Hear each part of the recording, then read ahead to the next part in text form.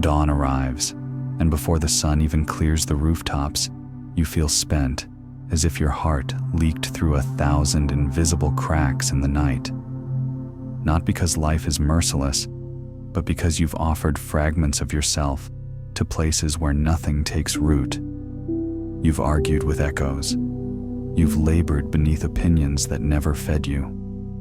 You've tried to explain your soul to ears that made a quiet decision not to hear. Somewhere beneath the noise, a truer you presses against the ribs, whispering that you were shaped for wider sky than this.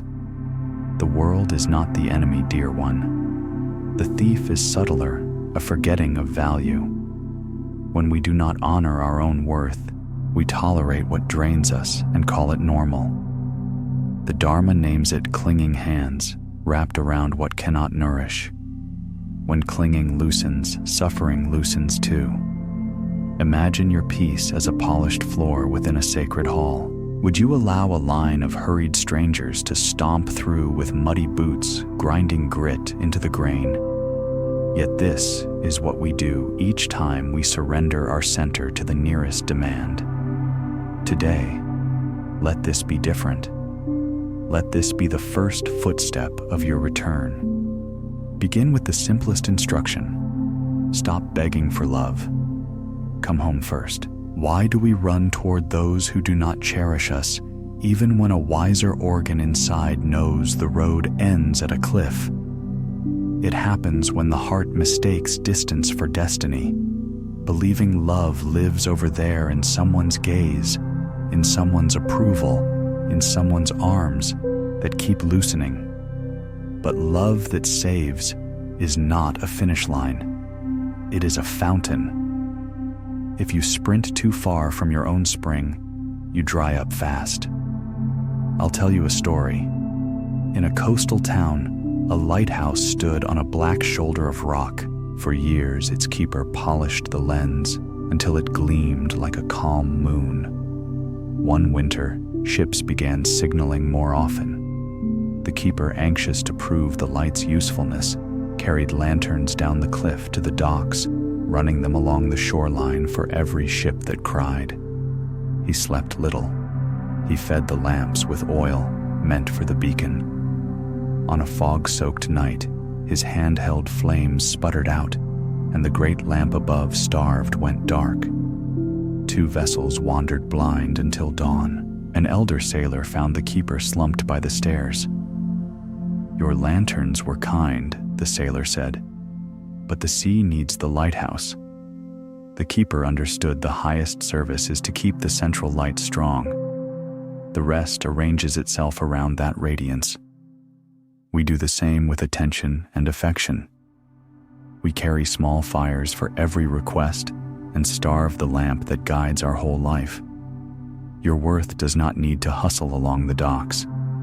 It needs to stand tall in its tower. When you beg to be chosen, you hand the keys of your temple to passing feet. When you turn inward, you remember worth is not awarded like a medal. It is recalled like a name. The Buddha pointed directly, attachment breeds suffering. Among the clingings, none is subtler than the obsession with being seen just right. When your peace depends on an audience, you will always be auditioning. When your love flows from its source within, the role has already been cast you as you. Even when clouds gather, the sun does not hold hearings to prove it shines. It simply shines. Ask yourself gently and without cross-examination, who am I when the curtains are closed and the seats are empty? What kindness do I lavish on others that I refuse to offer myself? If I paused the chase, what would I finally hear? Sometimes the sprint is a flare from a younger you who went unnoticed and learned to perform for crumbs. You can kneel beside that child now. Place a hand over the place that aches and say what was missing. I see you. I won't abandon you to earn a nod from the world. Feel how the body softens when it is believed. Try a brief practice. Sit where your spine can lengthen like bamboo. Let your jaw loosen. Relax the small muscles around the eyes. On your next slow inhale, imagine drawing your scattered attention back from every opinion and every unfinished argument, as if gathering birds home at dusk. On the exhale, feel the weight of that attention settling into your chest like warm sand. Quietly repeat, not as a spell, but as a remembering. I release the need to be chosen by others. I choose myself. Let the sentence ring through your inner rooms. Each repetition is a door clicking shut against the draft. Each breath turns a lantern up the stairs toward the great lamp. You may worry, will choosing myself make me lonely? Paradoxically, the opposite unfolds. When you no longer bargain away your dignity for proximity, you move like clear water. The ones who have been searching for water, real water, will find you. You'll notice the difference. People drawn to your light won't ask you to go dim so they can nap. They will warm their hands at your fire and add wood. Another image: a musician tunes a lute in a marketplace where stall-keepers shout and coins clatter. She plucks, listens, adjusts, plucks again. Noise swarms, yet she is faithful to pitch, not approval. At last, the strings align with an inner standard, and the melody arrives as if it had always existed and only waited for her integrity. This is what your life feels like when you stop begging for love tuned. And from that tuning music, bring awareness to the bargains you made without noticing. Where have you said, if I bend here, they will stay? Where have you allowed a version of yourself you do not respect to negotiate your days? Then with the same tenderness you might use to lift a moth from a windowsill, reverse the bargain. If I honor myself here, I will stay. Many currents change with that single pivot. You start asking for seats where you can breathe. You stop swallowing conversations that taste like ash. You feel the stride of your life lengthen. If you need words to carry in your pocket, try these. My light is not up for debate. My love is not a discount. My peace is not public property. Speak them beneath your breath when the old habit grips your sleeve. Remember, none of this is a declaration of war against the world. It is a vow of mercy toward yourself. Discernment, not bitterness. Boundaries, not walls. As you return, your generosity ripens. You become reliable, not because you're endlessly available, but because your presence is whole when it's offered. The lighthouse no longer runs along the rocks with sputtering lamps. It tends the lamp. Ships make their own approach. In time, you'll notice a shift so quiet, only you can hear it. The ache that used to pulse after every performance eases. The temptation to over-explain thins like fog in noon sun. You begin to prefer the company of your own sincerity to the applause of a crowd that wasn't listening. And that preference, the taste for truth, is the birth of a new gravity in your life. Things that match it will orbit closer. Things that don't will drift, and you will bless them as they go. If someone asks what changed, you won't need elaborate philosophy. You can point to your breath, your posture, the way your hands no longer shake when you say no. You can point to the space in your day where frantic thoughts used to be. You return to yourself. It is both that simple and that sacred. From here, the road opens into the next wisdom. Self-worth is not earned like coin. It is remembered like a forgotten song. When we peel away the dust of comparison, the melody comes back, clear, ancient yours. Let's walk there together, step by step, with the same patience the sea shows the shore. You have returned to the doorway of yourself, and the hinges no longer creak. Step in. Notice how quiet it is when you stop asking the world to hand you a permission slip for your own life. The next truth is simple, and immense self-worth is remembered, not earned. You were not issued value like a wage at the end of labor. You were born with it the way the sky is born with space. What obscures it are the layers we put on: dust from comparison, rust from old stories, the heavy cloak of prove it we were taught to wear. Think of an artisan walking into a quarry before dawn. She studies a block of rough stone, then marks a single chalk line. Strangers pass and shake their heads. They cannot see anything in the block but a burden. She sees a figure sleeping in the hardness. For months, she chisels not to add something that isn't there, but to remove what is not statue. When at last the contours breathe and the face appears, they call her creator. She smiles softly. I did not invent this, she says. I released it.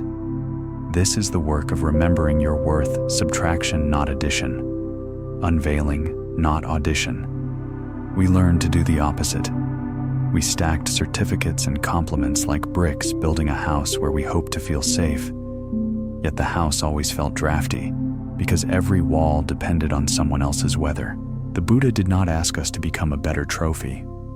He pointed to the drafts and said, "See where the wind gets in." Then he handed us a lantern to explore the house from inside. Let me offer another story.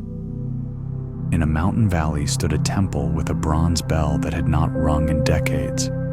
Its surface had darkened, its tone gone dull. Pilgrims tapped it and shrugged. Useless, they said, it cannot sing. One winter, a young caretaker arrived. Each morning he warmed. Water climbed the bell tower and washed the metal with a soft cloth.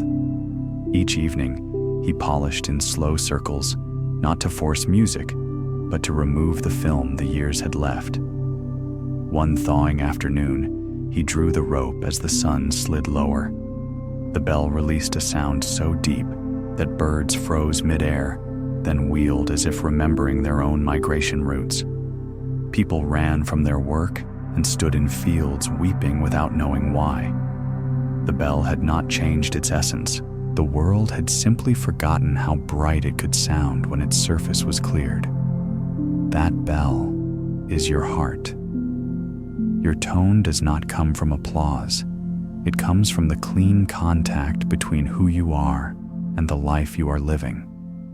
When you polish away the soot of comparison and the grime of not yet, not enough, your presence resonates without you striking it so hard. Ask with tenderness, who first taught me that love must be purchased? Which rules am I obeying that no longer keep me safe? If all the metals fell off in one quiet evening, what would remain in the room? The answers will sting like medicine. Let them. Medicine works by contact. There is a trap here the mind will turn remembering into a goal race. It will say, prove you remember by achieving, by optimizing, by outperforming. This is still the hunger of earning in a new disguise. Remembering is softer and braver. It is a return to the body's unhurried truth. Watch a newborn sleep unaccomplished and yet worthy of a cathedral of care. No infant negotiates for oxygen. Value is breathed, not bargained. Practice this small ceremony today. Boil water. Choose one simple cup, the kind you overlook when guests come. Pour slowly and wrap both palms around the heat. Before you sip, name quietly 3 ways you have tried to earn what already lives in you. Perhaps grades, charm, relentless helpfulness. With each sip, release one strategy, as if steam carries it to the rafters. When the cup is empty, place it upside down. Let it symbolize the end of your bargain with the world. You are not refusing love, you are refusing to purchase it. Another image, a forest after fire. Charred trunks, ash underfoot. Months pass, and at the base of what seemed dead, small green spears appear. No one lectured the seeds to be worthy of sprouting. They knew the covenant written in their cells. Your worth is coded like this. Even after scorch, the failed attempt, the broken relationship, the silence you endured something in, You knows how to push a bright blade through the dark. Trust that intelligence. It does not argue. It grows. Perhaps you worry. If I stop trying to earn love, won't I become lazy or selfish? Notice how often fear smears self-trust with those labels. The Dharma shows a middle way. Remembering your worth does not dissolve discipline, it clarifies it. You act not to become valuable, but because you already are. A river does not rush to prove it is water. It rushes because that is how water meets gravity. From remembered worth, effort becomes devotion instead of desperation. Let's stand beside the old habit of comparison and ask it a few questions. Comparison. What have you ever delivered that stayed? A spike of adrenaline, a hollow victory, a long night staring at a ceiling. Then ask, if I stopped keeping score with everyone around me, what would I build with the hours I reclaim? A garden behind my ribs, a craft my hands love, a friendship that does not measure. There is also the subtle tyranny of perfection.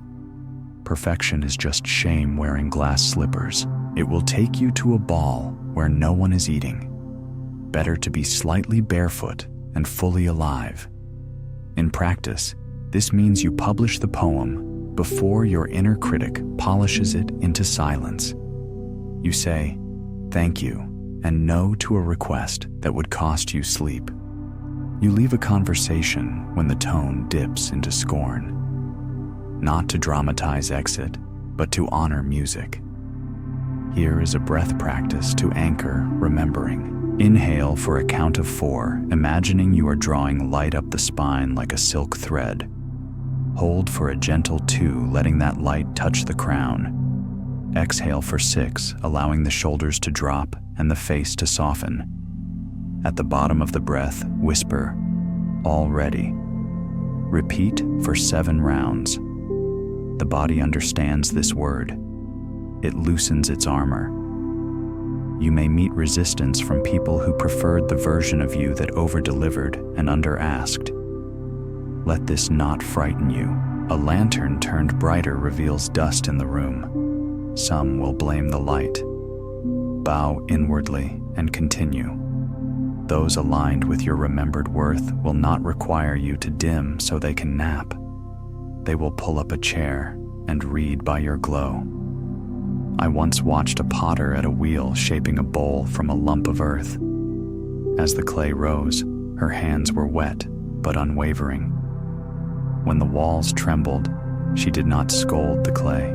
She slowed the wheel, found center with the heel of her palm, and waited until the trembling subsided.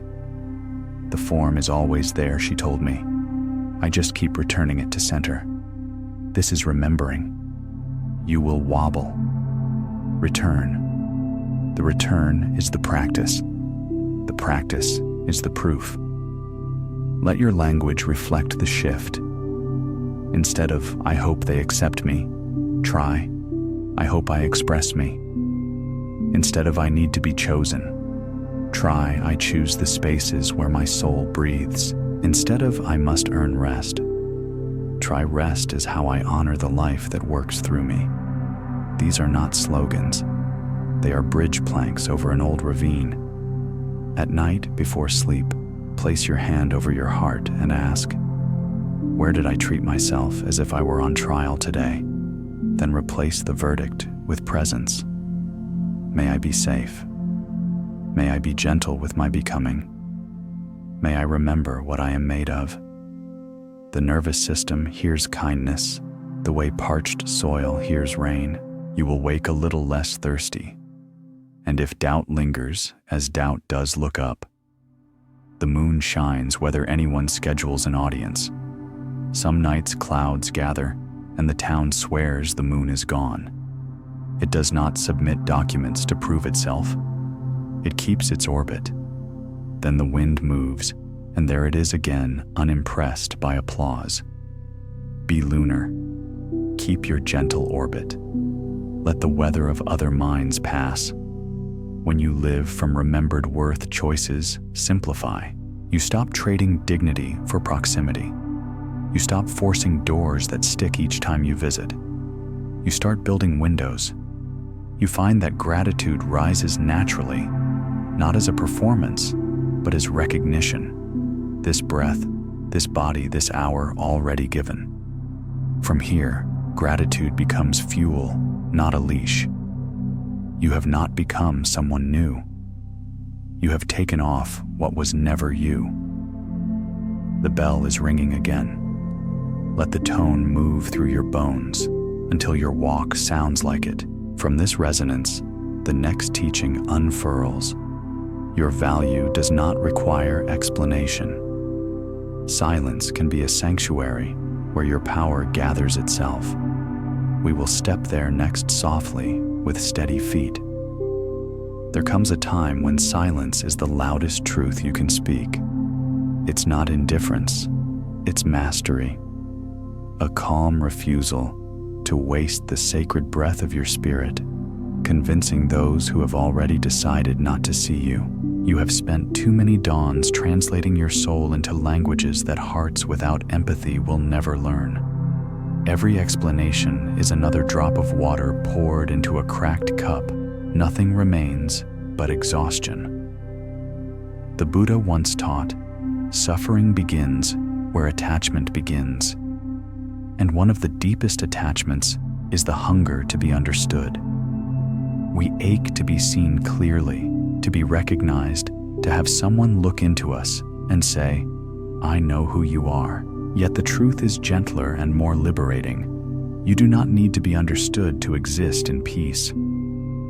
Imagine a traveler crossing a desert. Around his neck hangs a pouch of gold, a gift from his teacher. Along the road, he meets strangers who mock him.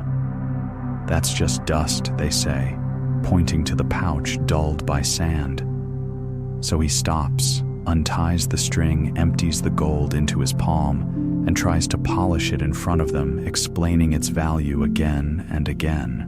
But each time he stops to prove, the day grows hotter, his feet heavier, and the horizon farther.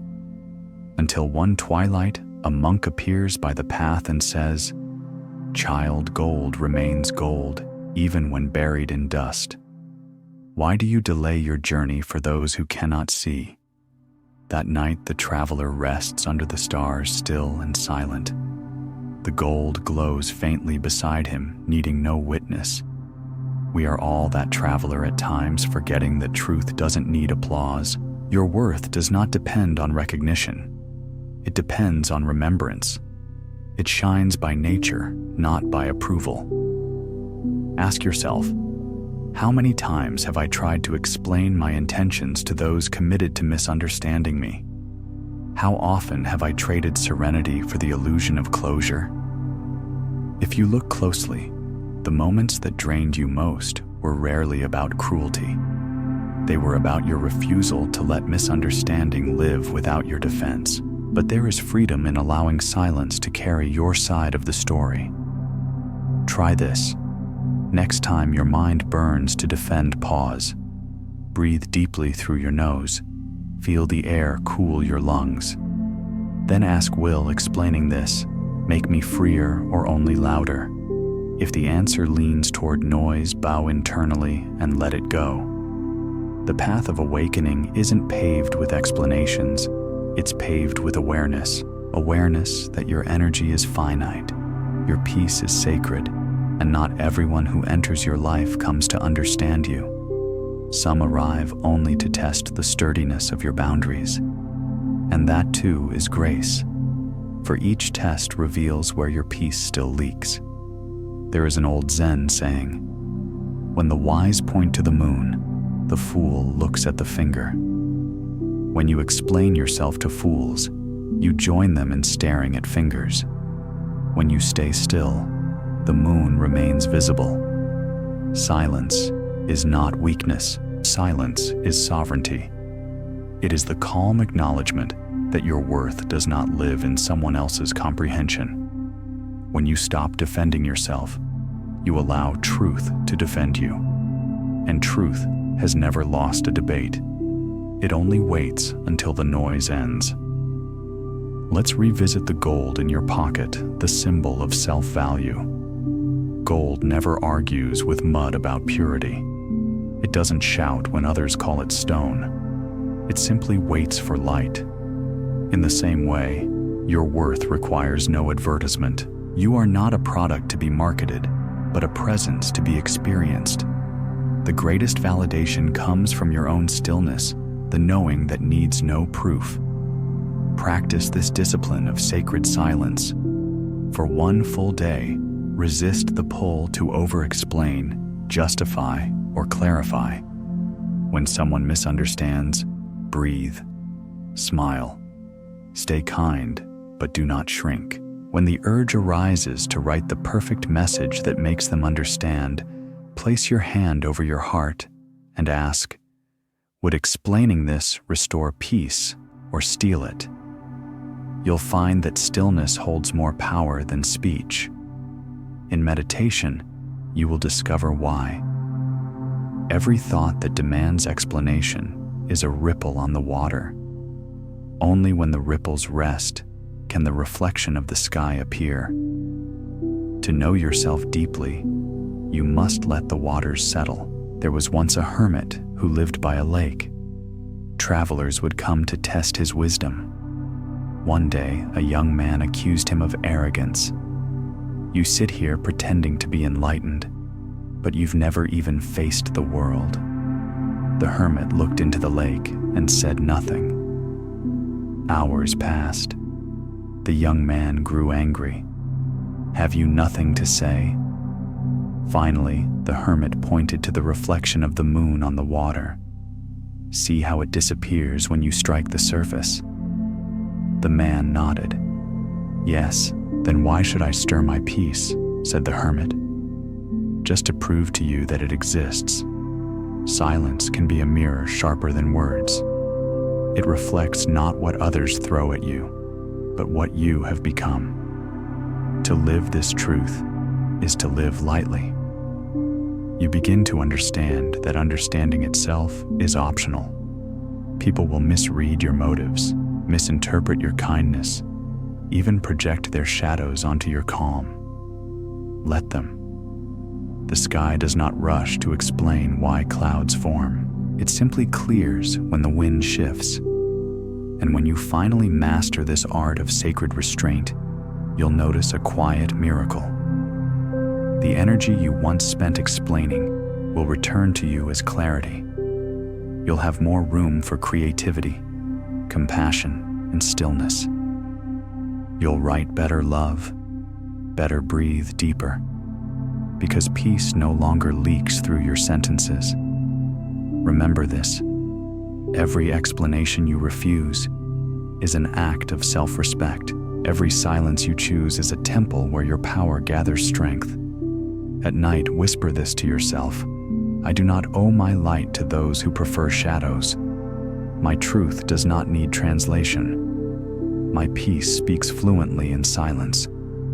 Then listen to the sound beneath sound, to the quiet pulse of a heart that no longer begs to be understood. That rhythm is the music of freedom. When you awaken tomorrow, carry that silence with you. Like a fragrance, let it walk before your words, softening every room you enter. Let it remind you that peace doesn't argue, it radiates. And in that radiance, the next step appears naturally, learning the difference between kindness and pleasing, between compassion and compliance. Because without discernment, even love can wound. There is a subtle kind of suffering. The world rarely speaks of the suffering of those who are endlessly kind, the ones who smile through exhaustion, who say yes while their hearts whisper no, who bend until their spirit forgets how to stand tall. Outwardly, they seem gentle, helpful, and loved, but inside, they are quietly drowning beneath the weight of everyone else's happiness. And here lies a sacred paradox: compassion, without wisdom, becomes self-destruction. Buddhism calls this the imbalance of prajna and karuna, wisdom, and compassion. When compassion moves without the guidance of wisdom, it turns into attachment and guilt. When wisdom exists without compassion, it hardens into coldness. Only when the two walk together can love remain pure, balanced, and free from suffering. You might recognize yourself in this. How many times have you agreed just to avoid hurting someone's feelings? How many moments have you smiled to keep peace while your inner world screamed for truth? People-pleasing feels holy on the surface, but it's a hidden contract with fear. It says, "If I make everyone happy, I will finally be safe." Yet the Buddha taught that safety never comes from controlling others. It comes from understanding the self. Let me tell you a story. In a small temple surrounded by cedar trees lived a young monk named Ranya. His temple doors were always open. Travelers came to rest, to eat, to find warmth. Ranya welcomed everyone with open arms, never turning anyone away. But one spring evening, a group of drunk men wandered in laughing loudly, knocking over the bowls of offerings, shouting at the sacred statues. The peace of the temple shattered. Ranya wept. He went to his teacher and said, "Master, I only wanted to be kind. Why does my kindness bring chaos?" The teacher led him to the main gate where the hinges hung loose from overuse. "Child," he said, "a temple is built to welcome yes, but even temples have gates. To protect peace is not to reject others. It is to honor what is sacred inside." That night, for the first time, Ranya locked the gates. The next morning, those who came to pray knocked gently, removed their shoes, and entered with respect. The peace of the temple returned. Ranya's kindness had not ended. It had ripened into wisdom. We too must learn this sacred art of discernment. True compassion does not say yes to everything. It asks, is this act of giving aligned with peace, or is it rooted in fear? A wise heart knows when to open and when to close, when to give and when to rest. Ask yourself, where in my life do I say yes when my spirit means no? Whose approval am I trying to buy with my peace? What part of me still believes that love requires self-erasure? Sit quietly with these questions. The answers may hurt, but they will set you free. There's a truth the heart must remember. Love is not submission. Real love grows only where self-respect roots deeply. When you betray your own boundaries to keep peace, you create the very suffering you wish to prevent. Every forced yes carves a small wound in the soul, and these wounds, when left unhealed, become resentment toward others, and worse, toward yourself. Discernment, then, is an act of compassion toward all beings.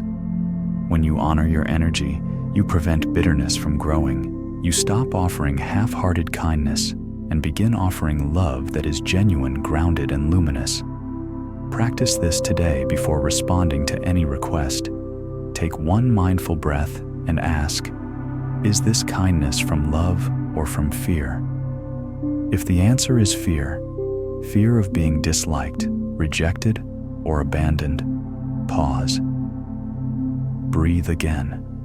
You are not required to sacrifice your soul to prove your goodness. Remember, the Buddha called the middle way the path of balance, neither indulgence nor denial. To say no from clarity is not cruelty. It is balance. To set limits is not arrogance.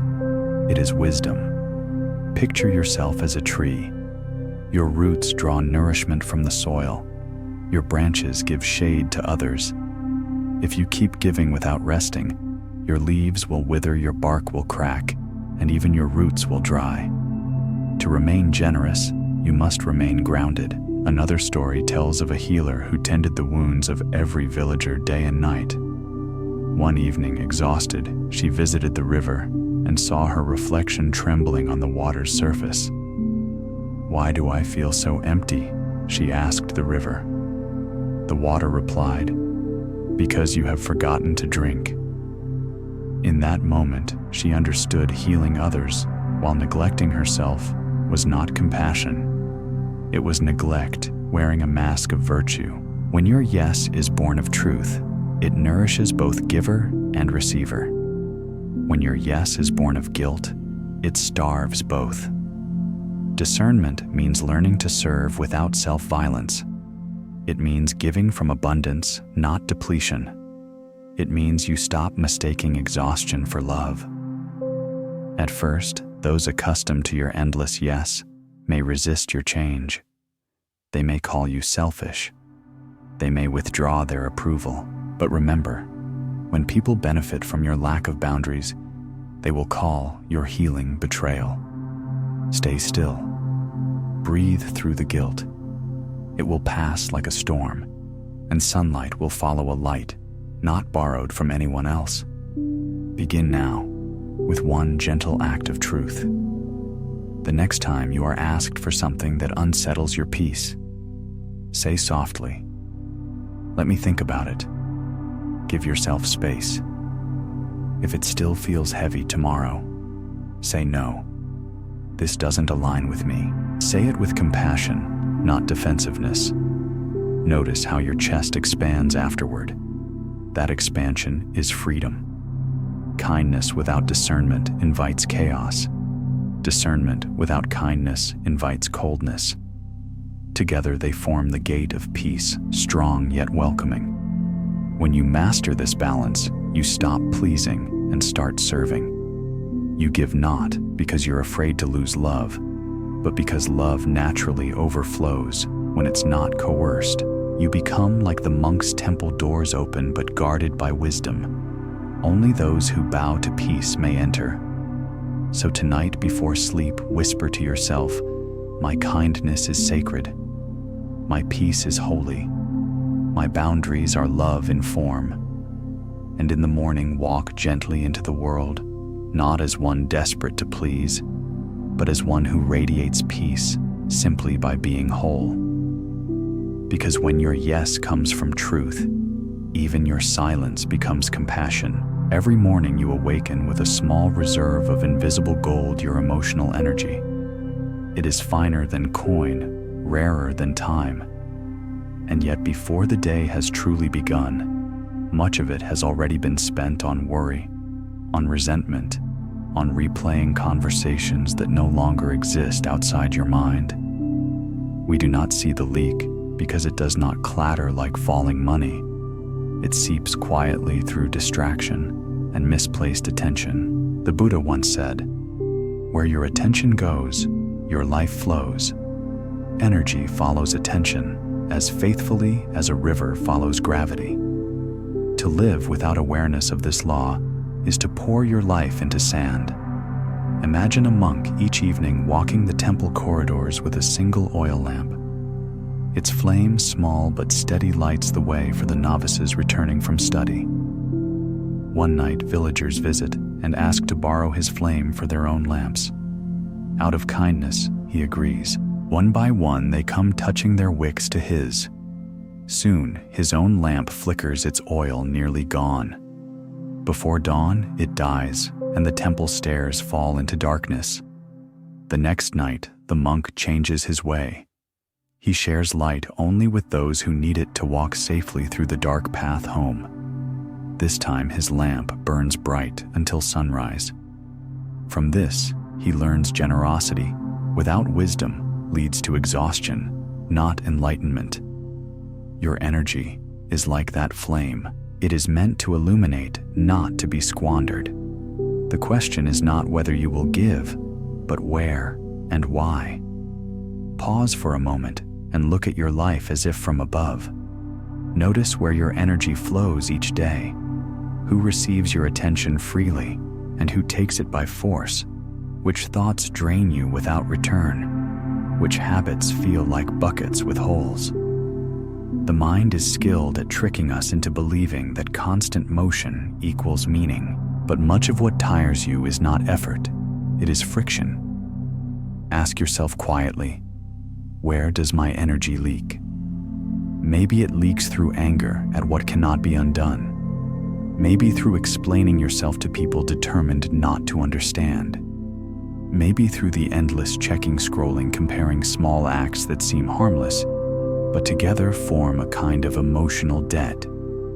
The mind addicted to distraction is like a gambler convinced the next spin will win back the loss. Buddhism teaches the discipline of right effort, to act not from compulsion, but from clarity, to invest energy in what nourishes awakening rather than feeds delusion. Not every cause deserves your fire. Not every invitation deserves your yes. Here's a practice. Imagine your energy as clear water held in a bowl. Each time you engage in negativity, complaint, gossip, needless worry, a small crack forms in the bowl.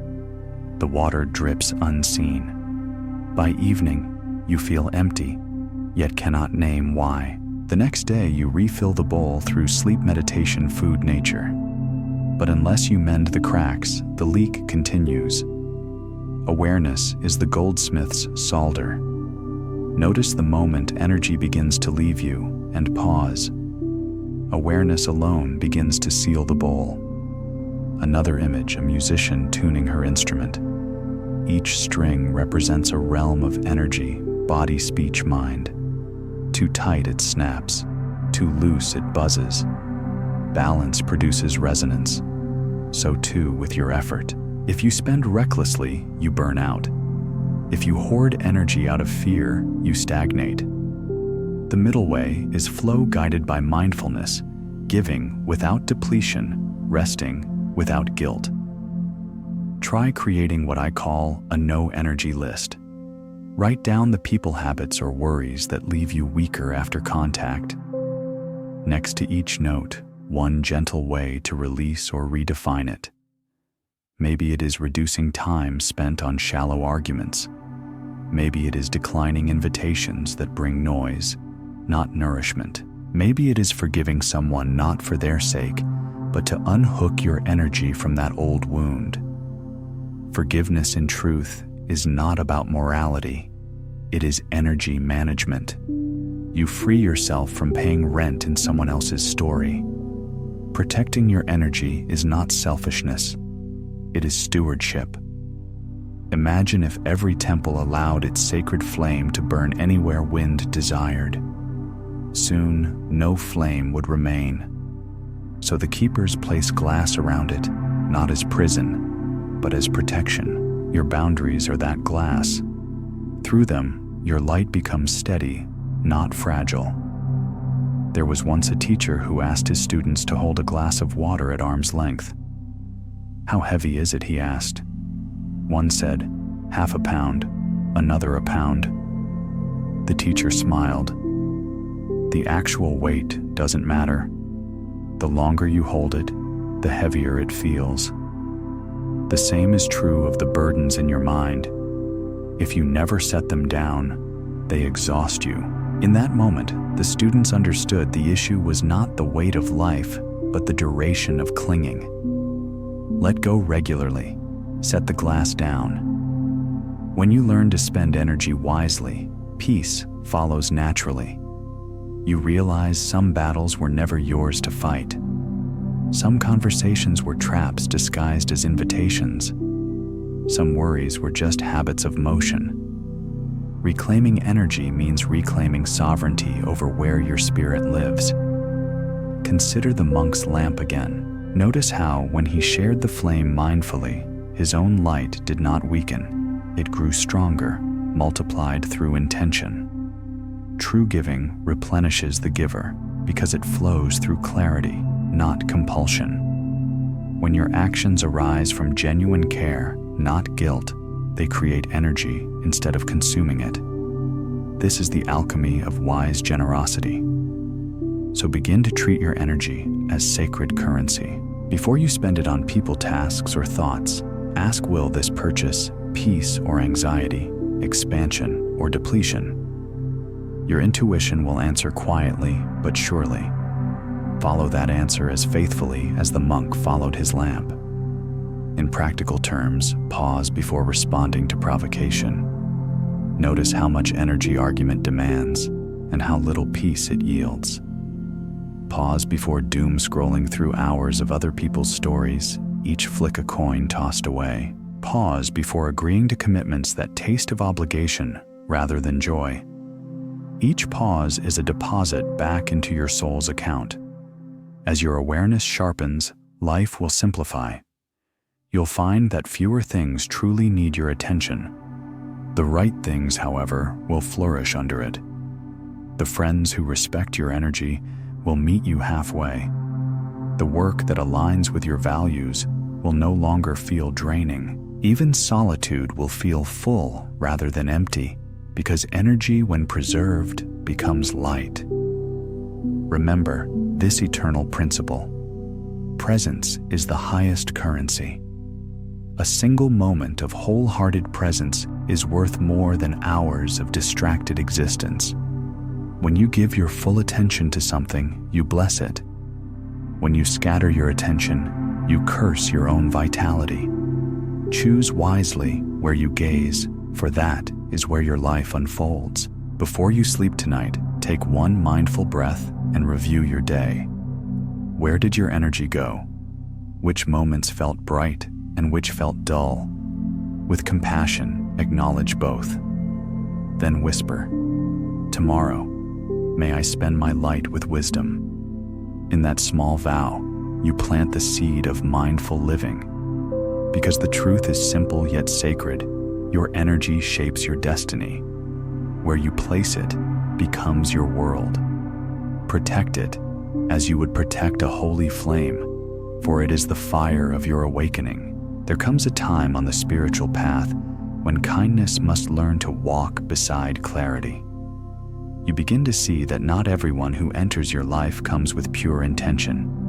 Some come to take warmth from your fire without knowing how to sit near it with respect. Others come carrying storms that they mistake for love.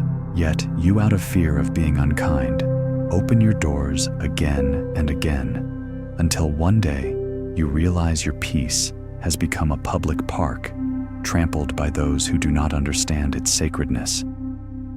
The Buddha taught that attachment is the root of suffering. But there is another layer to this truth. When you attach to those who dishonor your peace, you are not holding on to love, you are holding on to fear, dressed as loyalty.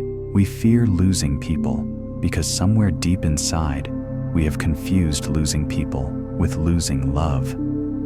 But real love is not something that can be taken from you. It is the essence you carry into every relationship. When someone walks away, your capacity to love remains untouched, like a flame that still burns even after a candle is snuffed out. There was once a monk whose duty was to tend to a sacred fire in the center of the temple courtyard. Villagers from far and near would come to sit by its warmth. Some came to pray. Some came to meditate. Some came simply to bask in the light. Over time, however, a few began to sit too close, tossing scraps and ashes into the flames, laughing carelessly, disturbing the stillness that the temple was known for. One day, a child asked the monk master, "Why do you not let everyone sit wherever they wish?" The monk smiled gently. "Because not everyone is ready to sit close to the fire. Some must first learn how to honor its heat. You are that fire. Your presence, your compassion, your energy. These are sacred flames. Not everyone deserves to sit close to them. This is not arrogance. It is wisdom. It is the recognition that love without discernment becomes self-harm. Ask yourself, who am I constantly making excuses for? Who drains my peace but keeps returning with apologies instead of change? What patterns do I keep calling compassion when they are really fear? When you know your worth, you no longer invite everyone into your inner circle. You begin to understand that intimacy is not an act of kindness, it is a sacred exchange of energy. Some souls are not ready for that exchange. Some hearts will misuse it. It is not your task to save them from their lessons. It is your duty to guard your own light so that you do not burn out before your time. Boundaries, then, are not walls. They are gates of discernment. They are the quiet ways you teach the world how to treat you. They are how you protect your flame while still offering warmth. A healthy boundary does not say, "Stay away." It says, "Come closer only if you can honor the sacred space between us." There's a soft wisdom in this, because not everyone who touches your hand deserves your trust. Not everyone who says they love you knows how to love you. And not everyone who claims they care can walk beside you without leaving scars. In Buddhism, the principle of right association teaches that the company you keep shapes the energy you carry. If you walk among angry hearts, anger will whisper to you. If you walk among peaceful hearts, peace will begin to hum beneath your ribs. Therefore, protecting your space is not selfishness. It is spiritual hygiene. It is how you keep your energy clear, your intentions pure, and your path aligned with awakening. Think of your life as a temple. The outer courtyard is open to all conversation, kindness, gentle exchange. But the inner sanctum, where the sacred relic rests, is reserved for those who approach with respect and humility. You would not let anyone wander barefoot through that chamber carelessly. Why then do you allow strangers to walk through your mind, your heart, your peace, as though it were a marketplace? It is time to reclaim your temple. It is time to say with compassion and firmness, "Not everyone deserves access to me." You can still love those who cannot sit by your fire. You can send them compassion from a distance, just as the monk sent warmth to the villagers beyond the courtyard walls. Love does not vanish with distance. It refines itself. It becomes quieter, wiser, untangled from attachment. Practice this small exercise. Close your eyes and imagine a circle of golden light around you. Inside this circle, only those who speak truth, show respect, and honor peace are allowed to enter. Outside the circle, see the faces of those who cause pain or chaos, not as enemies, but as beings still learning. Send them compassion, but do not open the gate. Whisper inwardly, "May you be well," but from afar. Feel the relief that follows. That is the sound of peace returning home. The Buddha once said, "You yourself, as much as anyone in the universe, deserve your own love and affection." When you finally understand this, you stop chasing those who take your love for granted. You stop fighting for attention in places that were never meant to hold your light. You stop explaining why you need boundaries, because peace needs no justification. Not everyone deserves access to your tenderness, your time, your tears. Some people are lessons, not lifelong companions. Some relationships are bridges, not destinations. And some are simply mirrors showing you where you still tolerate disrespect. If someone's presence constantly costs you your calm, the price is too high. If someone's behavior asks you to betray your values, the cost is your soul. True love never demands that you shrink. It never asks you to dim your light so another can feel comfortable in their shadows. Real love rooted in wisdom says, "Shine. I will meet you there." So release the fear of losing people. You are not losing love. You are losing distortion. You are not losing connection. You are gaining clarity. Tonight, as you sit in stillness, whisper to yourself, "My energy is sacred. My peace is holy. I am not for everyone, and that is a blessing." Let these words settle into your heart like incense smoke, slowly, softly, but unmistakably present.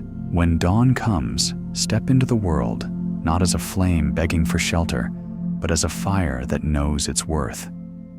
Offer warmth where it is welcomed. Shine fully where it is honored.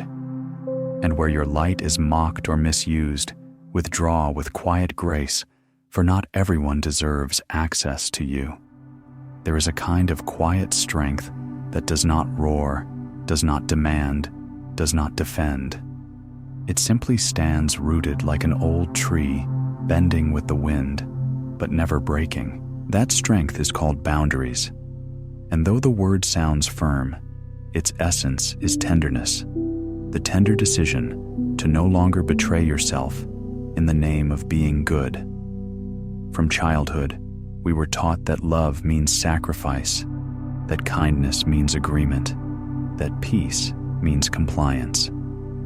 We were told to smile even when disrespected, to stay quiet even when hurt, to keep giving, even when our hands were bleeding. But the Buddha taught a different truth. Suffering begins not with pain, but with attachment to illusion. And one of the most dangerous illusions is the belief that endless giving makes you holy. In truth, endless giving without balance only makes you hollow. A story tells of a young monk who planted a sapling beside his hut. Every day he watered it and shielded it from the wind. Whenever storms came, he bent the little tree to protect it, afraid that it might break. Years passed, and though the tree grew taller, it was weak and crooked. One morning, an elder monk stopped by and said, "You protected it too much." A tree learns to stand tall, not by bending for every wind, but by meeting it with strength. The young monk understood then compassion without boundaries had crippled what it meant to nurture. Many of us live exactly like that tree, bending to every gust of expectation, shaping ourselves to please others, forgetting that our roots were meant to grow deep, not flexible. We fear disappointing others more than we fear losing ourselves. But what is the worth of approval purchased at the cost of your peace? A boundary is not a wall built from bitterness. It is a gate crafted from clarity. It says, "This is what I can offer in love, and this is where I must rest in dignity." When you set a boundary, you are not closing your heart. You are protecting its ability to stay open without bleeding. Ask yourself now, what boundary does my peace need today? In which moments do I say yes while my heart quietly says no? Whose comfort am I protecting at the expense of my own truth? Each question is a lantern showing where your energy has been stolen by habit. Setting boundaries will feel uncomfortable at first because guilt is the echo of your old self dying. You have been conditioned to equate saying no with rejection, but in reality, no is often the most loving word you can speak for. It preserves the authenticity of every yes that follows. Practice this today. Choose one simple truth and honor it. If you are tired, rest. If you are uneasy, pause. If something feels wrong, step back. You do not need to justify your boundary to anyone. Silence is enough. Your peace is reason enough. The Buddha called this the middle way, not indulgence, not denial, but balance. To serve without losing yourself is the essence of wise compassion. Even the sun sets each night. Even the ocean withdraws with the tide. Nature itself understands the rhythm of boundaries. There was once a healer who treated the sick from dawn until night.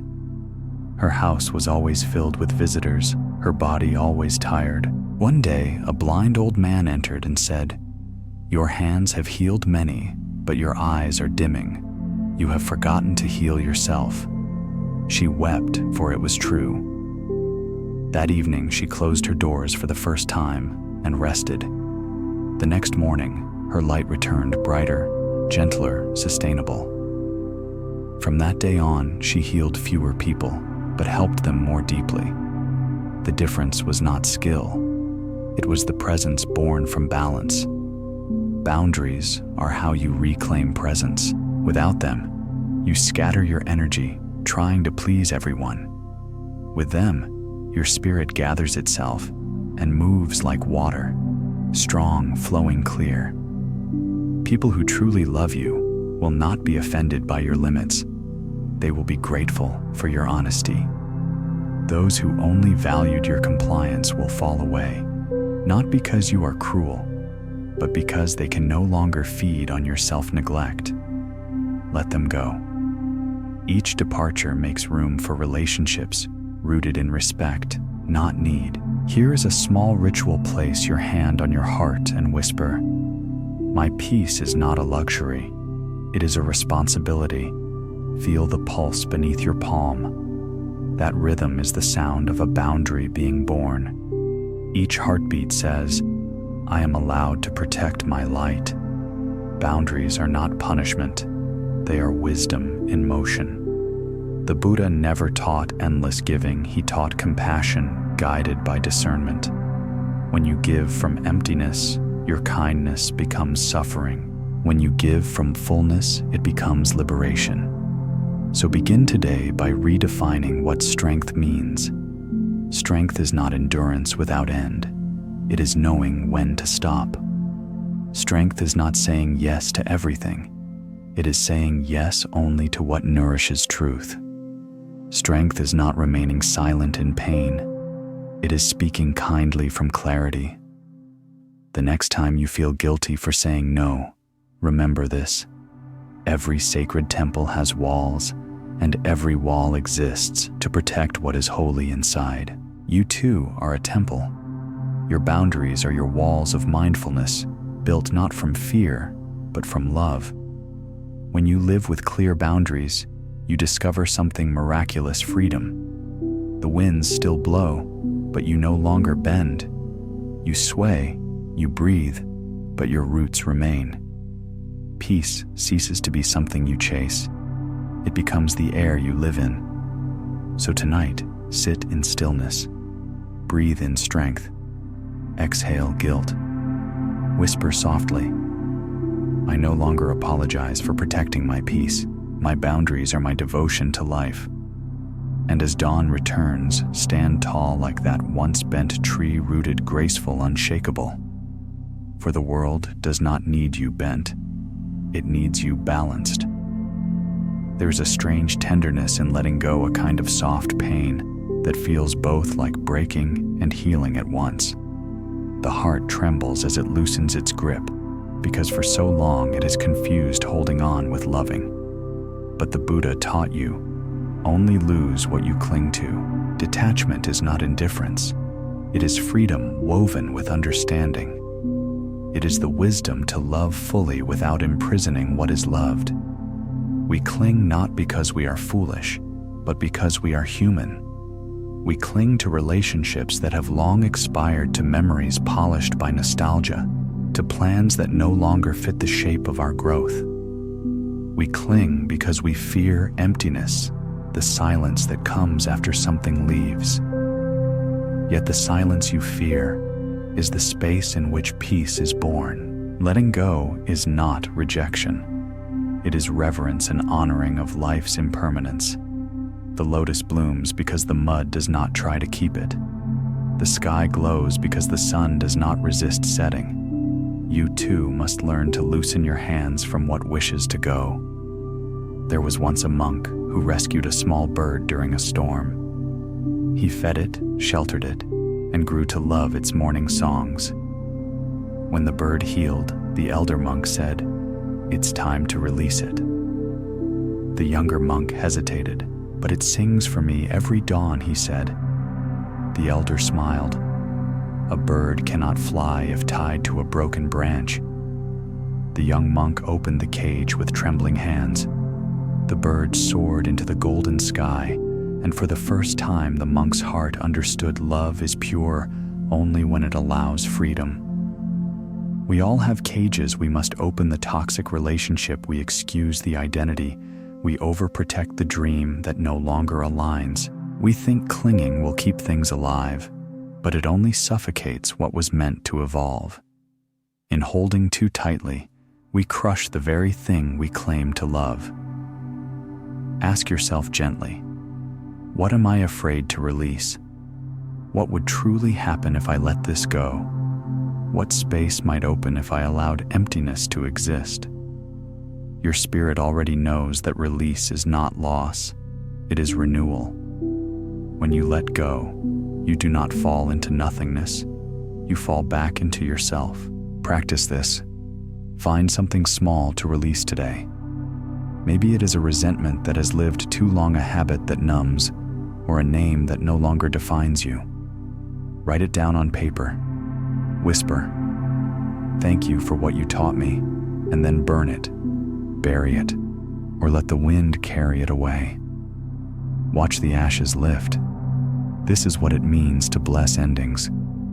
Detachment does not mean you stop caring. It means you stop carrying what was never yours to hold. It means you can love someone deeply and still let them walk away. You can grieve what was beautiful without demanding it to return. You can smile at a memory without drowning in it. The Buddha taught that all things are impermanent, that everything from a falling leaf to a human heart is a visitor. When you accept impermanence, you no longer chase after what's fading or mourn endlessly for what is gone. You learn to bow to change as a sacred teacher. There was a woman who carried a crystal jar filled with water from a sacred spring. Every morning she would hold it up to the sun, watching the light dance through it.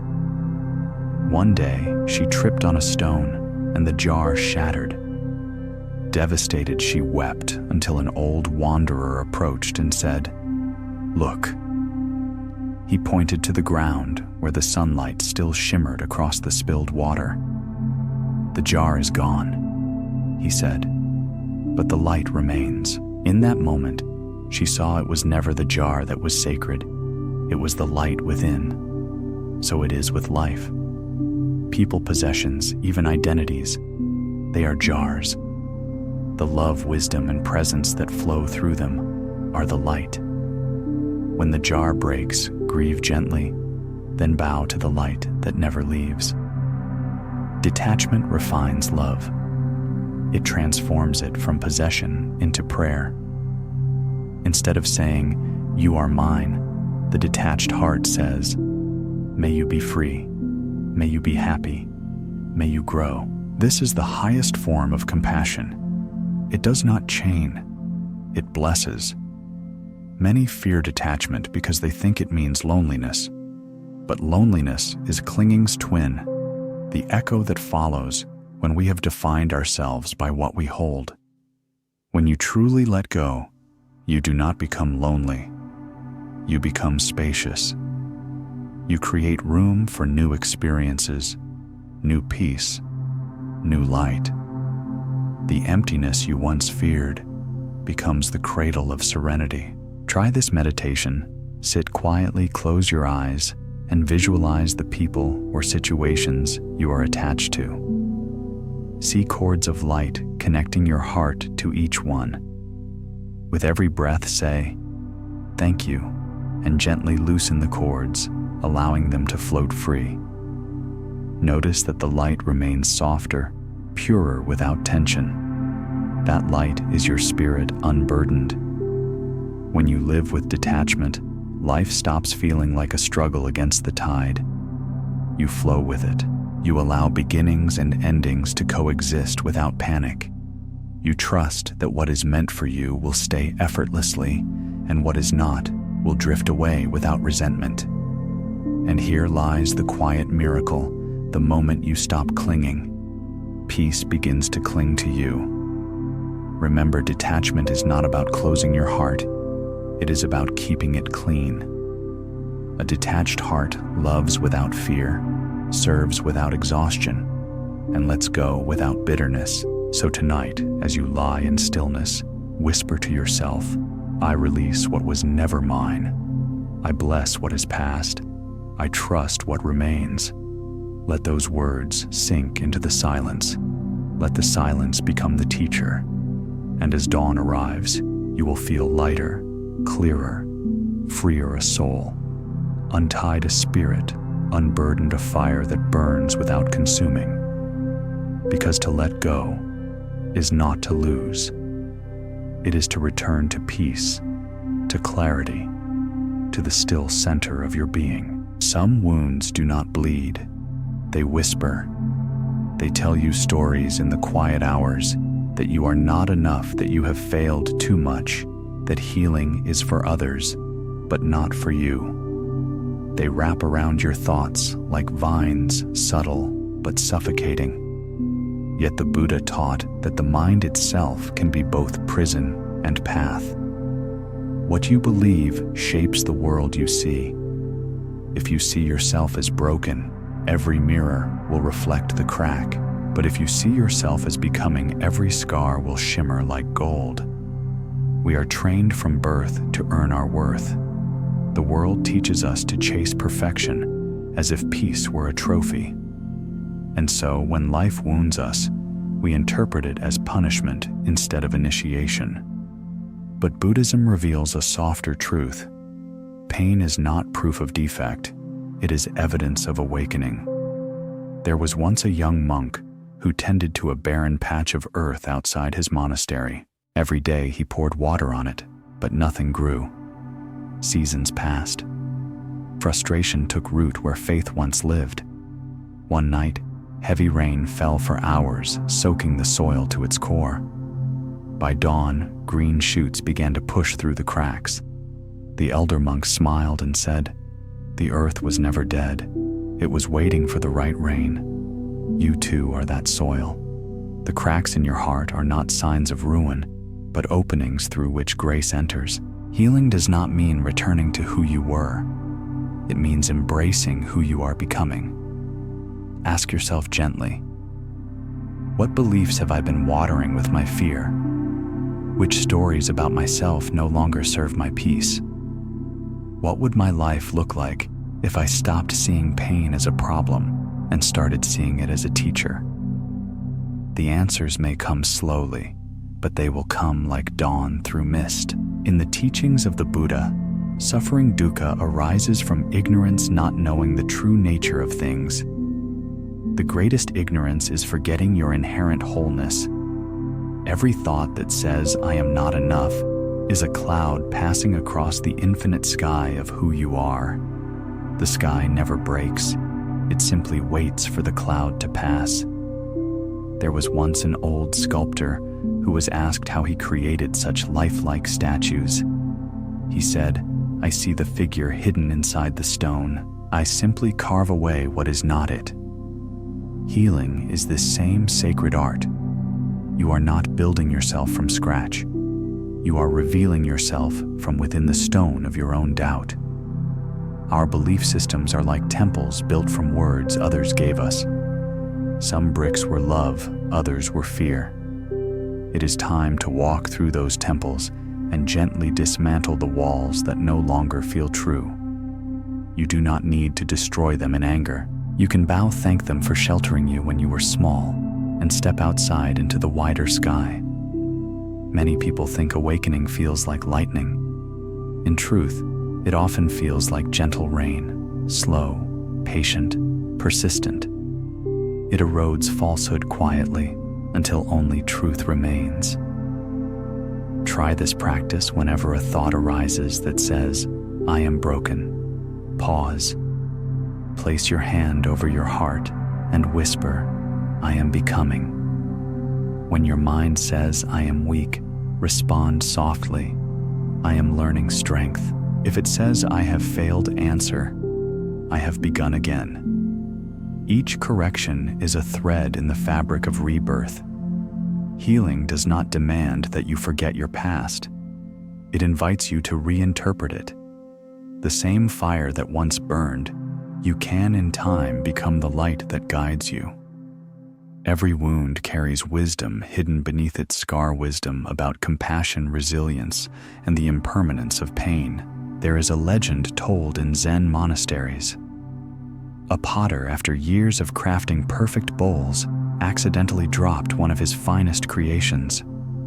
The bowl shattered. Heartbroken, he gathered the fragments. An elder suggested he repair it with urushi lacquer mixed with powdered gold. The potter hesitated, but eventually agreed. When the work was done, the cracks gleamed brighter than the untouched surface. The bowl was more beautiful than before, not despite its fractures, but because of them. This is the art of kintsugi, and it mirrors the Dharma. The cracks in your life are not flaws to be hidden. They are lines of transformation to be honored. Healing is not about erasing your scars, but gilding them with awareness. Ask yourself, what if my pain was not punishment, but preparation? What if each heartbreak was teaching me to love more wisely? What if every failure was training me in humility, patience, and trust? When you shift the question from, why did this happen to me, to what is this showing me, the door to liberation opens. The Buddha said, just as a candle cannot burn without fire, man cannot live without a spiritual life. Your pain is the spark that lights that candle. It calls you inward. It whispers that there must be more than surviving. And indeed there is. There is awakening. Forgive yourself for the years you believed you were broken. You were simply still growing. Flowers do not apologize for blooming late. The moon does not curse itself for waning. Why should you try this meditation before sleep? Close your eyes and imagine your heart as a cracked vessel filled with golden light. With each breath, the light seeps through the cracks, illuminating the darkness around you. Notice how the cracks do not leak the light, they spread it. Whisper, my wounds are my windows. Feel warmth where once there was shame. That warmth is self-compassion, the medicine deeper than any remedy. When you awaken, carry this truth like a mantra. I am not broken. I am becoming. I am not damaged. I am deepening. I am not behind. I am unfolding. Let these words walk beside you through the day. Healing your belief system is not a one-time revelation. It is a lifelong practice of remembering your light beneath the dust. Every time you meet pain with awareness instead of avoidance, you polish that light.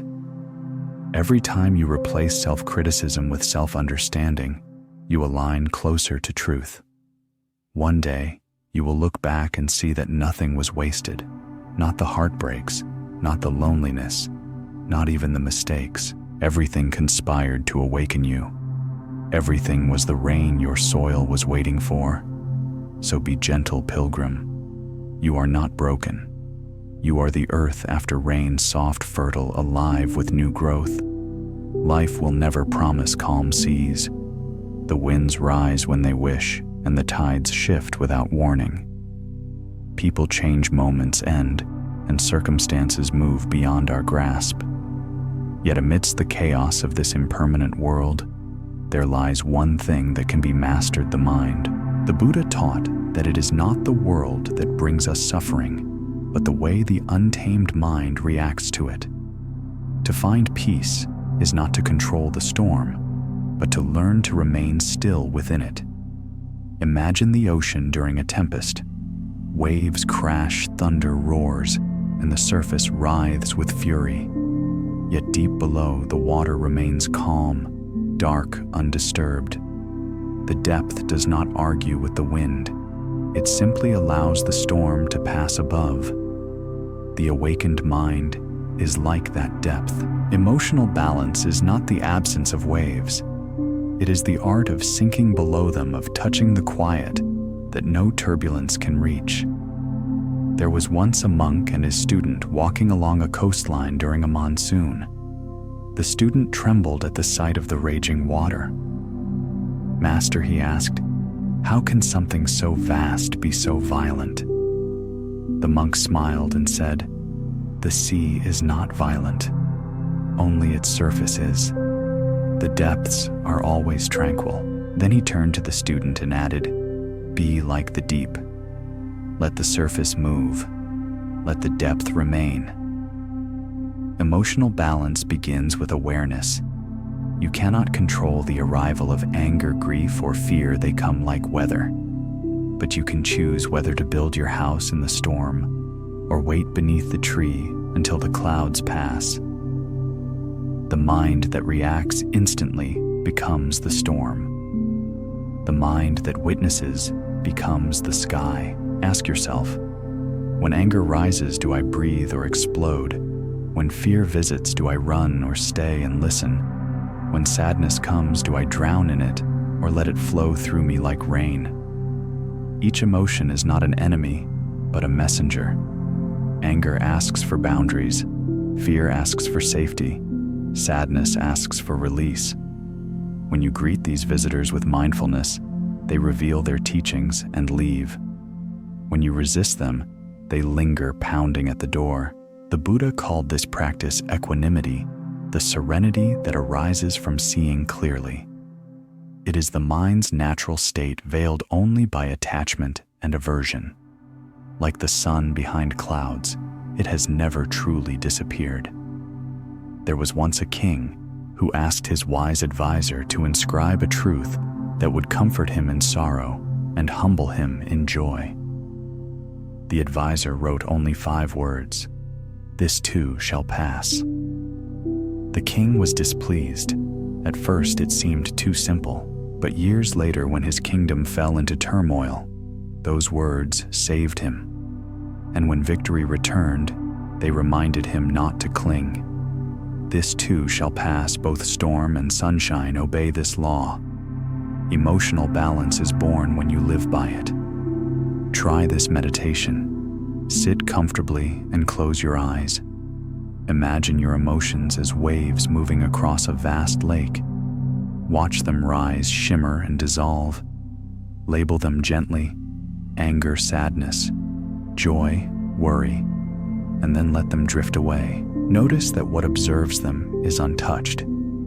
That observer is your true self, silent, spacious, aware. You are not your waves. You are the water itself. In daily life, emotional mastery begins with one sacred pause. Before reacting, breathe once in through the nose, out through the mouth. That single breath creates space between stimulus and response. Within that space lies your freedom. Without it, you are a puppet of every passing mood. With it, you become the calm within the current. Sometimes balance means saying nothing. Sometimes it means walking away. Sometimes it means speaking firmly but kindly. Balance does not mean neutrality toward injustice or indifference toward pain. It means acting from clarity, not from chaos. It is the discipline of the steady hand even while the heart trembles. You will not always succeed. Some days the storm will catch you. You will shout words you regret or crumble under sorrow or run when you meant to stay. When that happens, do not add judgment to pain. Simply return gently as a mother lifts a child who has fallen. Balance is not a destination. It is a returning again and again to center. Remember this: the moon is often reflected in muddy water, but its beauty remains untouched. The clarity of your being does not vanish because your emotions are stirred. It only waits for stillness to reflect itself again. There is a story of an archer who was praised for his perfect aim. When asked his secret, he said, "I never aim when my heart is trembling." The same is true of life. Decisions made in emotional turbulence often miss the mark. Wait for your inner hands to steady. The right action will arise naturally. In Buddhism, wisdom prajna and compassion karuna are 2 wings of the same bird. Emotional balance is the wind beneath them. Without balance, compassion collapses into pity, and wisdom hardens into detachment. With balance, you can love without losing yourself and see clearly without turning cold. Each time you remain calm when provoked, you strengthen the muscle of peace. Each time you forgive instead of retaliate, your soul remembers its power. Each time you breathe instead of blame, you water the seed of enlightenment. These small moments accumulated become unshakable serenity. At night, when you feel the world pressing on your chest, place your hand over your heart and whisper, "I am the depth, not the wave." Feel your breath rise and fall like the tide. With each exhale, release a little more control. With each inhale, invite a little more peace. The next morning, when challenges come, as they always do, walk slowly, breathe deeply, and remind yourself, I cannot control the storm, but I can control my sail. Your emotions are winds, not verdicts. They may push you off course, but they cannot sink you if you hold the rudder with awareness. So live like the sea deep beneath the storms, patient, vast, unbroken. For emotional balance is not the stillness of stone, but the gentle strength of water, flowing clear, unstoppable. And when you master this, you will understand the heart of the Buddha's smile, not because life became easy, but because you learned how to stay unmoved when it was not. Most people think self-love means soft blankets, warm baths, and permission to stay unchanged. They picture sweetness, not strength. Yet the Buddha taught that true compassion includes wisdom, and wisdom is not always comfortable.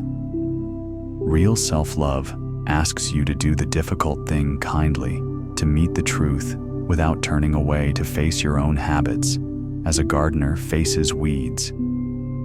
Comfort can soothe the moment, but discipline transforms the life. Discipline in the Buddhist sense is not punishment. It is devotion, the devotion to your highest peace. When you love yourself enough to keep returning to what nourishes you, even when desire whispers otherwise, that is self-respect in motion. There was once a young monk who wished to forge a sword for the protection of his village.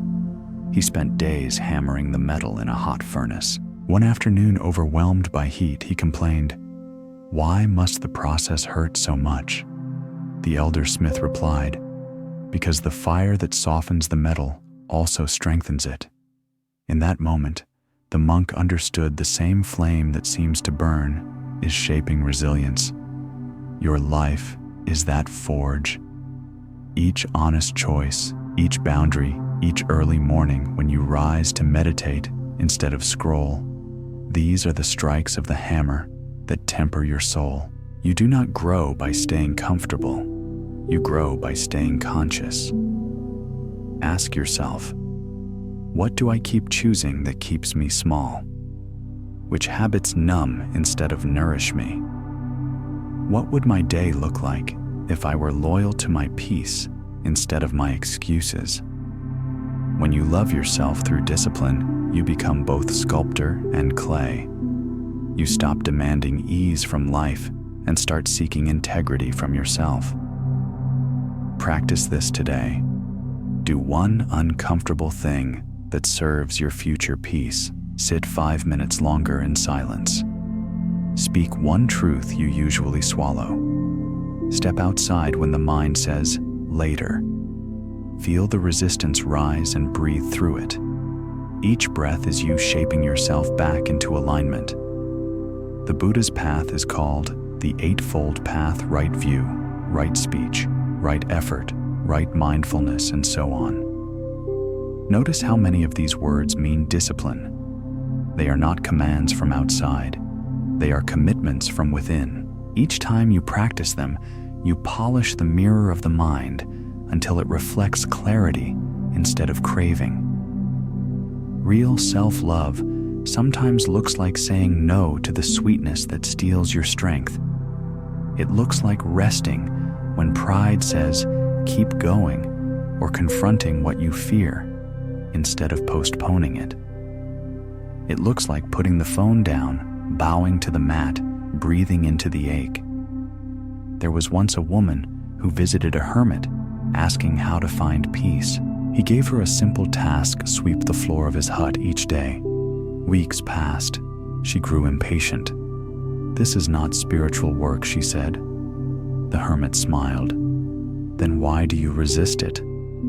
She realized that the work was not in the broom, but in the mind that wanted escape. Discipline is the art of sweeping the same floor until you find God in the dust. Remember, this comfort feeds the ego, discipline frees the soul. Comfort says, stay safe. Discipline says, grow spacious. Comfort numbs the edges. Discipline polishes them until they shine. When you choose the disciplined path of self-love, something extraordinary happens. The mind begins to trust you again. Every promise kept is a stone laid on the road towards self-respect.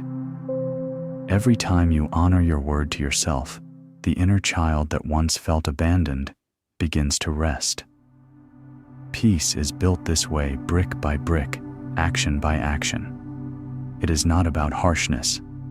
Gentle consistency is stronger than fierce bursts. Think of the river, it carves mountains, not through rage, but through persistence. 10 mindful breaths each morning, 1 act of courage each week, 1 night, where you sleep instead of worry. These are the small disciplines that shape enlightenment. If guilt whispers when you rest, remember the middle way. Discipline includes stillness. The archer draws the bow, but also releases it. To overforce the mind is another form of attachment. Balance effort with ease, direction with surrender. As you walk this path, some people will misunderstand your discipline as distance. They will say you have changed, and they will be right. You have stopped mistaking chaos for connection. You have chosen the quiet company of purpose over the loud comfort of distraction. Try this evening ritual. Sit before a candle. As it burns, whisper the choices you made today that honored your peace. No matter how small the breath before speaking, the meal you ate with awareness, the boundary you kept. With each word, feel gratitude rise. When the candle ends, let its smoke carry your vow for tomorrow. May I love myself enough to stay true again. In time, discipline becomes devotion. You no longer struggle to keep promises. They become as natural as breathing. The path stops feeling narrow. It feels clear. You wake earlier, not out of duty, but out of delight, to meet the dawn with awareness.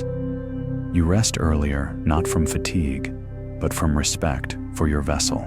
The Buddha once said, "A jug fills drop by drop.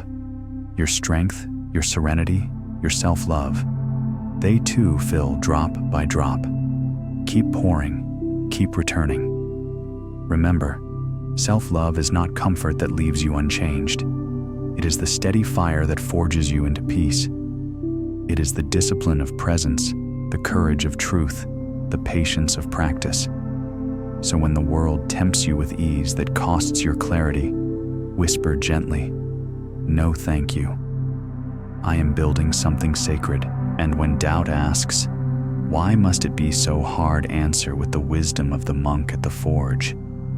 Because the fire that shapes me also saves me. Every life hums at a certain frequency, the vibration of your inner belief.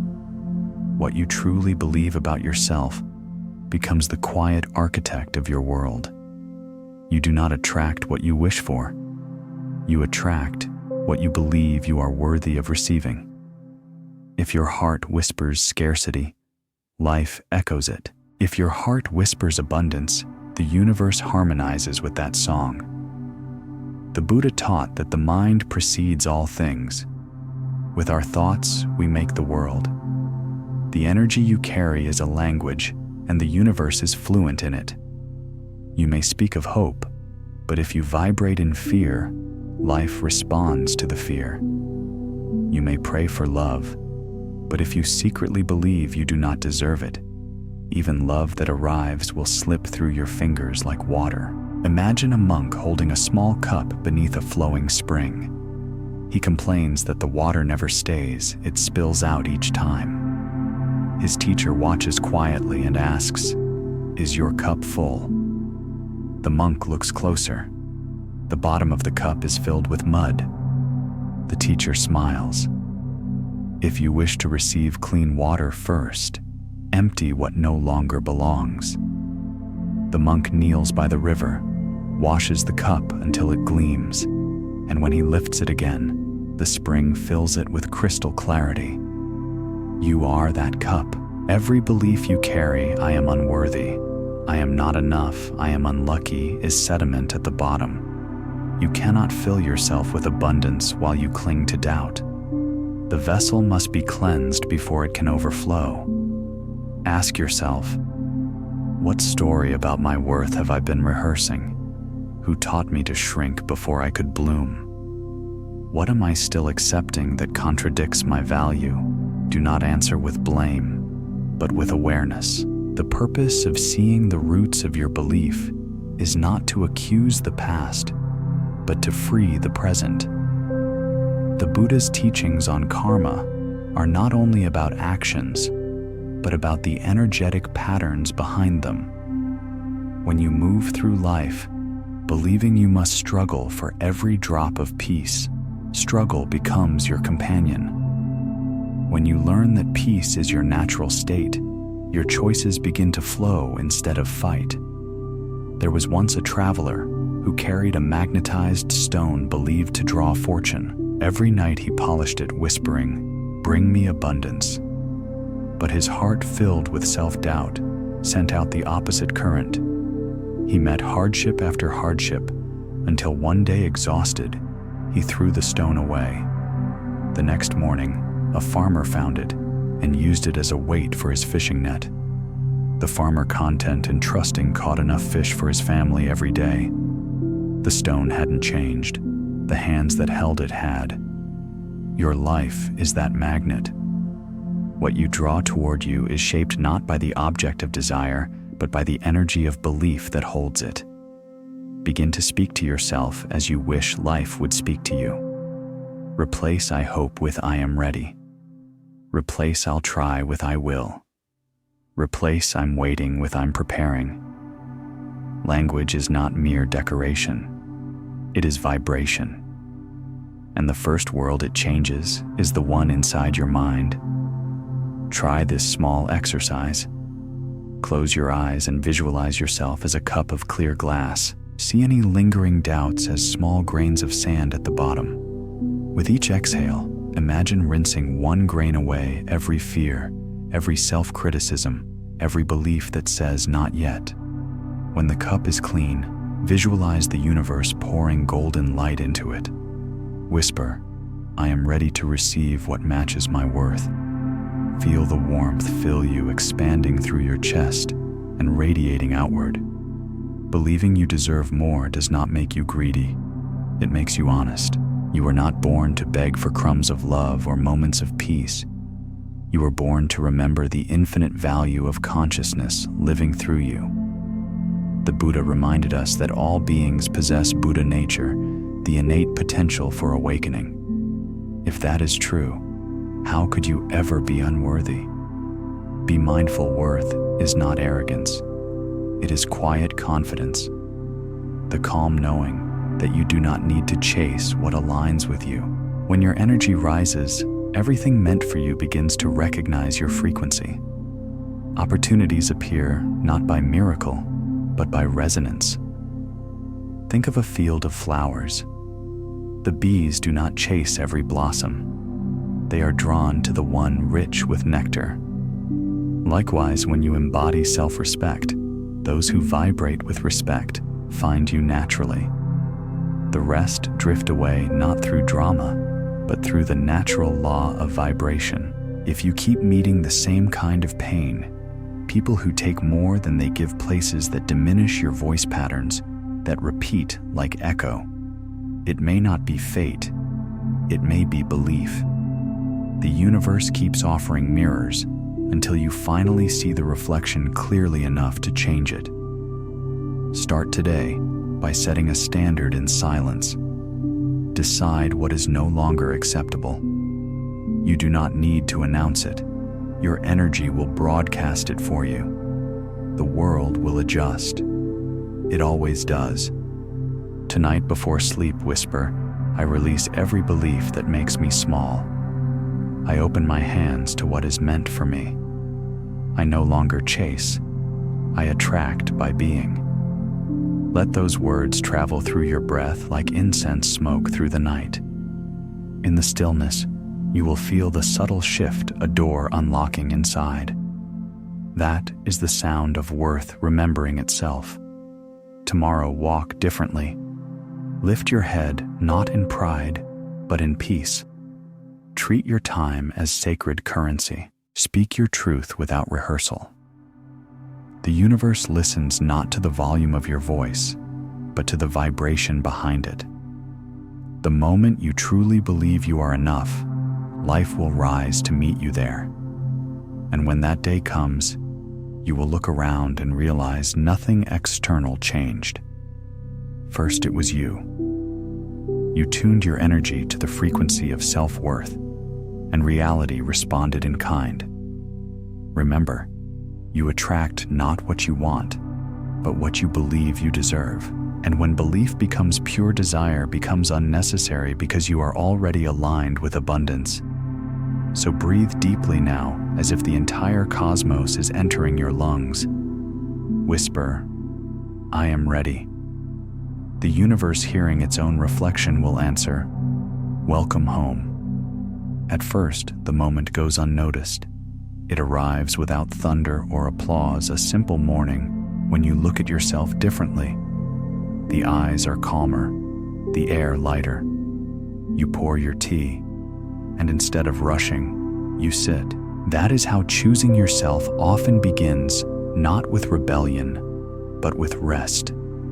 For years, you gave everything away, your time to people who never kept theirs, your joy to the approval of strangers, your peace to arguments that never healed anyone. You kept shrinking to fit into stories too small for your spirit. But slowly, the fatigue became sacred. It began to teach. Exhaustion is often the universe whispering, "It's time to come home." The Buddha called this awakening to see things as they are. And one day you do. You realize that choosing yourself is not abandonment of others. It is the end of abandoning yourself. There was once a traveler who carried 2 jars of water through the desert.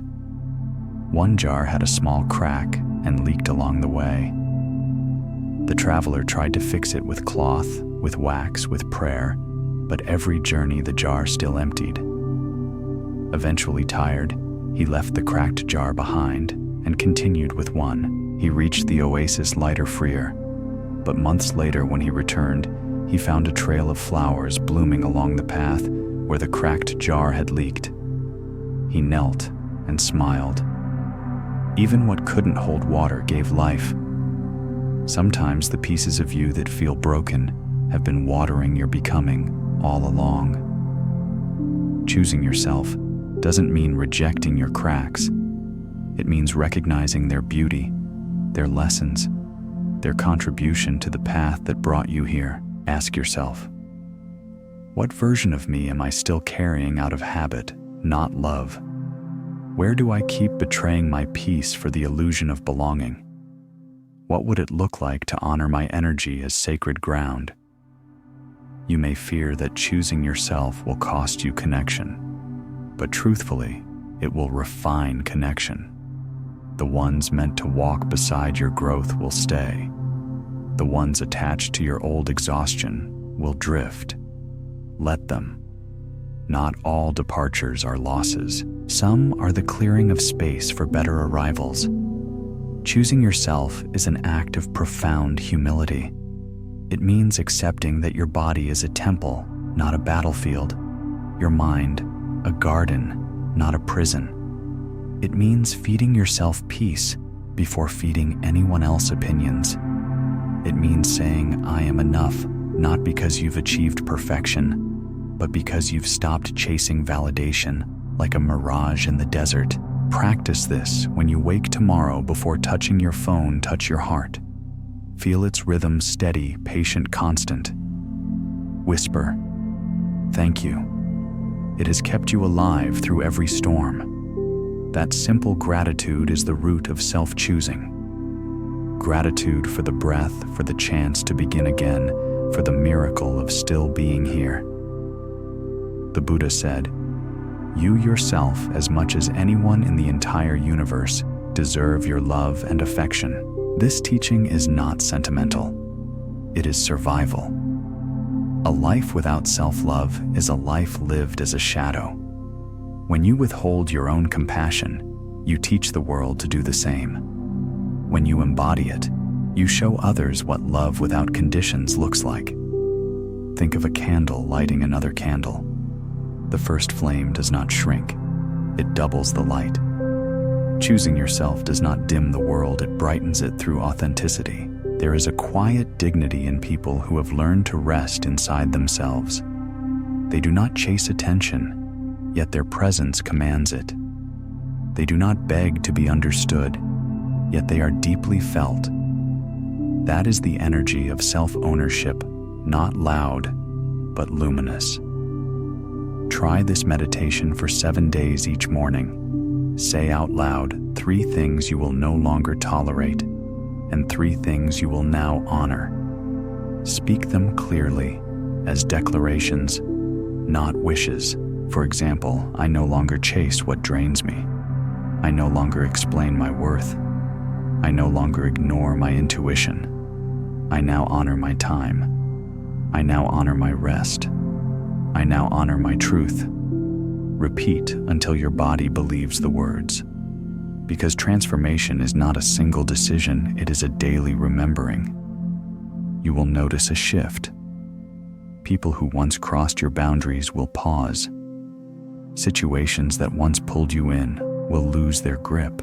Your energy once scattered will begin to return home like birds at dusk. And in that gathering, peace will take root where chaos once lived. One day, you will catch your reflection and realize that self-love no longer feels like an effort. It feels like breathing.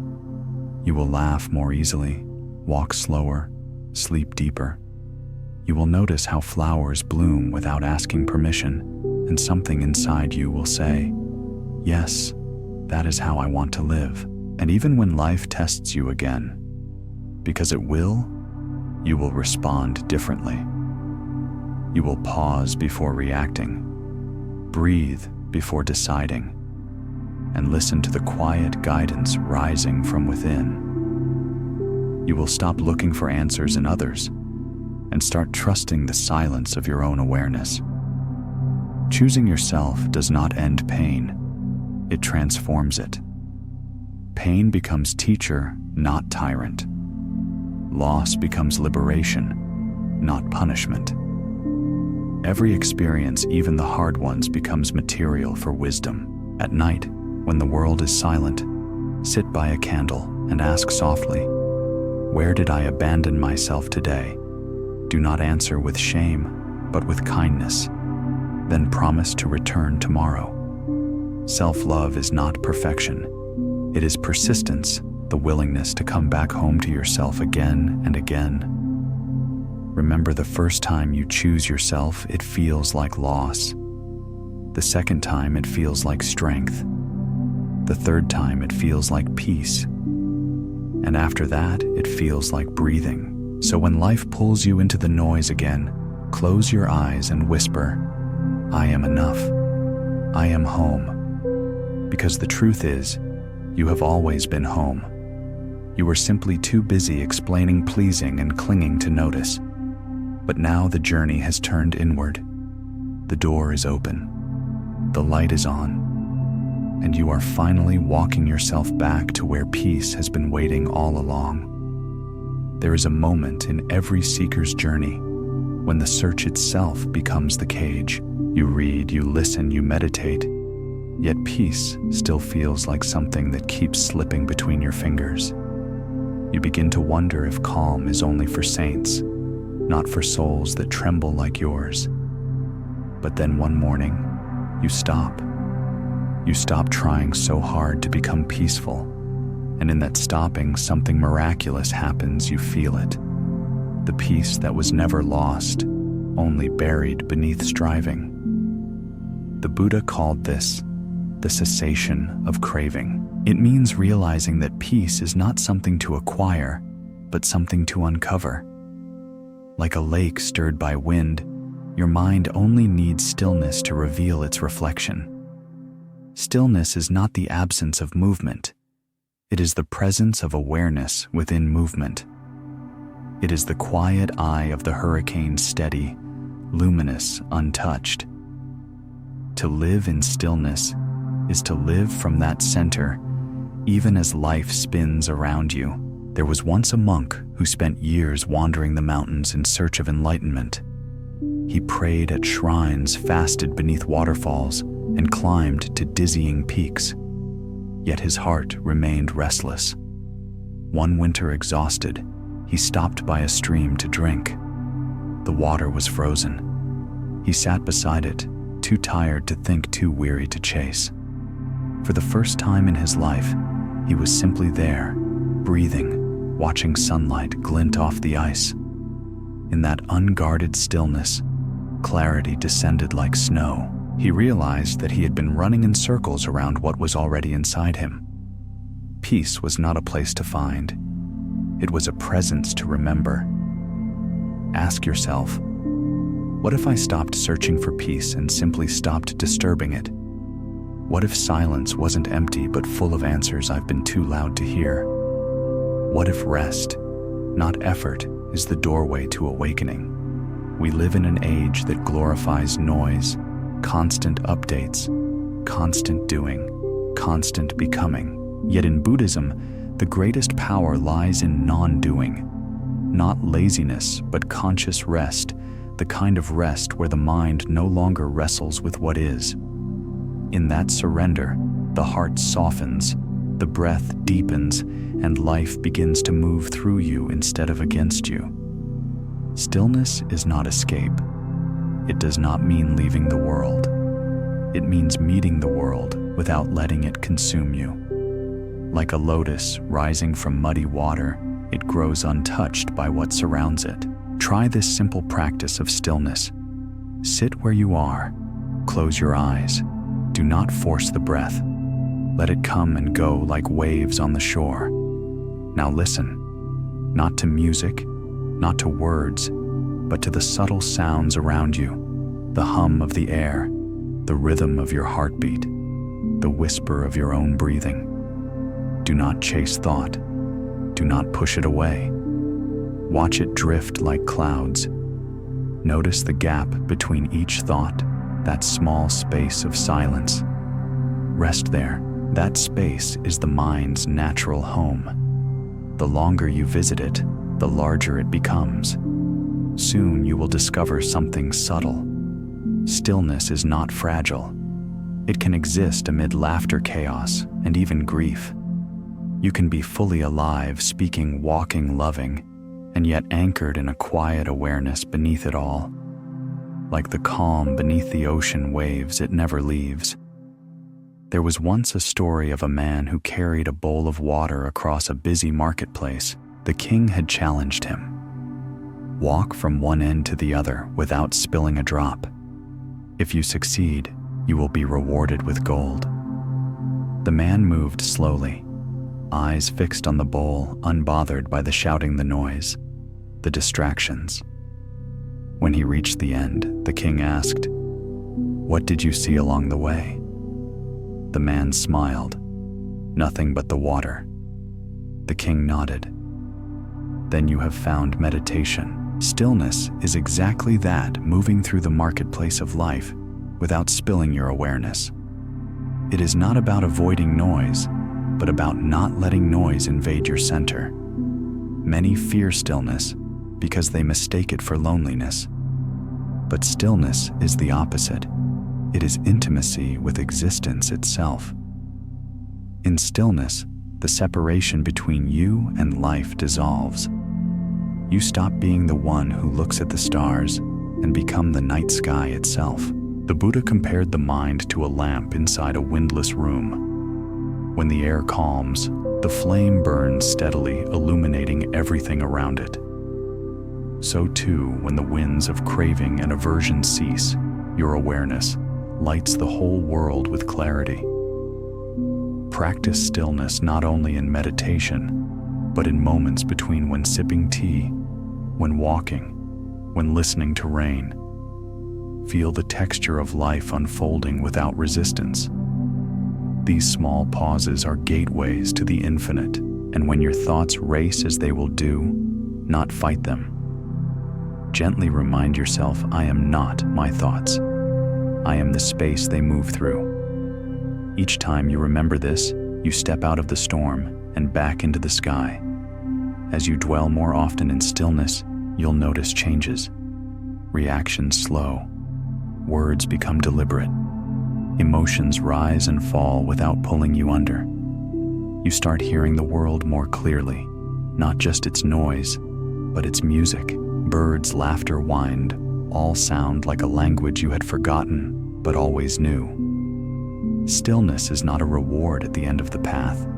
It is the ground beneath every step. When you touch it, life ceases to feel like survival. It becomes participation, a dance between movement and pause, sound and silence, giving and resting. At night before you sleep, try this: sit upright, close your eyes, and listen for the faint hum of existence, the silence behind every sound. It is ancient, eternal, unmoving. Rest there. That silence is your true nature. And when you wake tomorrow, carry a little of that silence with you. Let it walk beside your words, soften your gaze, slow your pace. Stillness does not demand that you withdraw from the world. It simply teaches you how to meet the world without losing yourself in it. Because peace was never something to find. It was always what remained when you stopped searching. We spend much of our lives tightening our grip on things we cannot control.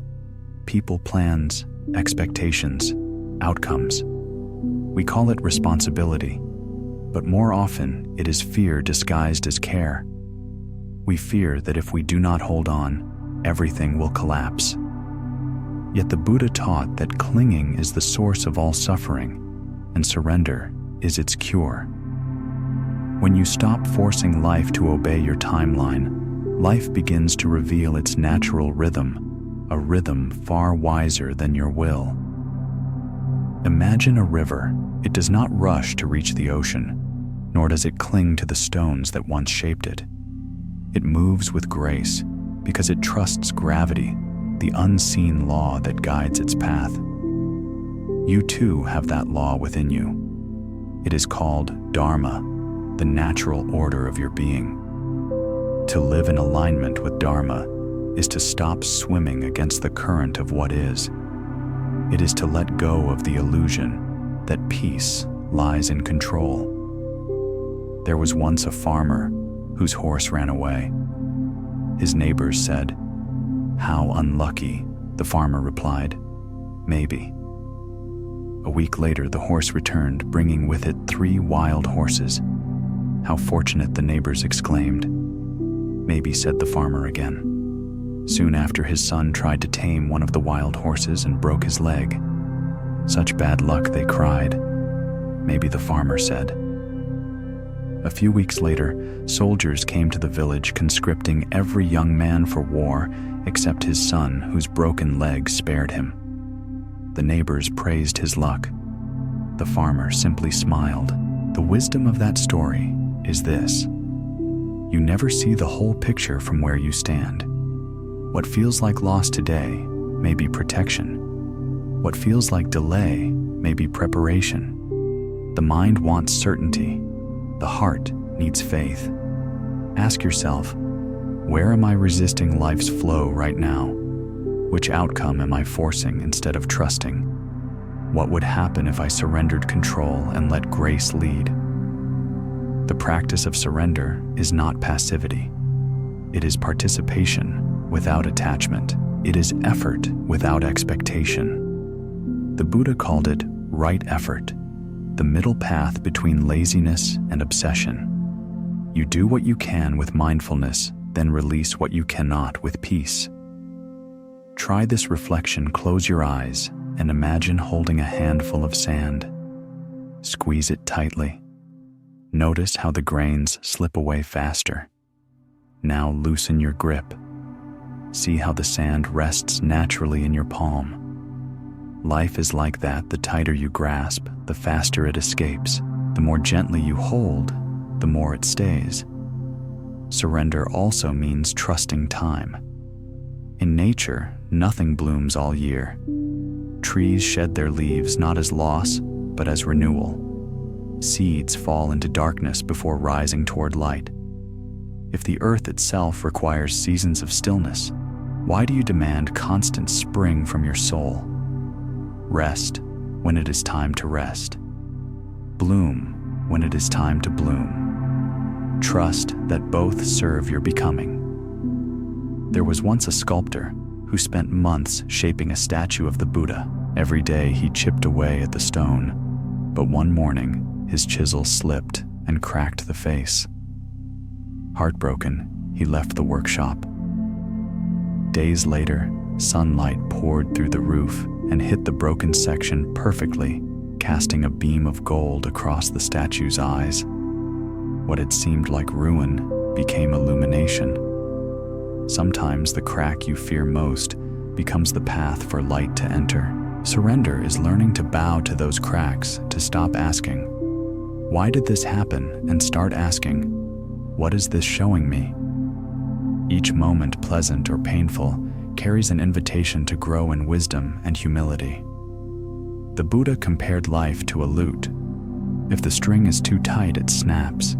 If it is too loose, it produces no sound. Balance is the key. Surrender is that balance, the art of knowing when to act and when to allow. In daily life practice, letting go in small ways. When someone misunderstands, you resist the urge to defend every word. When plans change, unexpectedly breathe instead of blame. When you lose something you loved, bless it before you grieve it. These moments are spiritual training grounds. They teach the muscles of surrender to move gracefully. At night, before sleep, place your hand on your heart and say, "I release what is beyond my control. I trust the timing of my life." Feel your body soften as though an invisible weight has been lifted. Because truly, it has. Control is heavy. Trust is light. Remember, this surrender is not the end of effort. It is the beginning of flow. When you stop forcing life, you make space for life to carry you. You stop building dams around your destiny and start floating with faith. There was once a disciple who asked his master, "How do I find peace?" The master poured tea into his cup until it overflowed. "Stop," cried the disciple. "It's spilling." The master smiled. "Exactly. You are the cup.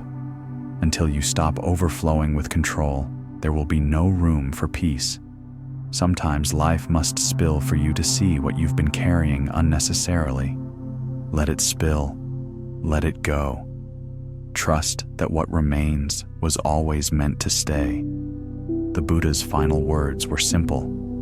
All conditioned things are impermanent. Strive with diligence. They remind us that everything passes: joy, pain, fear, hope.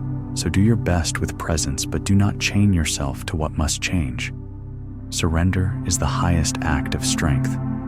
It says, "I trust the river more than I trust my raft." And the river wise, ancient, compassionate, always knows the way home. So breathe deeply now. Inhale what is. Exhale what was. Whisper, "I am safe in the flow of life." And as you do, notice how the world softens around you, not because it has changed, but because you have. You have loosened your grip. You have stepped into faith. You have remembered that the current that carries the stars is the same current that carries you. Everything you love will one day change form. Every sunrise will surrender to dusk. Every bloom will bow back into the soil. Every breath you take will dissolve into silence. This is not tragedy, it is truth. The Buddha called it anicca, the law of impermanence. To resist this truth is to suffer. To embrace it is to awaken. We cling to permanence because we believe it secures happiness. But in clinging, we create pain. We want love that never changes, youth that never fades, moments that never end. Yet even joy held too tightly turns to sorrow, because joy is meant to flow, not freeze. Life is movement, and peace is learning to move with it. There was once a woman who found a butterfly trapped in her house. Afraid it would die, she placed it in a glass jar to protect it. Each day she watched it flutter its wings, tapping against the glass. But slowly, it grew weaker, until one morning it stopped moving. Heartbroken, she buried it under a tree and whispered, "I only wanted to keep you safe." As she looked up, another butterfly passed freely in the wind, radiant alive. Only then did she understand what she had tried to protect, she had imprisoned. We do the same with the things we love. We hold too tightly, forgetting that love cannot breathe inside a jar. To love wisely is to love like the sky open, spacious, allowing clouds to come and go without fear. Ask yourself, what am I holding on to that no longer wants to stay? What am I resisting that life is already asking me to release? What would it feel like to love without needing to possess? Impermanence is not cruelty. It is compassion disguised as change. It reminds us to cherish, not to clutch. It teaches that beauty lies not in forever, but in presence. When you know that each moment will pass, you begin to live it fully. The Japanese have a word, mono, know aware, the bittersweet awareness of impermanence. It is the feeling of watching cherry blossoms fall, knowing their beauty is heightened by their briefness. In the same way, your life's fragility makes it sacred. Every smile, every touch, every morning light across your face, all become miracles when you realize they will not last. There was once a monk who collected clay cups used by the temple. He would line them up, each identical, and say, "I see them already broken." His students were confused. He explained, "If I drink knowing the cup is already broken, I will not mourn when it shatters. I will enjoy it more deeply now. To live this way is to be free." You begin to see that the point of life is not to preserve, but to participate. The dance is beautiful because it ends. The song moves us because it fades. The flower's grace lies in its surrender. Practice this awareness today. When you eat, taste each bite as if it were the last. When you speak with someone you love, listen as if you may never hear their voice again.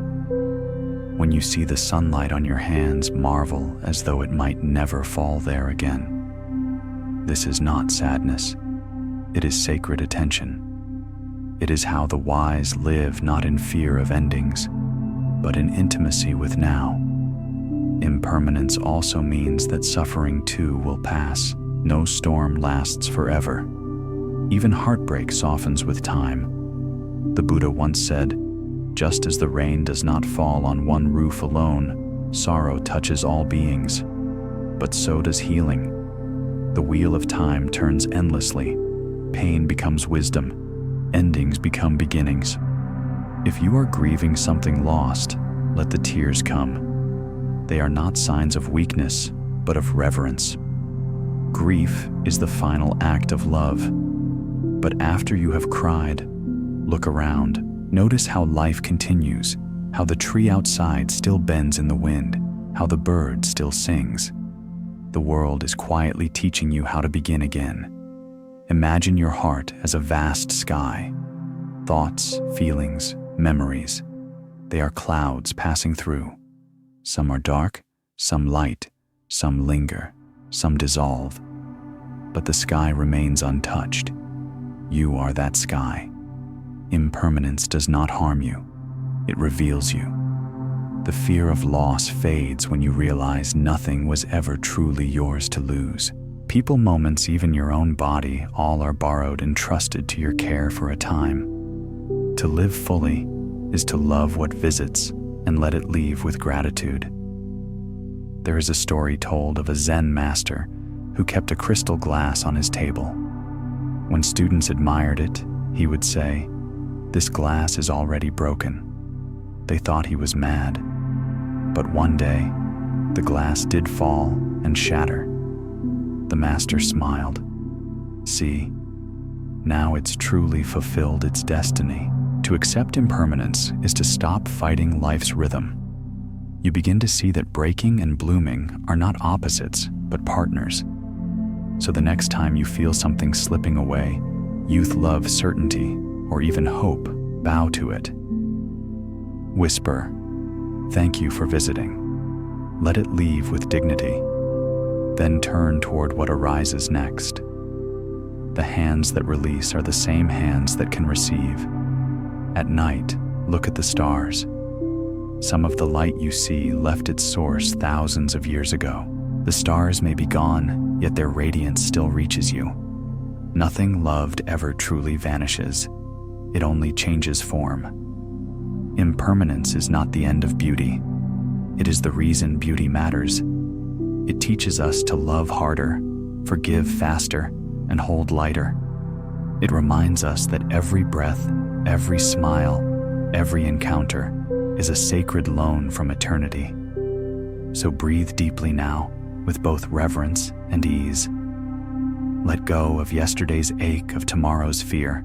Be here in this fleeting, shimmering moment that will never come again. Because in the end, peace is not found in permanence, but in the graceful acceptance that everything, even peace, moves. There is a love deeper than affection, softer than kindness, and wiser than forgiveness. It is called compassion. The Buddha described it not as emotion, but as the awakening of the heart, the ability to see the suffering of others and respond without judgment or attachment. Compassion is not pity. It is not saving people from their karma. It is the clear seeing that says, "Your pain is my pain, yet I will not drown in it." To live with compassion is to remember that all beings, even those who harm, act from their own unhealed wounds. This truth does not excuse cruelty, but it dissolves hatred. You can protect yourself without poisoning your spirit. There was once a monk who sat in meditation when a snake slithered near. The other monks shouted, "Kill it, it is dangerous." But the monk only watched. The snake paused before him, tongue flickering, then turned away. When asked why he didn't strike, the monk said, "It too seeks peace, just not the same way I do." Compassion begins when we stop dividing the world into enemies and allies. When you realize that anger and fear are simply misdirected cries for safety, you start to see yourself in everyone, even in those you dislike. The walls of separation weaken. You no longer carry the heavy armor of resentment. You begin to walk lightly through the world. Ask yourself, who am I still punishing in my mind? Which resentment do I feed that only starves my peace? Can I wish happiness even for those who never gave it to me? The Buddha said, "Hatred never ceases by hatred, but only by love." This is an eternal law. This teaching is easy to quote, but difficult to live, because love does not mean approval. Compassion does not mean allowing harm. It means responding from wisdom rather than reaction. Sometimes compassion says, "I forgive you," and sometimes it says, "I release you." Both are acts of love. There was once a woman whose son was killed by a thief. She wept for months, her heart burning with rage. Finally, she went to see a monk. "Tell me," she said, "how can I forgive the man who destroyed my life?" The monk replied, "You do not forgive to absolve him. You forgive to free yourself." The woman asked, "How do I begin?" The monk handed her a candle and said, "Light this flame. Let it burn for your son. Let it burn for your pain. Let it burn for the man who caused it. Then, when you are ready, blow it out." She did. As the smoke rose, she felt something shift, not in the world, but in her chest. Compassion is like that candle. It transforms suffering without denying it. It turns pain into prayer. In Buddhist practice, metta bhavana, the meditation of loving kindness begins with the self, then expands outward. Because if your heart is full of self-criticism, your compassion for others will always be conditional. You must first stop waging war inside before you can bring peace to anyone else. Try this sit in stillness, breathe deeply, and repeat silently, "May I be safe. May I be free from suffering. May I live with ease." Then picture someone you love. May you be safe. May you be free. Then a neutral person. Then someone you struggle with. Finally, the whole world, even those unseen, unknown, unkind. Let the prayer widen like ripples on a lake. Feel how your chest softens. Feel how for a moment the boundaries between self and other disappear. That is compassion, the remembrance that we are all fragments of one breath. Compassion is not always gentle. Sometimes it requires fierce clarity. To say no when your silence enables harm. To walk away when staying means self-betrayal. To love someone enough to let them face the consequences of their actions. The Buddha himself refused to indulge ignorance. His compassion was luminous, not indulgent a fire that warmed but did not burn. There was once a teacher who said to her disciple, "Do not mistake the open heart for an open cage. You can love everyone and still protect your peace. You can forgive fully and still refuse to return to what hurt you." Compassion is not weakness. It is the highest form of strength without violence, courage without pride. Sometimes the one who most needs your compassion is the one inside your own mind, the self you keep punishing for not being perfect. Sit with that self as you would with a crying child. Do not scold. Do not fix. Simply hold and say, "It's okay to be human." You will feel a softening that words cannot explain. That is healing. Ask again, "Who am I when I am no longer angry?" The answer is peace. Who am I when I no longer need revenge? The answer is free. At night, reflect on the day. Who tested your patience? Whose face still flickers in your thoughts? Visualize them and whisper, "May you find peace." You may not mean it at first. That is fine. The practice is not to feel it. It is to plant the seed.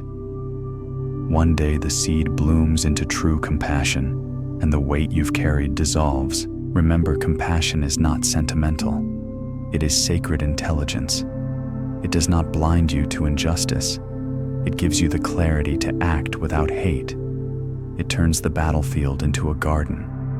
When compassion fills your life, enemies vanish, not because they change, but because you no longer need them to. You begin to see that everyone, yourself included, is doing the best they can with the awareness they have. Some are awake, some are still dreaming. The awakened do not mock the sleepers. They simply keep the lamp lit. So tonight, as you rest, place your hands over your heart and whisper, "May I be kind even when it's hard. May I be clear even when it hurts. May I be compassionate even when the world forgets how." Let those words be the prayer that tucks your spirit into peace. Because compassion is not just how you treat others, it is how you hold the whole universe gently in the palm of your understanding. And when you learn to hold it that way, you realize there was never anything to forgive, because there was never anything separate from you. Awareness is the quiet watcher behind all your thoughts, the still witness beneath every emotion. It is the essence of mindfulness, the capacity to see things clearly, without distortion, without clinging, without pushing away. The Buddha called it sati, the remembrance of reality as it is. When awareness awakens, the world does not suddenly change, but your relationship with it does. You stop being tossed by every wave and begin to see the ocean. Most people do not live in awareness, they live in reaction. We think we are making choices, but often we are simply repeating habits. Anger speaks and we obey. Fear whispers and we retreat. Desire calls and we chase. But awareness pauses. It says gently, wait, watch. That single pause is the birth of freedom. There was once a disciple who came to a Zen master asking for enlightenment. The master handed him a cup of tea and poured until it overflowed. "Stop," shouted the disciple. "The cup is full." The master smiled. "Yes, and so is your mind. How can I pour truth into a cup that is already spilling?" Awareness is that emptying. It is the clearing of clutter so truth can enter. It does not judge the contents, it simply watches. When the mind quiets enough to observe itself, illusion begins to dissolve. Ask yourself, how often do I react instead of respond? When I feel emotion, do I become it or observe it? Can I let experience pass through me without needing to label it good or bad? Every feeling is a visitor. Awareness is the host. The Buddha taught that even joy can become suffering when we cling to it, and even pain can become liberation when we observe it. The key is not what happens, but how you relate to what happens. Try this practice throughout the day. Pause and silently say, "I am aware." Then notice what's here. Sound, breath, sensation. If you're angry, say anger is here. If you're sad, sadness is here. Do not say, "I am angry." That small shift in language turns identification into observation. You are not the storm. You are the sky watching it. Awareness does not resist emotion. It receives it fully. When you push pain away, it grows stronger. When you watch it with compassion, it begins to soften. In meditation, you may notice thoughts arising endlessly, like bubbles surfacing from deep water. Do not chase them or pop them. Simply let them rise and burst on their own. This patience is mindfulness. There was once a young monk who struggled during meditation. He said, "Master, my mind is like a wild horse. It will not stop running." The master replied, "Then stop chasing it. Sit still and watch it run." The monk obeyed, and over time the horse grew tired, resting by itself. Awareness tames the mind not by force, but by understanding. When awareness deepens, judgment fades. You stop dividing your life into good moments and bad moments. You begin to see that every moment, even the painful ones, contains the seed of wisdom.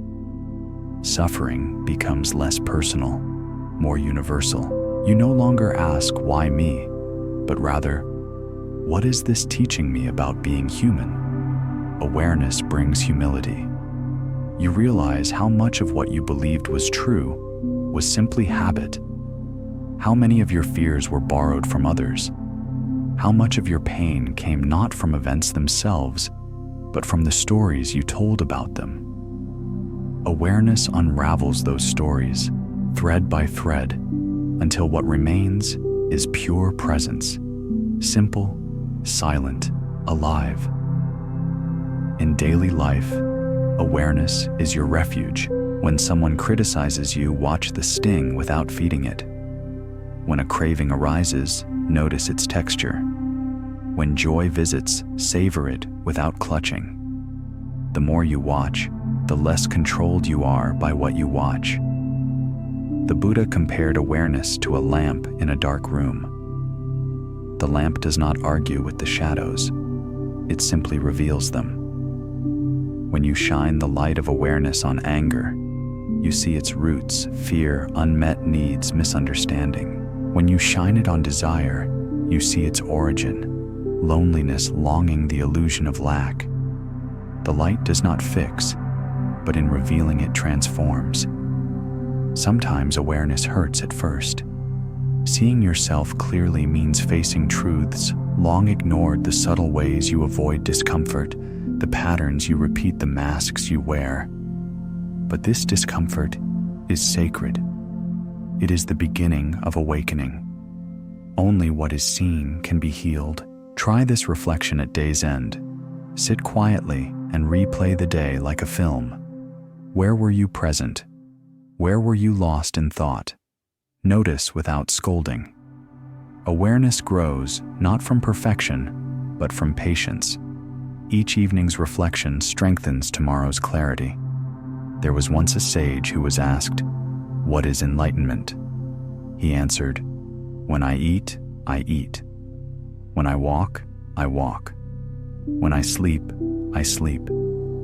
His students laughed, saying, "We all do that."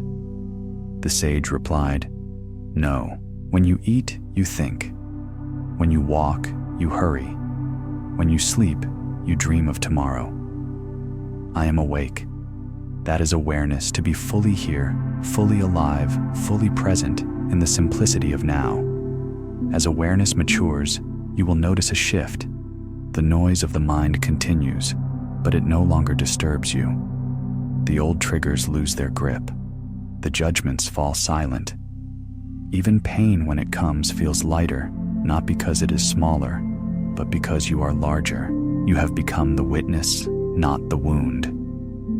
The Buddha said, "Better than 1,000 hollow words is one word that brings peace." Awareness is that word, unspoken, yet powerful. It brings peace, not by changing life, but by changing the way you see life. So as you move through the day, practice this gentle mantra I see. I understand. I let be. See without judgment. Understand without clinging. Let be without fear, for in that still seeing lies the greatest secret of all. You were never broken. You were simply unaware of your wholeness. And once you truly see, not with your eyes but with your being, you realize that enlightenment was never far away. It was waiting quietly behind your next breath. In every human heart lives a pendulum swinging between too much and too little, too much desire, too little rest, too much giving, too little self-care, too much control, too little trust. The Buddha called this imbalance the root of all unrest. He taught the path beyond the swing, Majjhima Patipada, the middle way. Neither indulgence nor denial, neither grasping nor rejection, but balance born from understanding. The middle way is not mediocrity. It is mastery.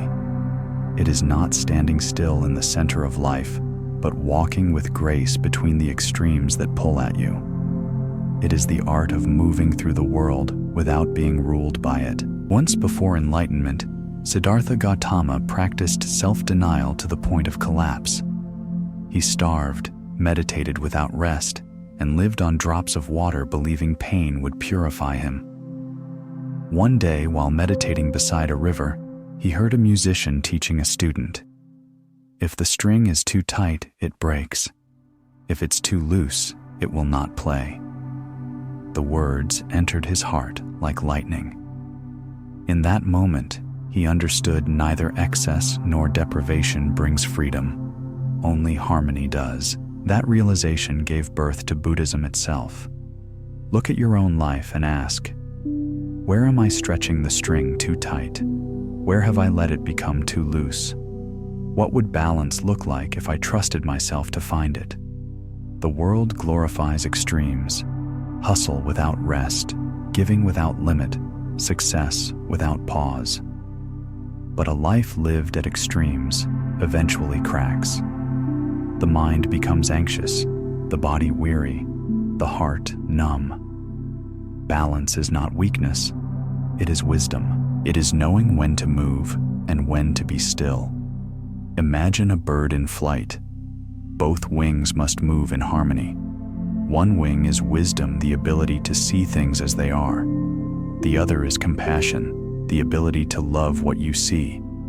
If one wing dominates, the bird circles endlessly, never ascending. The middle way is the flight of both wings together. To walk the middle way, begin by slowing down. Notice how every craving arises from discomfort, the mind saying, "This moment isn't enough." Awareness interrupts this habit. When joy comes, you smile. When sorrow comes, you breathe. When nothing comes, you rest. You neither cling nor run. You simply stay. That staying is balance. There was once a traveler who reached a narrow bridge spanning a deep gorge. On one side stood comfort, on the other discipline. The wind was strong. The bridge swayed. Halfway across, he froze, afraid to fall into either side. Then he heard a voice whisper, "Keep walking." So he did, one step at a time. The bridge was trembling, but his movement steadied it. When he reached the other side, he realized the lesson: balance is not found in stillness, but in motion, guided by mindfulness. Balance does not mean splitting yourself in half. It means giving fully to what the moment needs. When you eat, eat fully. When you rest, rest completely. When you work, work wholeheartedly. Do not let one season of life swallow the others. Try this before each action today. Pause and ask, is this choice rooted in fear or in balance? If fear drives it, you will feel tension, the string too tight. If laziness drives it, you will feel dullness, the string too loose. If balance guides it, you will feel clarity, effort without strain. The Buddha compared balance to a flame that burns steadily without smoke. Too much oil suffocates it. Too little oil extinguishes it. But the right amount sustains a quiet, luminous glow. In the same way, your life requires just enough doing, just enough being, neither feverish nor idle. You will fall out of balance many times. Everyone does. The practice is not to stay perfect, but to notice when you've tilted too far and gently return. Balance is not a static state. It's a dance, 1,000 small adjustments made with awareness. In relationships, balance means giving love without losing yourself. It means listening deeply without absorbing another's pain as your own. It means saying yes from sincerity and no from clarity. Compassion and boundaries are not opposites. They are partners in harmony. In spiritual practice, balance means effort without rigidity. Meditate, but also laugh. Seek silence, but also engage with the world. Even the Buddha ate, slept, and smiled. Enlightenment is not escape from humanity. It is embracing it without drowning. There was once a monk who loved meditation so deeply that he refused to leave his cave for months. When his teacher finally visited, he found the monk weak and pale. The teacher said, "You have built a temple in the mind, but forgotten the body that houses it." He handed him a bowl of rice and said, "Eat, and this too will be meditation." Balance in essence is wholeness. The understanding that body, mind, and spirit are not enemies, but instruments playing one song. At the end of the day, sit quietly and reflect. Where did I rush today? Where did I resist? Where did I remember to simply be? This reflection is like tuning your string again for tomorrow. The middle way asks for humility, the willingness to admit you don't always know what the perfect balance is, but you are willing to listen for it. Life itself becomes your teacher. When you are too tense, it sends exhaustion. When you are too loose, it sends restlessness. Each is a gentle correction, so when you find yourself swinging toward the extremes in anger, in desire, in judgment, pause. Return to the middle breath. Not the past, not the future, this exact inhale, this exact exhale. Balance lives here. The Buddha said, "In the sky there is no east or west." People create borders in their minds and then believe them to be true. Balance is the end of those borders. It is the place where opposites dissolve, where effort and surrender become one motion. So walk lightly, breathe evenly, live gently. Let neither pleasure enslave you, nor pain define you. In every moment, listen for the quiet hum of equilibrium. For when you walk the middle way, the path disappears, and only peace remains beneath your feet. Every soul you meet in this lifetime is a mirror. Some reflect your kindness, others reveal your wounds. Some stay to teach love, others appear to teach letting go. In Buddhism, this truth is called pratityasamutpada, the law of interdependent arising. Nothing exists by itself. Everything arises through relationship. Your joy, your pain, your awakening, all bloom through the field of connection. Relationships are not accidents. They are karmic classrooms where the soul studies itself. Each encounter, whether tender or turbulent, is an invitation to know who you truly are, beneath reaction. There was once a young monk who lived alone in a forest. He believed solitude would purify his mind. One day, a traveler arrived asking to share his hut for the night. The monk agreed, but soon grew irritated by the traveler's habits, the noise, the mess, the endless talking. After the traveler left, the monk went to his teacher and said, "Master, I cannot find peace around people." The teacher smiled. "Then your peace is not yet real. Go live among others until you can carry your stillness through noise." True peace does not depend on silence. It survives in relationship. Ask yourself, what does each person in my life mirror back to me? Whose presence awakens my patience, my compassion, my anger, my fear? What might these reflections be trying to teach me about myself? The Buddha taught that life's conflicts are not punishments, but mirrors. The friend who abandons you reveals your attachment. The lover who criticizes you reveals your insecurity. The stranger who offends you reveals your judgment. These are not enemies, but messengers. When you meet them with awareness instead of resistance, you reclaim your power. Imagine life as a hall of mirrors. Every reflection, pleasant or painful, shows you something you could not see alone. To grow, you must look without flinching. This is why solitude cannot replace connection, because others are the living surfaces through which you recognize your own consciousness. There was once a disciple who asked his teacher, "Master, how can I tell if I am enlightened?" The teacher replied, "Spend a week with your family. Enlightenment that dissolves in the presence of others is only imagination." The real test of awareness is relationship, where your patience, humility, and compassion are tried by love and misunderstanding alike. Relationships are the sacred fire where the self burns and transforms. They are where theory becomes practice. It is easy to speak of compassion until someone offends you. Easy to speak of forgiveness until someone betrays you. But when these moments arise, they become temples of awakening, each conflict a sutra in disguise. Ask again, do I listen to understand or to defend? When I love, do I give to control or to free? Can I stay open even when others close to love wisely? The Buddha said is to see clearly. Attachment blinds, awareness liberates. Love without awareness becomes clinging. Awareness without love becomes cold. When they merge, compassion is born. Practice this in conversation. Listen not only to words, but to energy. Notice what emotions rise within you: irritation, judgment, affection, pride. Do not suppress them. Watch them as a mirror. Each feeling reveals where you are still learning.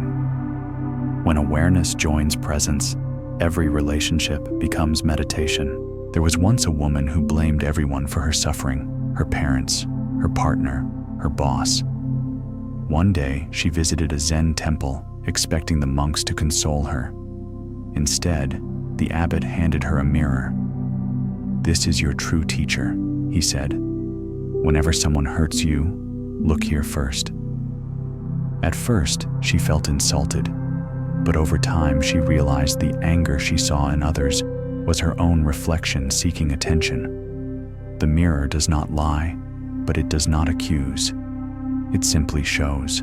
The moment you stop blaming and start observing, transformation begins. In Buddhism, there is a concept called Kalyanamitta, spiritual friendship.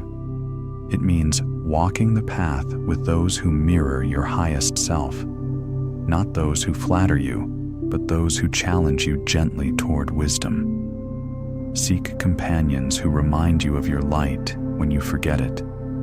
Be that reminder for others.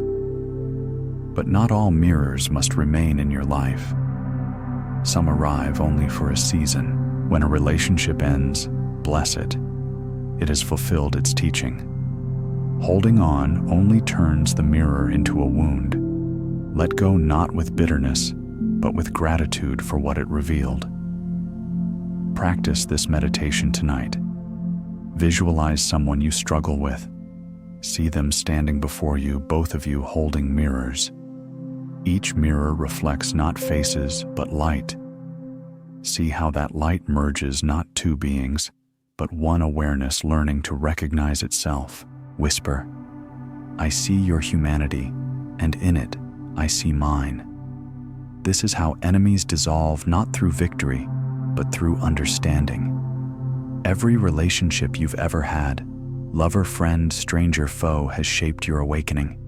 Some polished you through kindness, others sculpted you through friction. Both were sacred.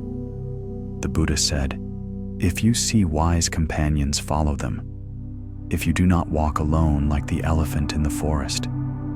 This means choose your mirrors wisely. Not all reflections are clear. Some distort, some heal. Awareness is knowing the difference. As you mature, your relationships will simplify. You will speak less to prove, listen more to connect. You will stop chasing intensity and begin valuing harmony. You will no longer need others to complete you, only to accompany you. And one day, when someone looks into your eyes, they will see not projection, not desire, but peace, because you have cleaned your mirror not of experience, but of illusion. The ultimate purpose of relationships is not to find someone who sees you perfectly, but to awaken the one within you who can see everything, even imperfection, with love. So when life places another mirror before you, smile.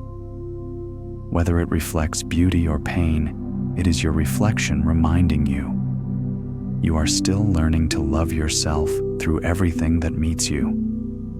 Solitude is not loneliness. Loneliness is the hunger for others. Solitude is the communion with yourself. In the silence of being alone, the noise of the world fades, and what remains is truth, raw, gentle, undeniable. The Buddha often retreated into solitude, not to escape the world, but to see it more clearly. For only in silence do we hear the sound of our own soul. Most people fear being alone because they have never truly met themselves.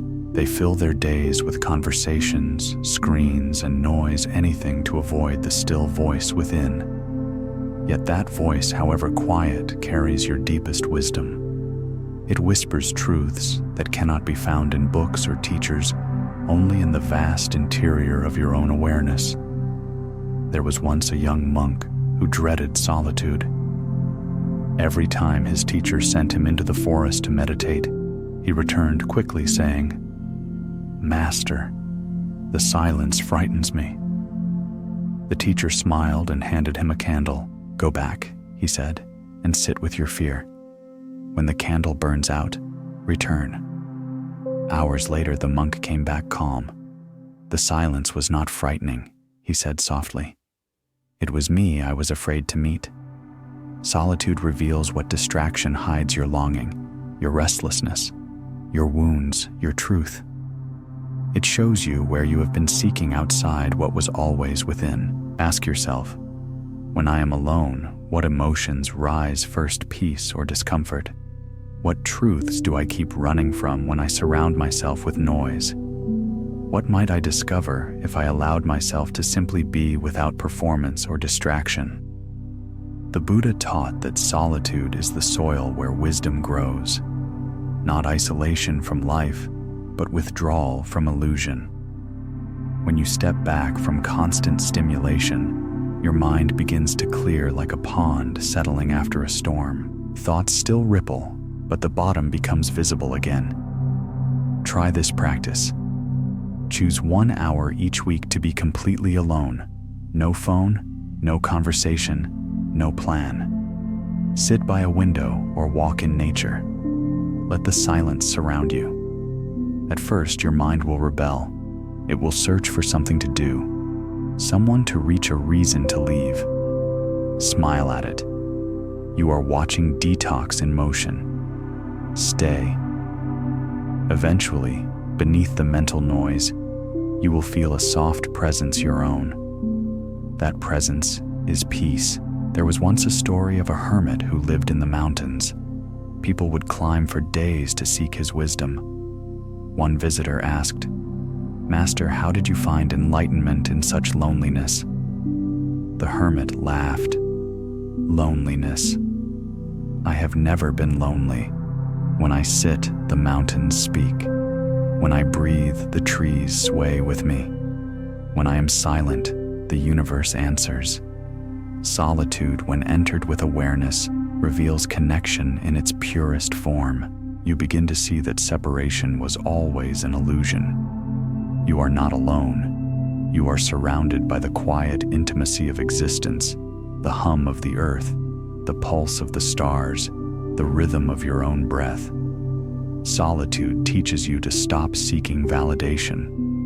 In stillness, there is no audience, no applause, only the truth of your being. You learn that your worth is not measured by others' eyes, but by your own presence.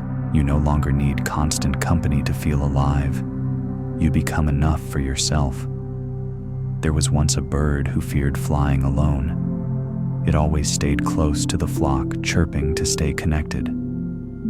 One day, a storm scattered the birds. Alone in the vast sky, the little bird panicked until it realized the wind beneath its wings was carrying it higher than ever before. Freedom, it learned, was not in togetherness, but in trust. So too, solitude carries you higher into self-trust, self-knowledge, and self-love. In the stillness of solitude, you meet your shadows, the parts you've hidden or denied. At first, they seem frightening, but as you sit with them, you realize they are not monsters, only children neglected, unloved, waiting for your attention. The Buddha said, "If you truly love yourself, you will never harm another." Solitude gives you that love, the courage to face yourself gently until the war within ends. The beauty of solitude is that it teaches you the sacred rhythm between connection and retreat. Just as the ocean needs both tide and rest, your spirit needs both relationship and silence. When you return to others after solitude, you no longer come from emptiness, but from fullness. You no longer seek to take, you arrive to give.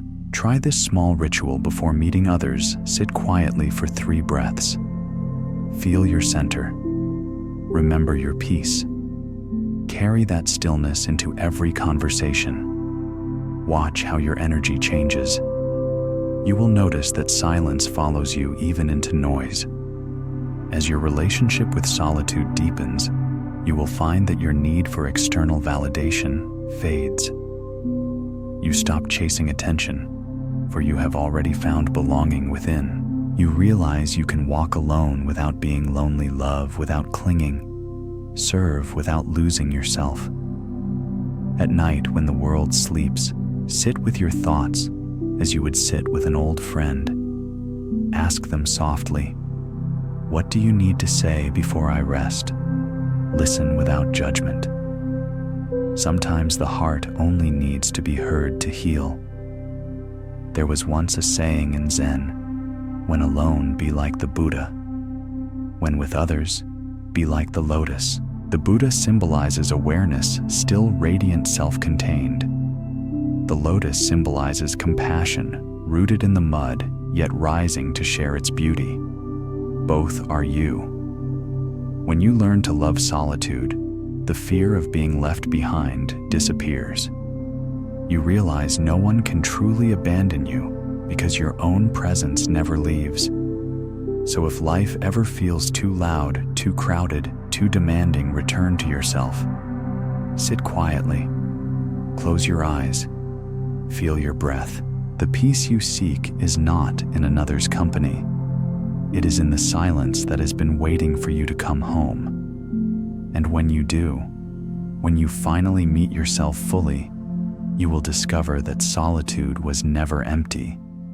It was sacred space waiting for you to fill it with awareness. That is the true meaning of aloneness, all oneness. The realization that you were never apart from anything, only unaware of your wholeness. In the garden of life, nothing blooms before its season. Yet the human mind, restless and eager, keeps tugging at the buds, demanding them to open. We crave immediate answers, instant healing, quick results. But the Buddha taught that patience is not waiting. It is the calm acceptance of unfolding. It is trusting that the universe has its rhythm and that your life is not behind schedule.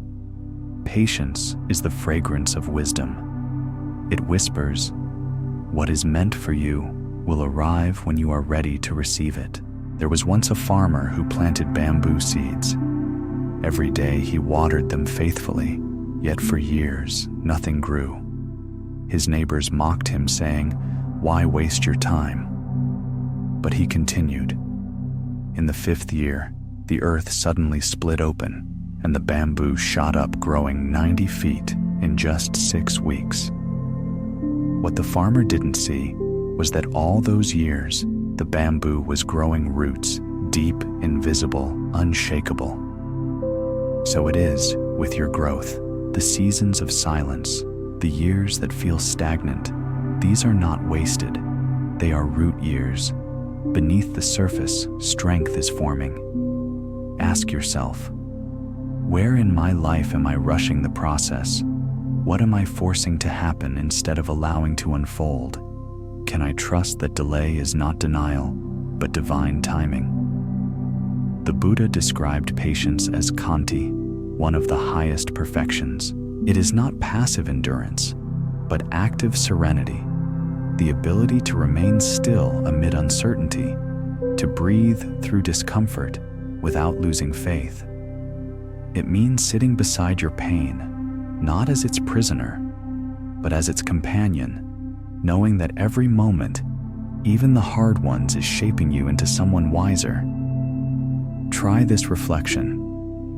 When you find yourself frustrated, breathe and whisper, "Let this too be part of my path." Watch how those words soften resistance. Life is not your enemy.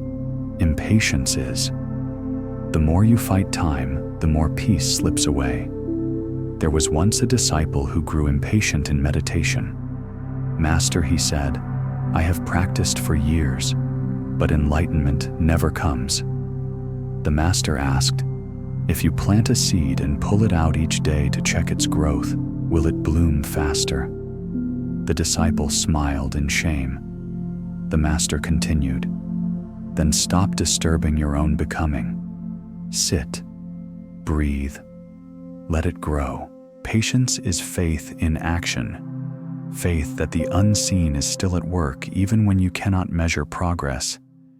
In a world that glorifies speed, patience is rebellion. It says, I will not rush my peace for anyone's timeline. When others sprint, you walk mindfully. When they demand answers, you rest in mystery. This is not laziness. It is alignment with truth. The sun rises without hurry, yet everything depends on its light. There is a saying, nature never hurries, yet everything is accomplished. Look at the river carving canyons, the seed becoming a tree, the child learning to speak. All things grow in their own sacred rhythm. You cannot force what requires time to mature. Practice patience like meditation. When desires arise, breathe. When frustration builds, smile. When fear says, you're falling behind, answer gently, I'm exactly where I need to be. Over time, patience will become your quiet strength, the unshakable calm that no chaos can steal. There was once an artist who painted a lotus every day for 20 years. On the first day, the petals looked clumsy, uneven. On the 1,000th, they flowed effortlessly. When asked why he never gave up, he said, because the lotus and I were growing together. That is patience, not waiting for perfection, but staying present as you unfold with the process. Patience also applies to others. Everyone is growing at their own pace of awareness. When you expect others to awaken on your timeline, you plant the seeds of disappointment. Compassion means giving others the same grace time has given you. The Buddha once said, endurance is the greatest prayer. Patience is not about waiting for storms to pass. It's about learning to dance in the rain, to trust that each drop, each delay is polishing your spirit. In relationships, patience is love in slow motion. It means listening when you want to argue, breathing when you want to react, and letting understanding ripen before words escape. In growth, patience is faith embodied, knowing that no true transformation happens overnight. Try this evening practice. Close your eyes, place a hand over your heart, and recall one area where you feel stuck. Whisper roots are growing. Feel how those words shift your perspective. Beneath the stillness, something in you is strengthening, preparing to rise. The impatient mind believes time is wasted when nothing happens. The wise heart knows that silence is gestation. Every tree was once a seed buried in darkness. Every dawn begins in night. You cannot rush the sunrise. Sometimes patience looks like doing nothing, not out of indifference, but out of deep respect for timing. It takes courage to be still when the world moves fast. It takes wisdom to trust that life's rhythm is perfect, even when your mind cannot hear the music yet. When impatience visits, bow to it. Say thank you for reminding me that I care, then breathe it out. Waiting is not punishment, it is preparation. The universe delays what is not yet aligned, and when at last your moment arrives, when the doors you waited for open, you will see why they took time. You will realize that it was not only the blessing that had to be ready, but you. The lotus blooms in its own time, untouched by impatience, unhurried by expectation. Be like that lotus rooted in trust, opening at the pace of peace. So breathe. Rest in divine timing. Life is not late. You are unfolding exactly as you are meant to. There comes a point in every soul's journey where the heart breaks so deeply that nothing can ever return to how it was. And in that breaking, something ancient awakens an understanding that pain is not the enemy, but the alchemist of transformation. The Buddha's first teaching was not on peace or bliss, but on dukkha, the nature of suffering. He said life contains suffering, but it is through understanding suffering that liberation arises. We spend much of life trying to avoid pain, numbing it, denying it, distracting ourselves from it. Yet every attempt to escape it deepens our imprisonment. Pain unacknowledged becomes poison. Pain embraced becomes medicine. There was once a monk who asked his teacher, "Master, how can I escape my suffering?" The teacher replied, "Step into it." The monk frowned. "But won't it destroy me?" The teacher smiled. "Only what is false in you will burn. Pain burns illusions of control, permanence, perfection. It strips away everything you thought you needed until only truth remains. That truth is freedom." Ask yourself, what pain am I still resisting? What lesson might it hold that I've been too afraid to see? What would happen if I allowed it to teach me instead of torment me? The Buddha compared suffering to an arrow. The first arrow is pain itself, inevitable part of being human. The second arrow is how we react to it. The story we tell the resistance, we feed the why me that multiplies our wounds. We cannot always stop the first arrow, but we can stop shooting the second. When suffering visits, instead of running, sit with it. Breathe into it. Ask it softly, "What do you want me to know?" You will be surprised beneath the ache there is often wisdom waiting to be heard. There was once a woman who lost everything in a fire: her home, her possessions, her comfort. For months she wept, feeling cursed by fate. One evening she wandered into a monastery seeking shelter. An old monk gave her tea. As she drank, he said, "When you lost everything, what remained?" She thought for a long moment and whispered, "I'm still here." The monk smiled. "Then you have found what cannot burn. That is the gift of pain. It reveals the indestructible within you. Suffering, when seen through awareness, becomes a sacred mirror. It shows where you are still clinging, where your peace depends on what can be taken away. Every heartbreak says, this too was temporary. Every disappointment says, you were trying to build eternity out of sand. But look deeper within the ruins lies the seed of awakening. The heart breaks not to destroy you, but to let light enter through the cracks. Try this practice. Close your eyes. Breathe into the area where pain lives: your chest, your throat, your stomach. Instead of shrinking from it, imagine softening around it like a mother holding a crying child. Whisper, "I see you. I'm here."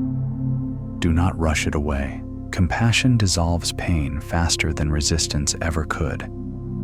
There was once a saying, pain is inevitable, but suffering is optional. Suffering arises when the mind resists what is. When you stop arguing with reality, peace begins even before the pain ends. The Buddha taught that understanding suffering is the doorway to enlightenment. He did not say to destroy pain, but to see it clearly, to realize that every experience, pleasant or painful, arises and passes away. When you see this impermanence, clinging ends and freedom dawns. Even your tears are holy. They are the rain that softens the soil of your heart, preparing it for compassion. Without pain, we would never learn tenderness. Without loss, we would never learn gratitude. Without darkness, we would never seek the light. There was once a potter who shaped clay into beautiful bowls. A visitor noticed that the most exquisite ones had small cracks filled with gold. Why, he asked. The potter smiled, because the light enters through the broken places. In Japan, this art is called kintsugi, the beauty of repair. The cracks are not hidden, but illuminated. You too are a vessel of kintsugi, your wounds filled with the gold of awareness, your fractures turned into strength. The places that once hurt most become where your compassion shines brightest. Ask again, What pain refined me rather than ruined me? How did suffering deepen my understanding of others? What light have I discovered because of what I lost? Pain humbles us. It strips away arrogance, awakens empathy, and reminds us that all beings share this fragile, sacred human experience. When you suffer consciously, you no longer curse life. You bow to it. You stop asking, "Why me?" and begin asking, "Why not me?"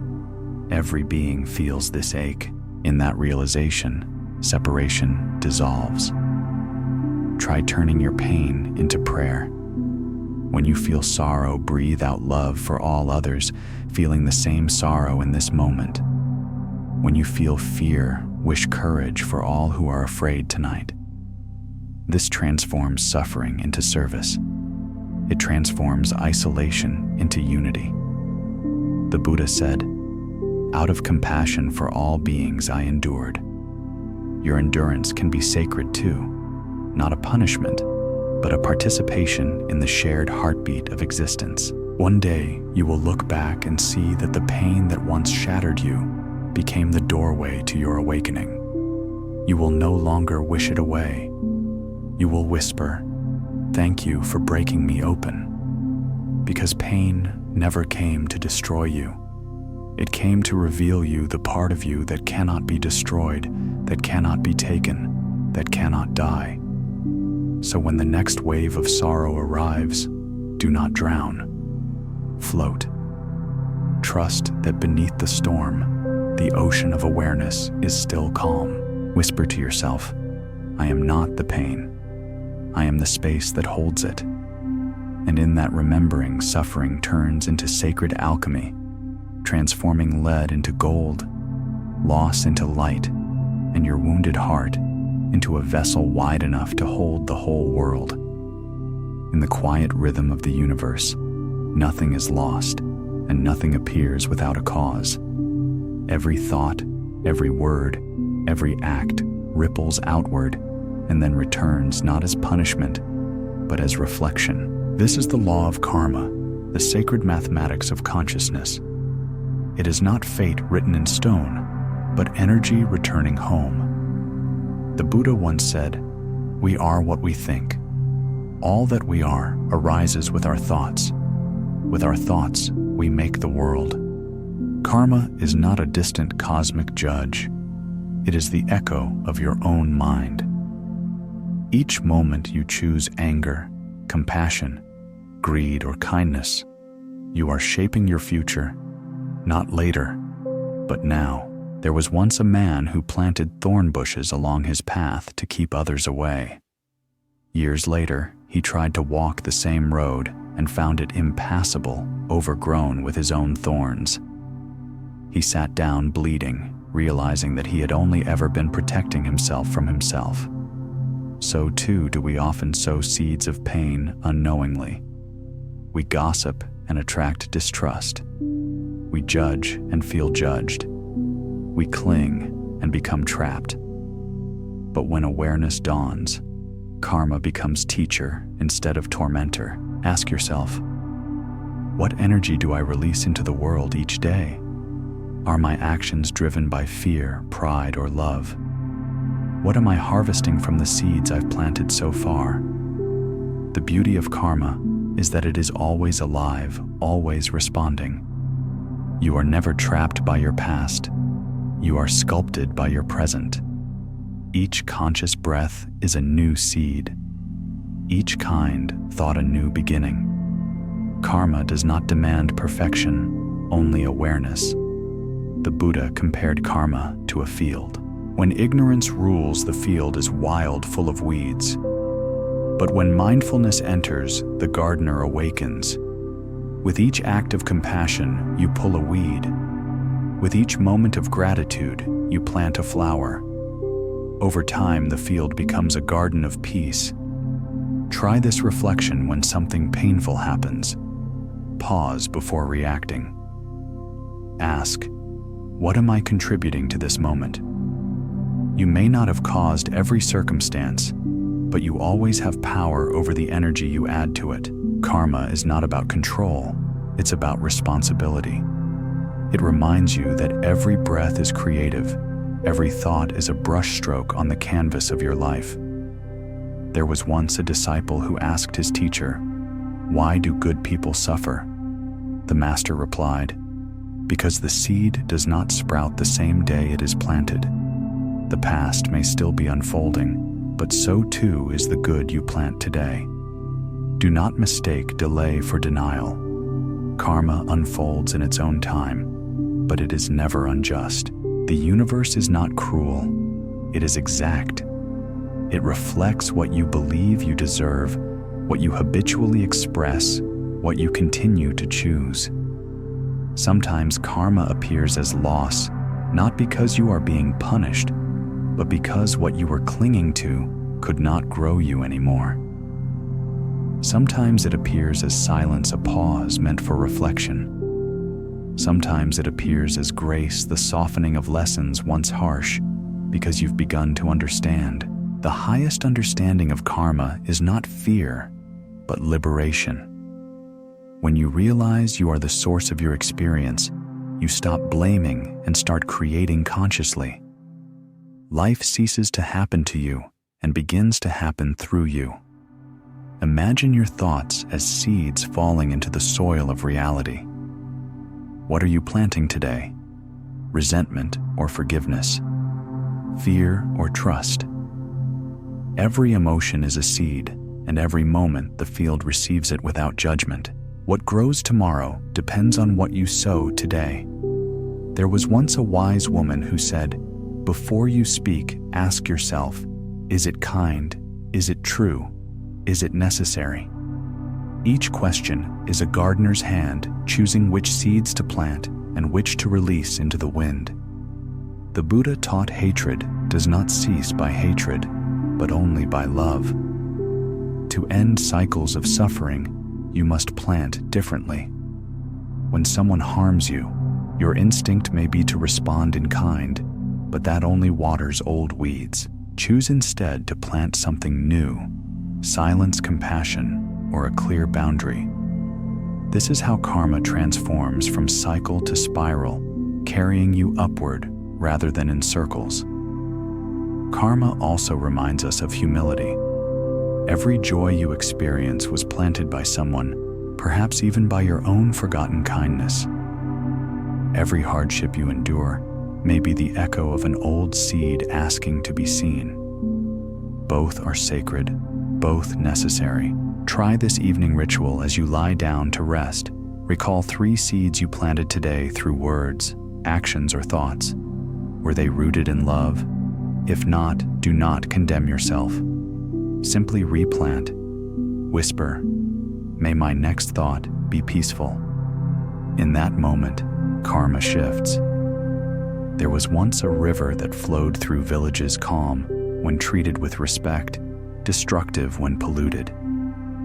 One day, people gathered on its bank and apologized for years of neglect. From that day, the river cleared slowly, its current softening. So too with your mind. Karma purifies the moment you stop feeding it ignorance and start nourishing it with awareness. The true power of karma lies in compassion. When you see others suffer instead of judgment, you feel empathy, for you know the wheel of cause and effect turns for all. You stop saying they deserve this and start saying, may they awaken. You begin to understand that helping another is helping yourself, because there is no real separation. As you walk through life, let every step be a prayer. May this cause peace. Let every word be a blessing. May this create harmony. Let every thought be a seed of love. Over time, your karma becomes your refuge, a field of peace cultivated by mindful living. When challenges arise, you meet them calmly, knowing they are simply old echoes resolving themselves. When joy comes, you bow with gratitude, knowing it too is a harvest of past kindness. The law of karma is not there to bind you, but to remind you that every moment you are both the gardener and the soil, the cause and the effect, the sower and the harvest. So breathe deeply and remember, You cannot change the wind, but you can guide your sail. You cannot erase the past, but you can plant differently now. And as you plant peace, you will live peace, because the universe is not watching to reward or punish you. It is mirroring what you believe, what you give, what you become. The mind is a mirror, vast, clear, and boundless. When polished, it reflects the world in perfect truth. But over time, dust gathers fear, anger, desire, regret.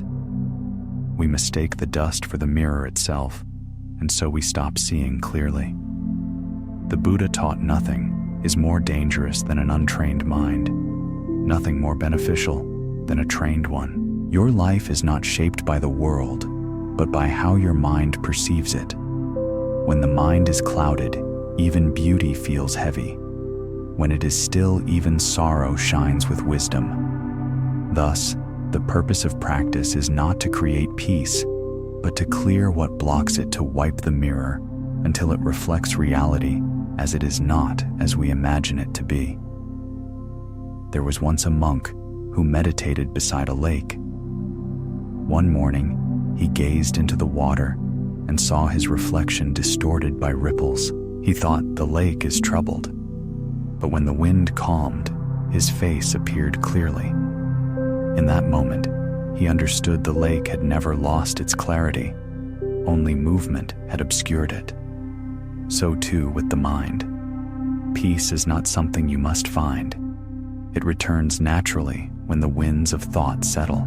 Ask yourself, what thoughts disturb the surface of my mind today? What beliefs keep me from seeing things as they are?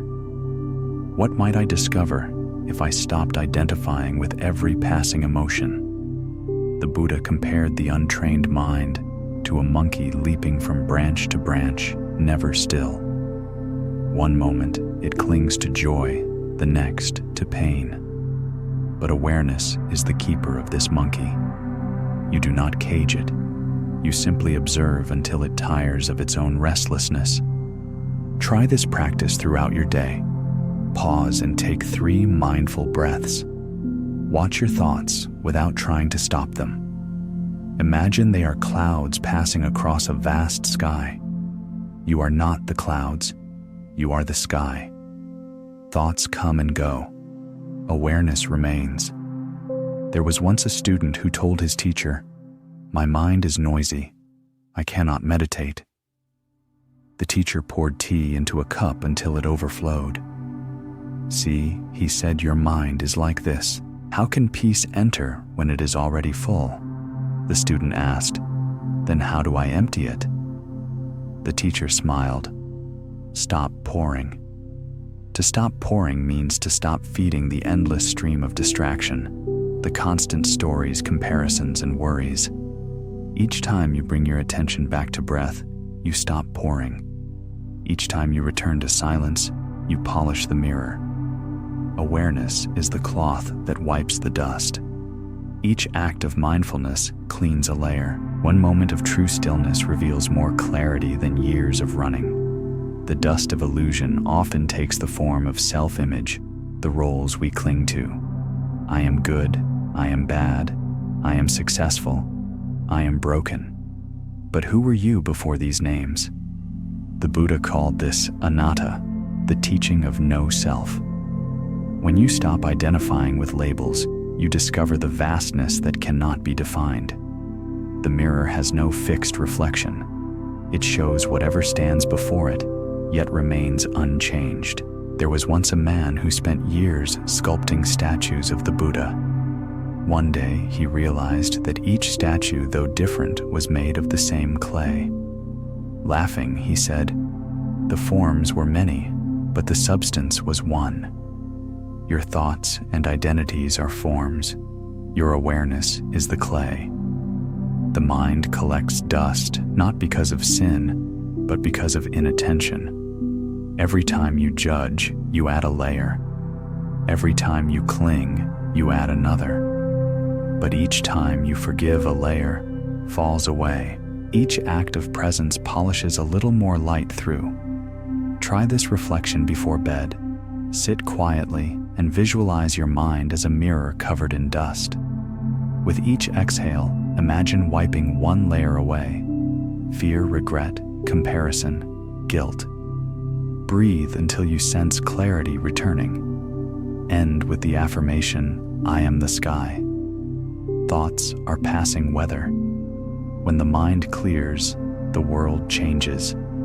Not because the world has transformed, but because you are finally seeing it without distortion. Joy becomes simpler, sorrow, softer, life more luminous. You no longer react impulsively because you see causes and consequences clearly, like a mirror reflecting fire without burning. The Buddha once said, "When the mind is pure, joy follows like a shadow that never leaves." Purity of mind does not mean suppression. It means transparency. Nothing sticks, nothing hides. Anger arises, and you see it. Desire comes, and you smile. The moment you observe without grasping, you are free. There was once a disciple who asked, "Master, how can I keep my mind pure in such a noisy world?" The master replied, "By living as the mirror, touching everything, clinging to nothing." This is the essence of mindfulness: to experience the world fully while remaining unattached. The mirror reflects sunlight and storm alike, but never keeps either. When you understand this, life becomes less about fixing and more about witnessing. You begin to see that every thought, every feeling, even every mistake is simply dust passing through the brilliance of awareness. Nothing defines you except your capacity to see clearly. So the next time you feel overwhelmed, pause. Imagine your thoughts as dust motes swirling in sunlight. Then breathe. The air will settle, and what remains is the mirror, silent, shining, and whole. Because the truth is, the mirror was never broken. It was only covered, and every moment of presence is one more gentle wipe, revealing again and again the luminous clarity that has always been you. Human beings spend much of their lives trying to hold the ocean in their hands. We plan, we predict, we manipulate outcomes, believing that if we can control everything, we will be safe. Yet the tighter we grasp, the more life slips through our fingers. The Buddha taught that clinging the desire to control what is beyond control is the root of suffering. Control is born from fear. Fear of loss, fear of uncertainty, fear of being powerless. But life in its true essence is uncontrollable. Seasons change, people leave bodies, age, plans collapse, and still the river flows. When you stop fighting its current, you discover that surrender is not defeat. It is freedom. There was once a disciple who rowed his boat furiously upstream, determined to reach enlightenment through sheer effort. Exhausted, he noticed another boat gliding effortlessly past him, its sail open to the wind.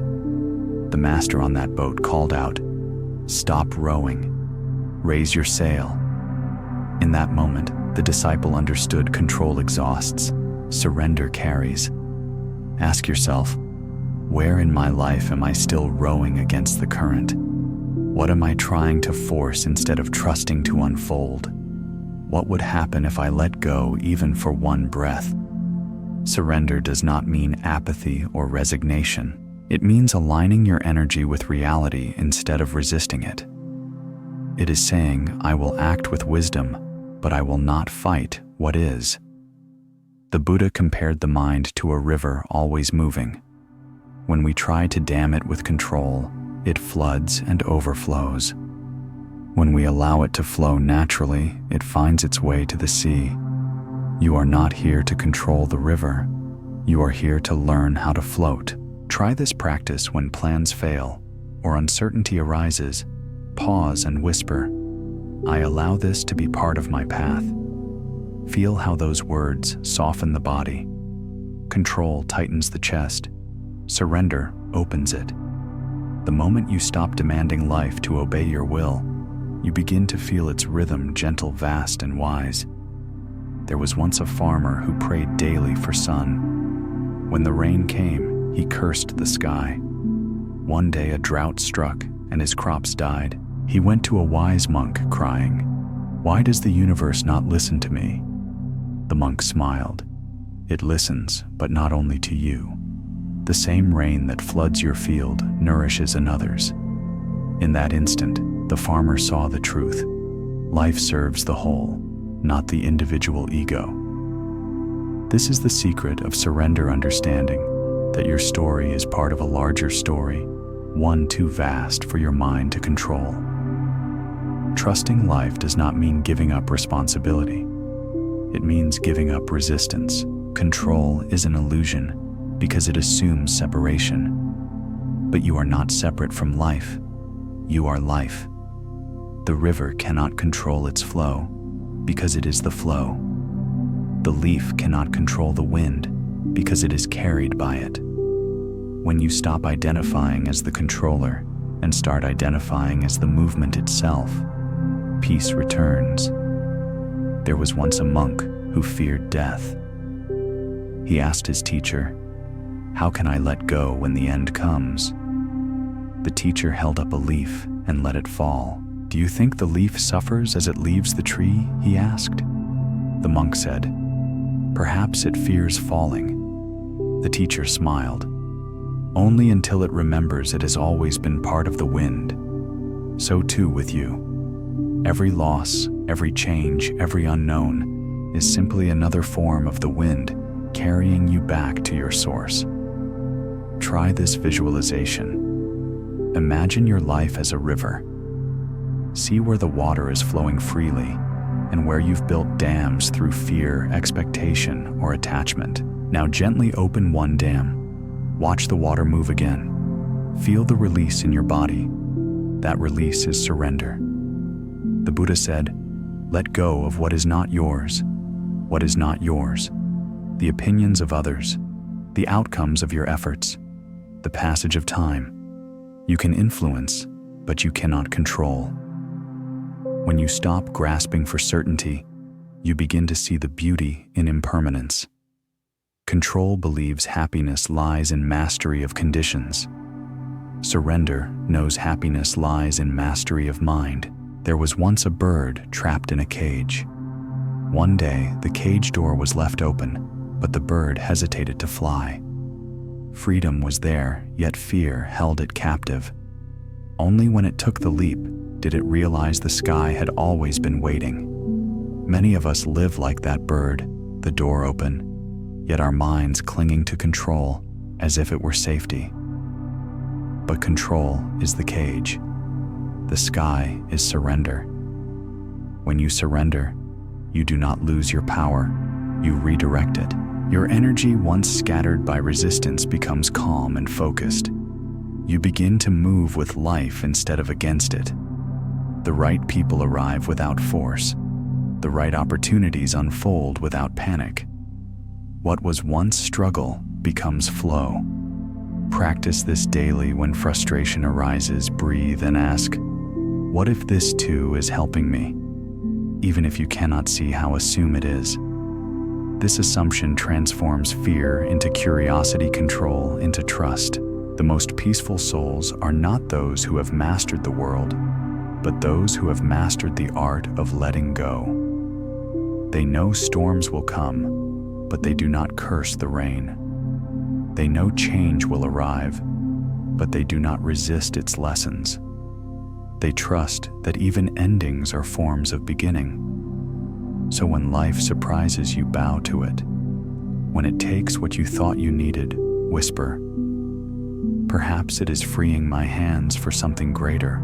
The Buddha said, "When I let go of what I am, I become what I might be." To surrender is not to lose control of your life.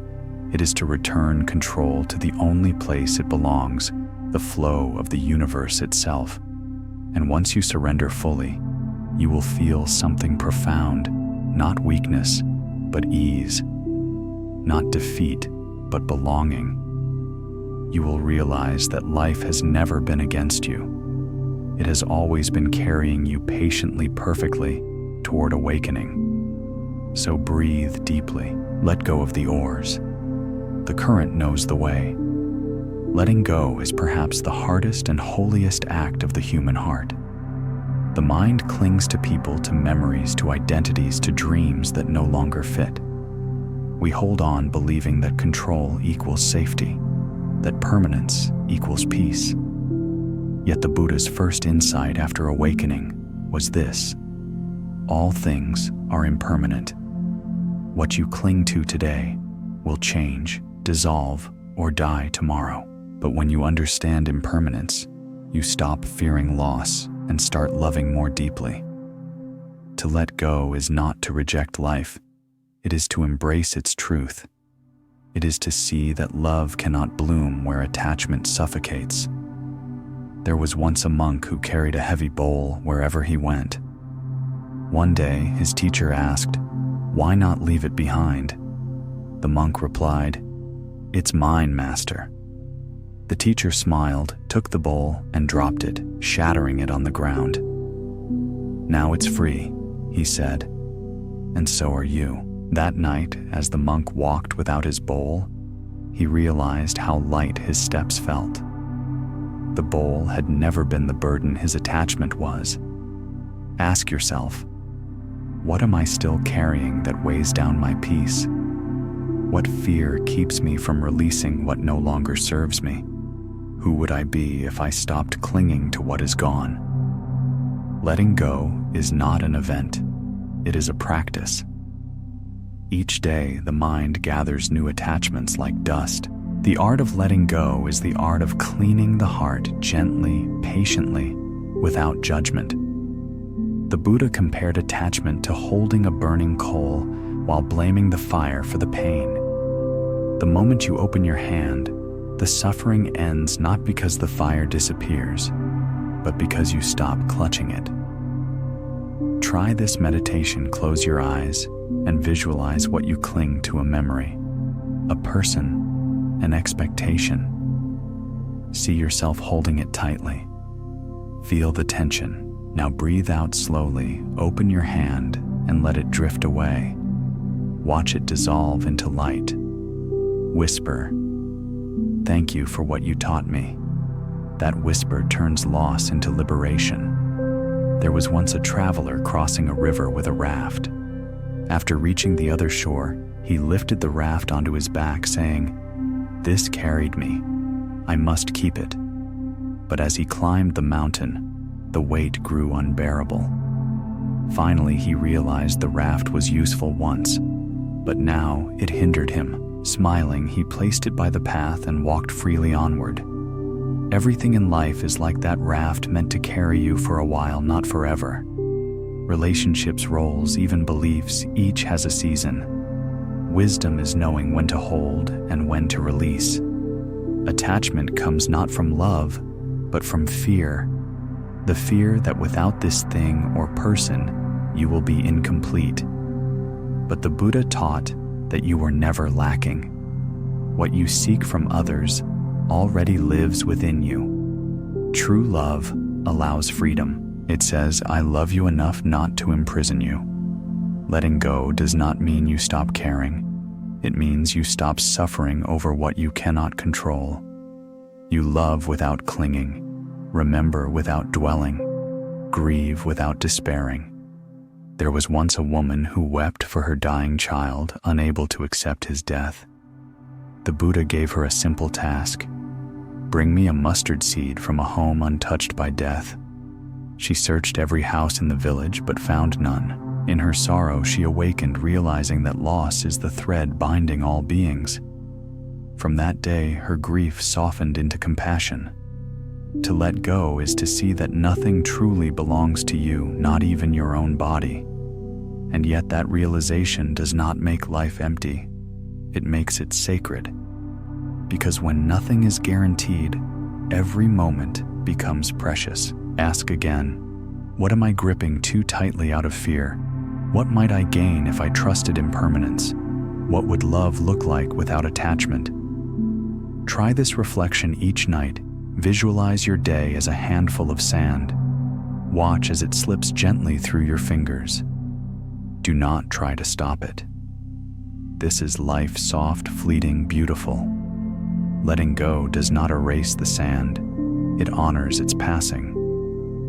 When you release attachment, something miraculous happens. You stop chasing and start receiving.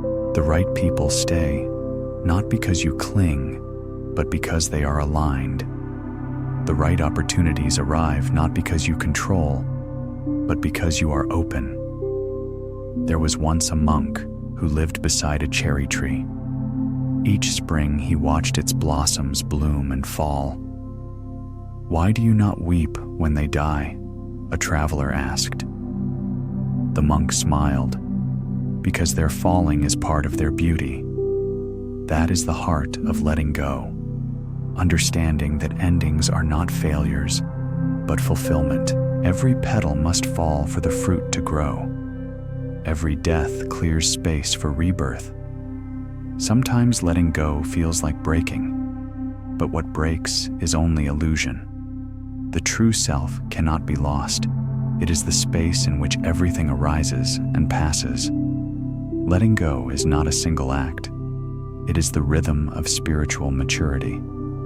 You let go of needing to be right, of needing to be seen, of needing to be understood. One day, you even let go of needing to let go, and what remains is peace, vast, effortless, radiant. The Buddha said, "In the end, only 3 things matter: how much you loved, how gently you lived, and how gracefully you let go of things not meant for you." So breathe. Open your hands. Trust the falling. The leaves you release today will become the soil of your tomorrow. And when you finally let go completely of your fears, your masks, even your name, you will feel something indescribable. A weight lifting, a stillness settling, a joy that requires nothing to sustain it. That is freedom. That is awakening. Not the gaining of more, but the gentle sacred art of having nothing to lose. In a world where voices grow louder and hearts grow harder, compassion is the rarest and most radical act. It is not mere pity, nor the soft kindness of convenience. True compassion is the courage to see yourself in every being, even those who hurt you, even those who do not understand you. It is the wisdom of the Buddha's heart. Hatred never ceases by hatred, but only by love. Compassion is not weakness. It is strength restrained by gentleness, power softened by understanding. It takes far more courage to forgive than to fight to listen, than to shout to extend kindness to those who least deserve it. There was once a monk who lived beside a stream. One day he saw a scorpion struggling in the water.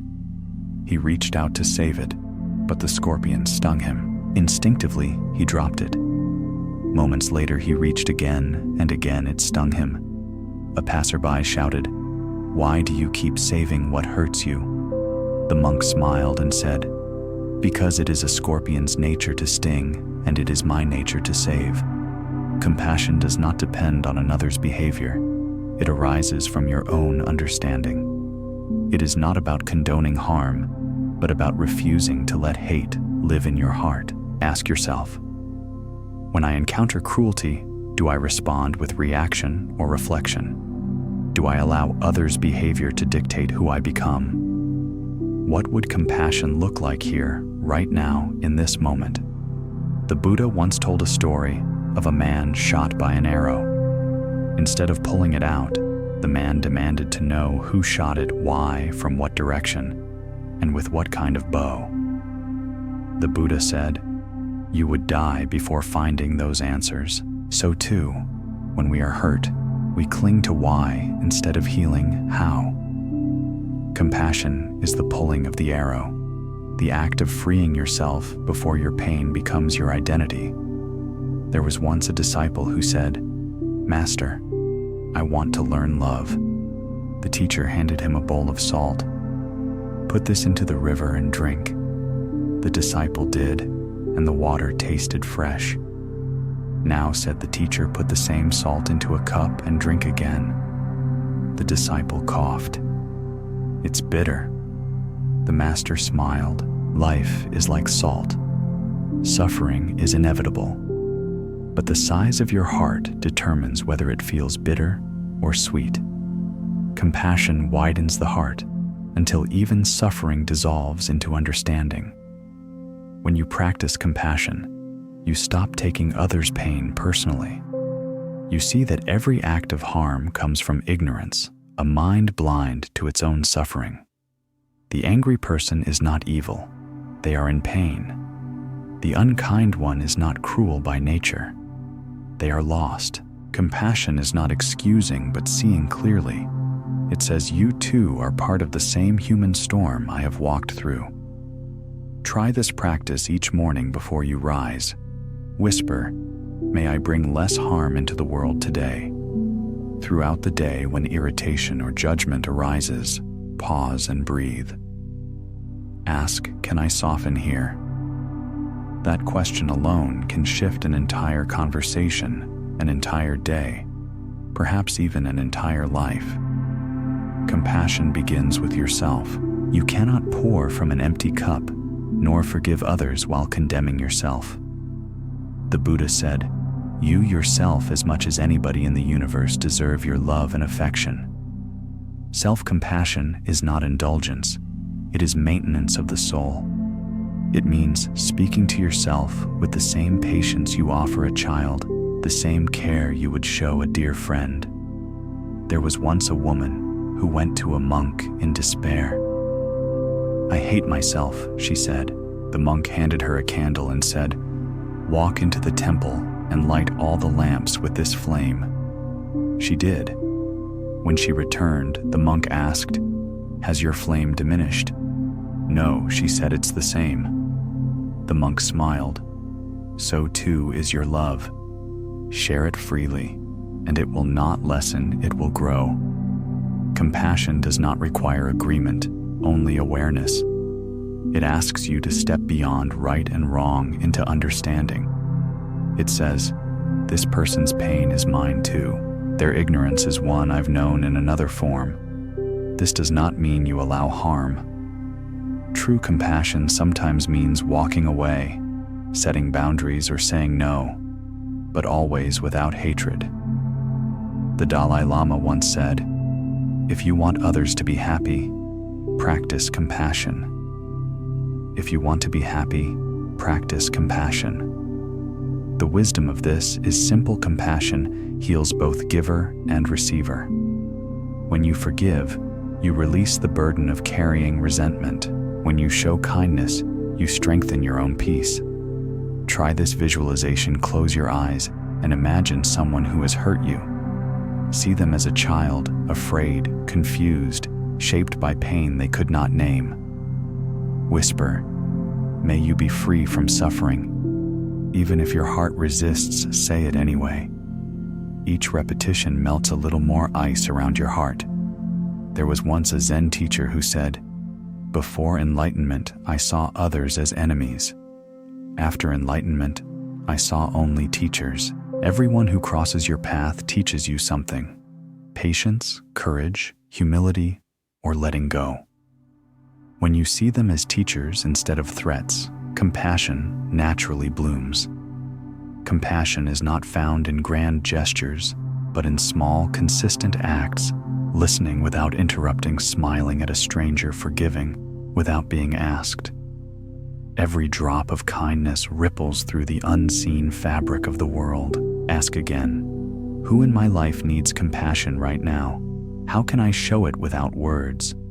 What if compassion, not fear, guided my next action? The Buddha compared compassion to a lotus rooted in the mud, yet unstained by it. The world may be full of pain, but compassion grows in it, not apart from it.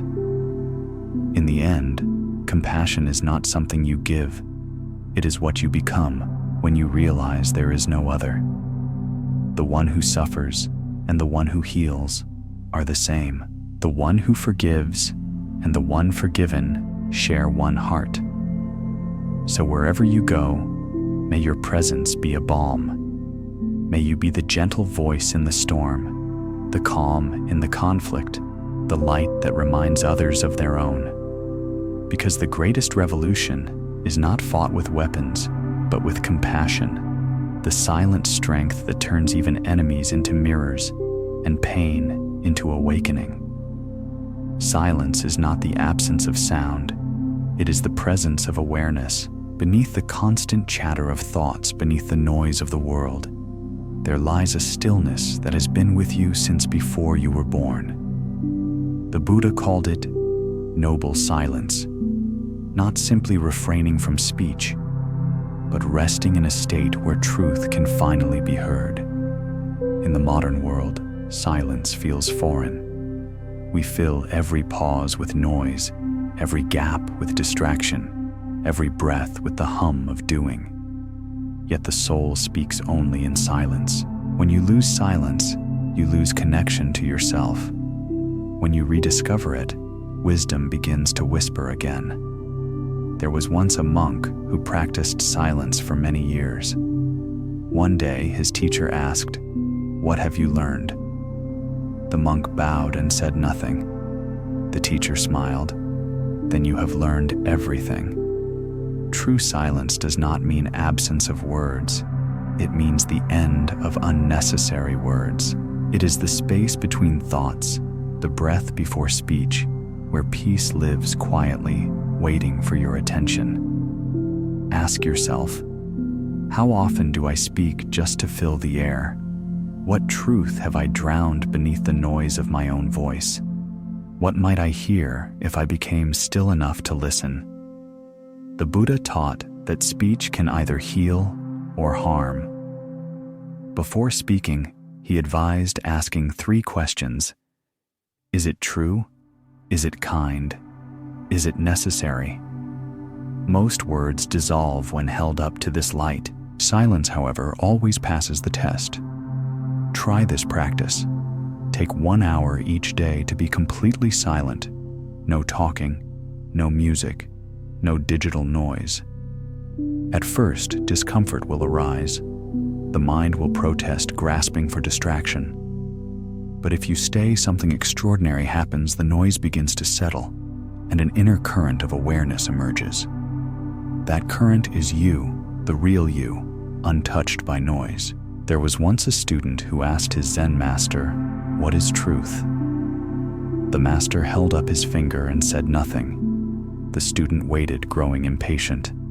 Finally, the master whispered, "When the mouth is silent, the heart can hear."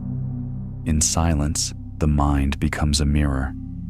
You begin to see thoughts not as commands, but as ripples. You see emotions arise and pass like clouds. You discover that beneath all turbulence, there is a vast, unmoving peace. Silence teaches humility. It reminds you that not every thought deserves expression. Not every opinion must be spoken. Not every truth needs words.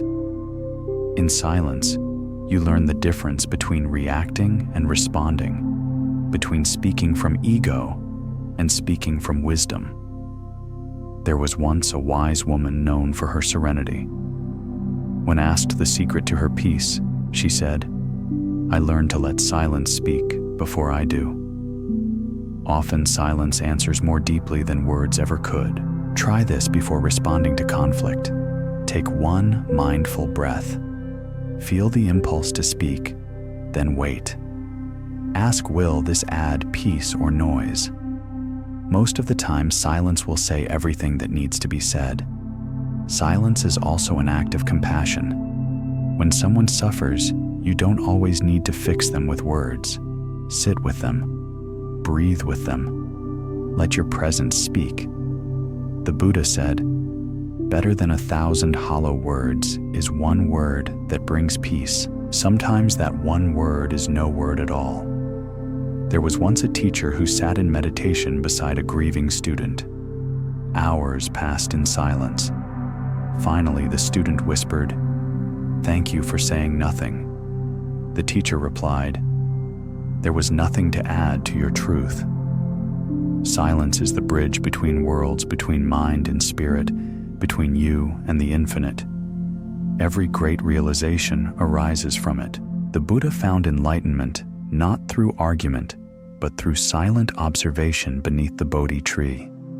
The greatest teachers have always understood that silence is not emptiness. It is fullness too vast for language. It is the space where the divine communicates without sound. Ask again, what am I afraid to face in silence? What emotions arise when I am still? Can I see silence not as absence, but as sacred presence? Silence also refines love. When you sit with someone in stillness, no roles, no words, no performance, love becomes pure. It is no longer about doing, but being. You realize love does not need noise to be real. It is the quiet recognition. You are here. I am here. That is enough. Practice this at least once a week. Eat a meal in silence. Taste each bite fully. Listen to the sound of chewing, breathing, being alive. In that small act, you reconnect to the miracle of existence. There was once a man who visited a monastery complaining that meditation was boring. The abbot said, "Then go outside and listen to the rain." Hours later, the man returned, tears in his eyes. "I finally heard it," he whispered. The abbot smiled. "You didn't hear the rain, you heard yourself for the first time." Silence is not the goal. It is the gateway. Through it, you enter the kingdom of awareness where every sound, every sight, every breath becomes sacred. In silence, you remember that the world does not need your constant noise to keep spinning. You stop trying to fill space and instead become space. You realize that peace was never lost. It was simply buried beneath words. So sit often in stillness. Speak less. Listen more. Let silence shape your understanding until your words emerge not from noise, but from clarity. For in the deepest silence, wisdom does not speak in sentences, it breathes. And when you truly hear it, you will understand why the Buddha smiled, why the sages laughed, why the masters taught without teaching. Because all truth, when heard in silence, becomes self-evident. And in that silence, you will finally realize you were never waiting for answers. You were waiting to become quiet enough to hear them. Gratitude is not simply saying thank you. It is seeing clearly. It is the ability to look at life, even with its chaos, losses, and imperfections, and whisper, "This too is sacred." The Buddha once said, "Let us rise up and be thankful for, if we didn't learn much today, at least we learned a little. If we didn't learn a little, at least we didn't get sick. And if we got sick, at least we didn't die. So let us all be thankful." Gratitude is the seed of joy. It turns ordinary breath into a miracle, an ordinary day into a prayer. When the heart remembers to give thanks, suffering begins to soften, because gratitude is the antidote to wanting. It teaches us that we already have enough, that this moment, as it is complete. There was once a monk who always smiled no matter the circumstance. A traveler asked him, "How can you be so peaceful?" The monk replied, "Because I count my blessings faster than my complaints." Most of us do the opposite. We count what's missing. We measure what's wrong. We forget that even the breath that carries our complaints is a gift. Gratitude doesn't require a perfect life. It creates one by changing how we see. Ask yourself, what am I taking for granted that would break my heart to lose? When was the last time I thanked life not for what it gave, but for what it took? What would happen if I treated every challenge as a teacher instead of a curse? Gratitude is not denial of pain. It is the ability to hold both joy and sorrow in the same breath and bow to both. When the Buddha spoke of equanimity, he was describing a heart so vast that even suffering finds rest in it. There was once a woman who lost everything in a flood: her home, her possessions, her certainty. In despair, she sat in the ruins until dawn. As the first light touched the water, she whispered, "Thank you for showing me what cannot be washed away." From that moment, her gratitude became her strength. When gratitude enters your awareness, every small thing glows: the warmth of sunlight, the taste of tea, the sound of laughter, the miracle of being alive at all. You realize that peace isn't waiting in the future. It is hidden in the present, disguised as simplicity. Try this practice each morning before you check your phone. Whisper 3 things you are thankful for, not grand achievements, but small, quiet blessings. I am grateful for this breath. I am grateful for this roof. I am grateful for one more sunrise. This simple ritual rewires your mind to notice abundance instead of absence. The Buddha taught that craving blinds the heart, but gratitude opens it. The mind that always wants more will never rest. The mind that appreciates what is becomes free. When gratitude flowers, envy and resentment wither naturally, for you see that your path, though different, is no less divine. There was once a disciple who complained to his teacher, "My life is full of difficulties." The teacher handed him a cup of tea and said, "Add a spoon of salt." The disciple did and found it bitter. Then the teacher poured the same salt into a lake. "Now taste," he said. The water was pure. "The salt is suffering," said the teacher. "Gratitude is the lake. Make your heart wide enough, and bitterness disappears." Gratitude expands the heart until it can hold everything: pain, joy, loss, hope, without breaking. It teaches you to look not at what has been taken, but at what has been revealed. Try this reflection at night as you lie in bed. Replay your day backward. For every difficulty, say, "Thank you for the lesson." For every kindness, whisper, "Thank you for the reminder." For every breath, say, "Thank you for one more chance to love." Watch how the mind softens, the heart opens, and sleep comes as an act of surrender. There was once a king who offered his wealth to a monk, saying, "You own nothing yet. You are happier than I." The monk smiled, "Because I own nothing, everything is given to me." Gratitude transforms poverty into wealth, solitude into peace, imperfection into beauty. Even grief can be grateful. When you lose someone you love, gratitude allows you to say, "How lucky I was to have something that made saying goodbye so hard." In that moment, sorrow becomes sacred, a reminder that love was real. The Buddha said, "When you realize how perfect everything is, you will tilt your head back and laugh at the sky." This does not mean life is flawless. It means your perception becomes so wide that even imperfection fits perfectly within it. Gratitude also heals relationships. When you start thanking people not for what they give, but for simply existing, love deepens. Try saying silently, "May you be happy. May you be peaceful. May you be free," to someone close to you. You'll feel how gratitude turns expectation into compassion. Ask again, "What in my life today deserves a silent thank you? Who have I forgotten to appreciate? Can I see even my pain as part of the gift?" There was once a student who complained about endless chores. His teacher told him wash the dishes as if they were the face of the Buddha. The student frowned but obeyed.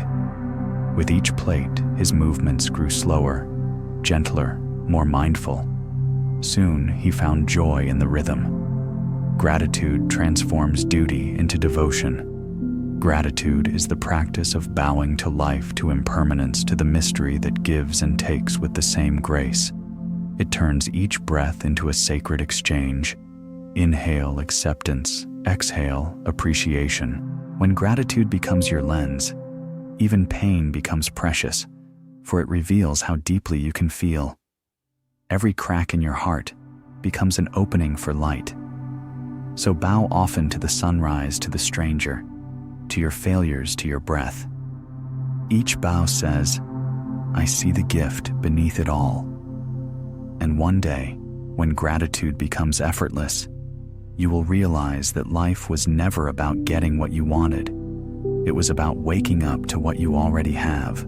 For the awakened heart, every step, every tear, every breath whispers the same prayer. Thank you, thank you, thank you. Everything you love, everything you fear, everything you think you are, will change. This is not a tragedy, it is truth. The Buddha's final teaching before entering parinirvana was simple and profound.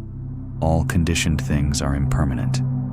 Work out your liberation with diligence. Impermanence is not to be feared. It is the heartbeat of existence, the pulse of creation and dissolution that makes life alive. We suffer not because things change, but because we expect them not to. We cling to youth, to relationships, to beliefs, to moments of happiness, as if holding tighter could stop time. But life moves like a river. It cannot be contained, only experienced. There was once a monk who built a beautiful sand mandala over many days. When it was complete, his students admired its perfection. Then, without warning, the monk swept it away with his hand. The students gasped, "Master, why destroy something so beautiful?" The monk smiled, because beauty is born of impermanence. Only what passes can truly move the heart. Ask yourself, what am I resisting that is already changing? What am I clinging to that life is asking me to release? What if impermanence is not loss but renewal? Impermanence is the universe breathing. Inhale, creation. Exhale, dissolution. Every dawn replaces the night. Every death births new life. When you fight change, you suffer. When you flow with it, you awaken. The Buddha taught that attachment to the transient brings sorrow, because we build homes in the wind. But when we understand impermanence deeply, fear dissolves. You stop begging the world to stay the same and begin dancing with its rhythm. Try this practice. Hold an object in your hand, a flower, a leaf, a photograph. Observe it closely. Feel its texture, its color, its life. Then imagine it aging, fading, dissolving back into the earth. Whisper softly, "You too will change, and so will I." Notice the tenderness that arises. That tenderness is love without possession. There was once a woman who visited the Buddha, grieving her father's death. "Master," she said, "I cannot bear that he is gone."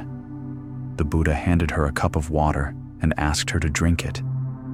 "Where is the water now?" he asked. "Inside me," she said. "So too," the Buddha replied, "your father's love has changed form. It flows within you now." Impermanence does not erase, it transforms.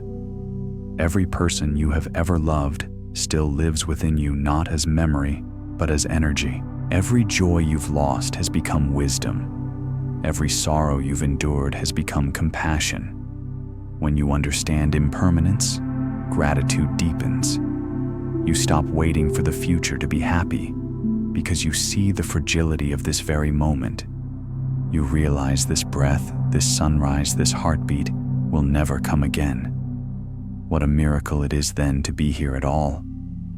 Try this reflection at the end of each day.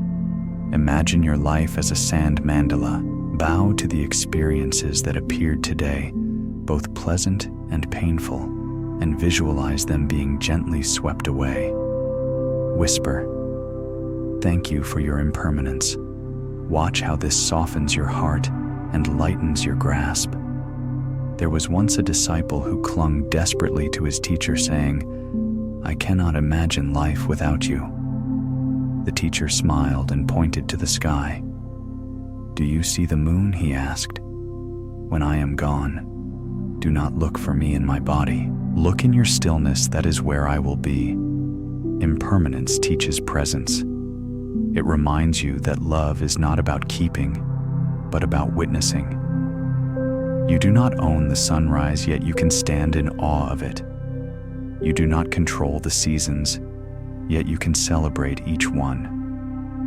Life's beauty is magnified by its brevity. There is a saying in Zen, "The cherry blossoms are beautiful because they fall." The same is true of us. The awareness of our mortality makes every smile sacred, every goodbye meaningful, every act of kindness infinite. Ask again, how would I live if I truly knew I won't be here forever? Who would I forgive? What would I say that I've been too afraid to express? When impermanence becomes your teacher, procrastination ends.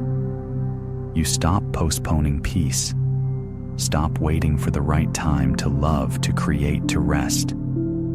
You realize the right time is always now, because now is all you ever have. There was once a dying monk who smiled as he took his last breath. A student wept beside him, asking, "Master, aren't you afraid?" The monk opened his eyes and whispered, "How can I fear what I have lived for? Change is not death. It is continuation. Death too is not the end, but the great transformation, the dissolving of form into the formless, the drop returning to the ocean." The Buddha called this realization nirvana, not a place, but a peace so vast that birth and death are seen as waves in the same sea. When you embrace impermanence, you stop clinging and start cherishing. You love people while they are here, you release them with grace when they go, and you meet each new dawn as a guest entering your heart. Try this simple mantra throughout the day. This too shall change. Say it not with sadness, but with reverence. Let it remind you to savor what is beautiful, endure what is painful, and trust what is unfolding. There was once a teacher who told his students, "Hold nothing too tightly, not joy, not sorrow, not even enlightenment. Everything changes. Even awakening changes." They asked, "Then what remains?" He smiled. The awareness that watches change, that awareness vast, quiet, eternal, is who you truly are. The body changes, emotions shift, thoughts come and go, but the witness remains untouched. When you rest as that awareness, impermanence no longer frightens you, for you have found the changeless within change. The Buddha said, "Just as a candle cannot burn without fire, men cannot live without a spiritual life. And spiritual life is nothing more than the art of dying every moment to yesterday, to ego, to illusion, and being reborn into the freshness of now." So bow to change. Welcome it as your greatest teacher. Let each falling leaf remind you that endings are beginnings in disguise. And as you watch the impermanent dance of all things, you will discover a peace deeper than permanence, the serenity of one who no longer needs life to stay the same to be grateful for it. Because when you stop clinging to what was, or fearing what will be, what remains is everything that truly is, pure, radiant, fleeting, infinite. Acceptance is not the same as surrendering to defeat. It is awakening to truth. The Buddha taught peace comes from within. Do not seek it without. But peace cannot enter a heart at war with reality. Most of our suffering comes not from what happens, but from our refusal to let it be as it is. We keep arguing with the present moment, wanting it softer, fairer, different. Acceptance ends that argument. To accept is not to approve or enjoy everything. It is to see clearly without resistance. It is to say, "This is what is here. I don't have to love it, but I will stop fighting it." In that moment, suffering loosens its grip. There was once a monk who sat meditating through a thunderstorm. The wind tore through trees, and lightning split the sky. A frightened disciple asked, "Master, aren't you afraid?" The monk opened his eyes and said, "The storm is doing what storms do. My peace depends not on the weather, but on my willingness to let it rain." Ask yourself, what am I still resisting in my life right now? What pain have I prolonged by refusing to accept it? What might peace feel like if I stopped demanding the moment to change? Acceptance begins with awareness. You cannot accept what you refuse to see. The Buddha's Four Noble Truths start here with acknowledging suffering, not denying it. This is pain, he taught. See it, understand it, embrace it. Acceptance turns pain into teacher, while resistance turns it into tormentor. Try this practice when discomfort arises, physical, emotional, or mental. Instead of reacting, pause. Feel it fully. Breathe into it. Whisper, "This too is part of my path." Notice how the body softens when the mind stops saying no. There was once a woman who struggled endlessly with loneliness. One night she sat under the stars and said aloud, "I accept that I am lonely." In that instant, tears came not of sorrow, but of release. Her loneliness, once an enemy, became a friend, sitting beside her in silence. From then on, she no longer felt alone. Acceptance had turned separation into companionship. When you stop fighting life, you discover that even your pain has purpose. Every disappointment, every delay, every loss is shaping your awakening in ways you cannot yet see. Acceptance is the faith that says, "Even this serves me." The Buddha said, "It is better to conquer yourself than to win 1,000 battles." To conquer yourself is to accept yourself fully, your flaws, your fears, your past. Self-acceptance is the foundation of compassion. You cannot truly love the world if you are still at war with your own being. There was once a disciple who told his master, "I am unworthy of enlightenment." The master pointed to a lotus growing in the mud. "Do you think the lotus apologizes for the mud that feeds it?" he asked. "Without it, it could not bloom." The disciple understood. Acceptance is not passive, it is transformative. It turns mud into nourishment. In daily life, acceptance means softening the inner should. This should not have happened. They should not have hurt me. I should be somewhere else by now. Every should builds a cage. Acceptance unlocks it. Try this reflection when you notice tension. Ask yourself, what am I refusing to accept? Then say gently, let it be. You are not giving up. You are giving peace permission to enter. There was once a man trapped in grief after losing his fortune. He visited a monk and said, "I cannot accept my failure." The monk handed him a cup of tea and kept pouring until it overflowed. "Stop," cried the man. The monk smiled. "Your heart is like this cup. It's too full of refusal for peace to enter. Empty it." Acceptance empties the cup. Only then can wisdom pour in. When you live in resistance, you suffer twice, once from the pain itself, and again from your refusal of it. Acceptance reduces suffering to its pure form, just the sensation without the story. Then even sorrow becomes lighter. The Buddha compared life to a river, ever flowing, ever changing. You cannot stop its current, but you can stop struggling against it. Float, and the river will carry you. Fight, and you will drown in exhaustion. Try this mantra during difficult moments. I allow this. Say it softly, like an exhale. It does not mean you enjoy it, only that you are no longer resisting what already is. There was once a Zen master whose favorite teacup broke. Seeing the shards, he said, "Ah, I knew it was already broken." His students were puzzled.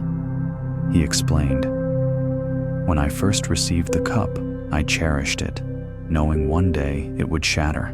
Each time I used it, I appreciated it fully. Now it has simply fulfilled its nature." That is the wisdom of acceptance, seeing impermanence not as loss, but as fulfillment. Acceptance is also the foundation of forgiveness. When you accept that others act according to their awareness, just as you once did, resentment softens.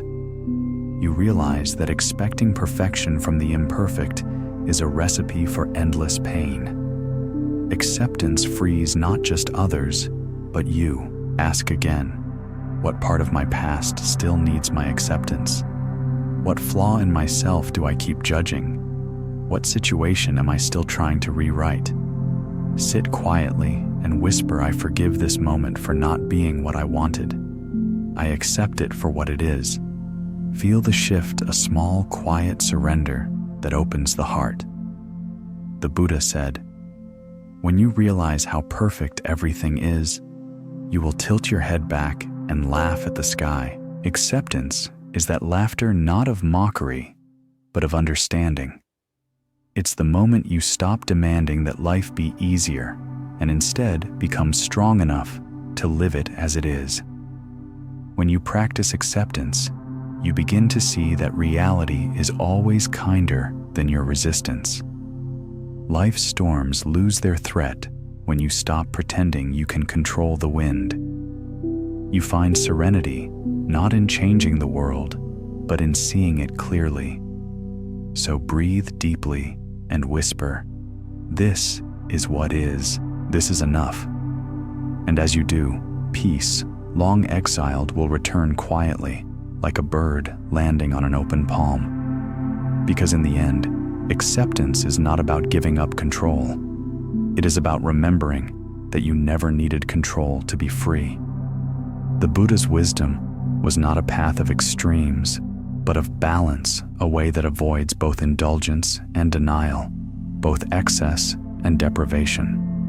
He called it the middle way, the golden thread that connects peace with wisdom. It is neither a life of luxury nor of harsh self-denial, but a life of harmony where the body, mind, and heart move in rhythm with truth. When Siddhartha Gautama left his palace, he lived first as a prince drowning in pleasure, and later as an ascetic starving in the forest. Neither brought him freedom. It was only when he sat beneath the Bodhi tree, nourished and calm, that awakening dawned. Enlightenment was not found in extremes, but in equilibrium, the still point between doing and being. There was once a monk who tightened the strings of his instrument so much that they broke. The next day, he loosened them until they made no sound. His teacher said, "Tune them until they sing." That is the middle way, the note between too tight and too loose, between effort and ease. Ask yourself, where in my life am I stretching too tight? Where am I too lax, too indifferent, too detached? What would balance look like if I listened deeply to my own heart? The Buddha taught that the middle way is not a narrow path. It is vast, open, and adaptable. It honors the body without worshiping it, values desire without becoming enslaved by it, embraces discipline without cruelty. Try this reflection notice when your emotions swing between opposites: love and hate, joy and despair, pride and shame. See that neither extreme defines you. You are the space in between, the awareness that observes both. There was once a traveler walking across a desert, carrying 2 buckets of water on a pole. One bucket was full, the other leaking.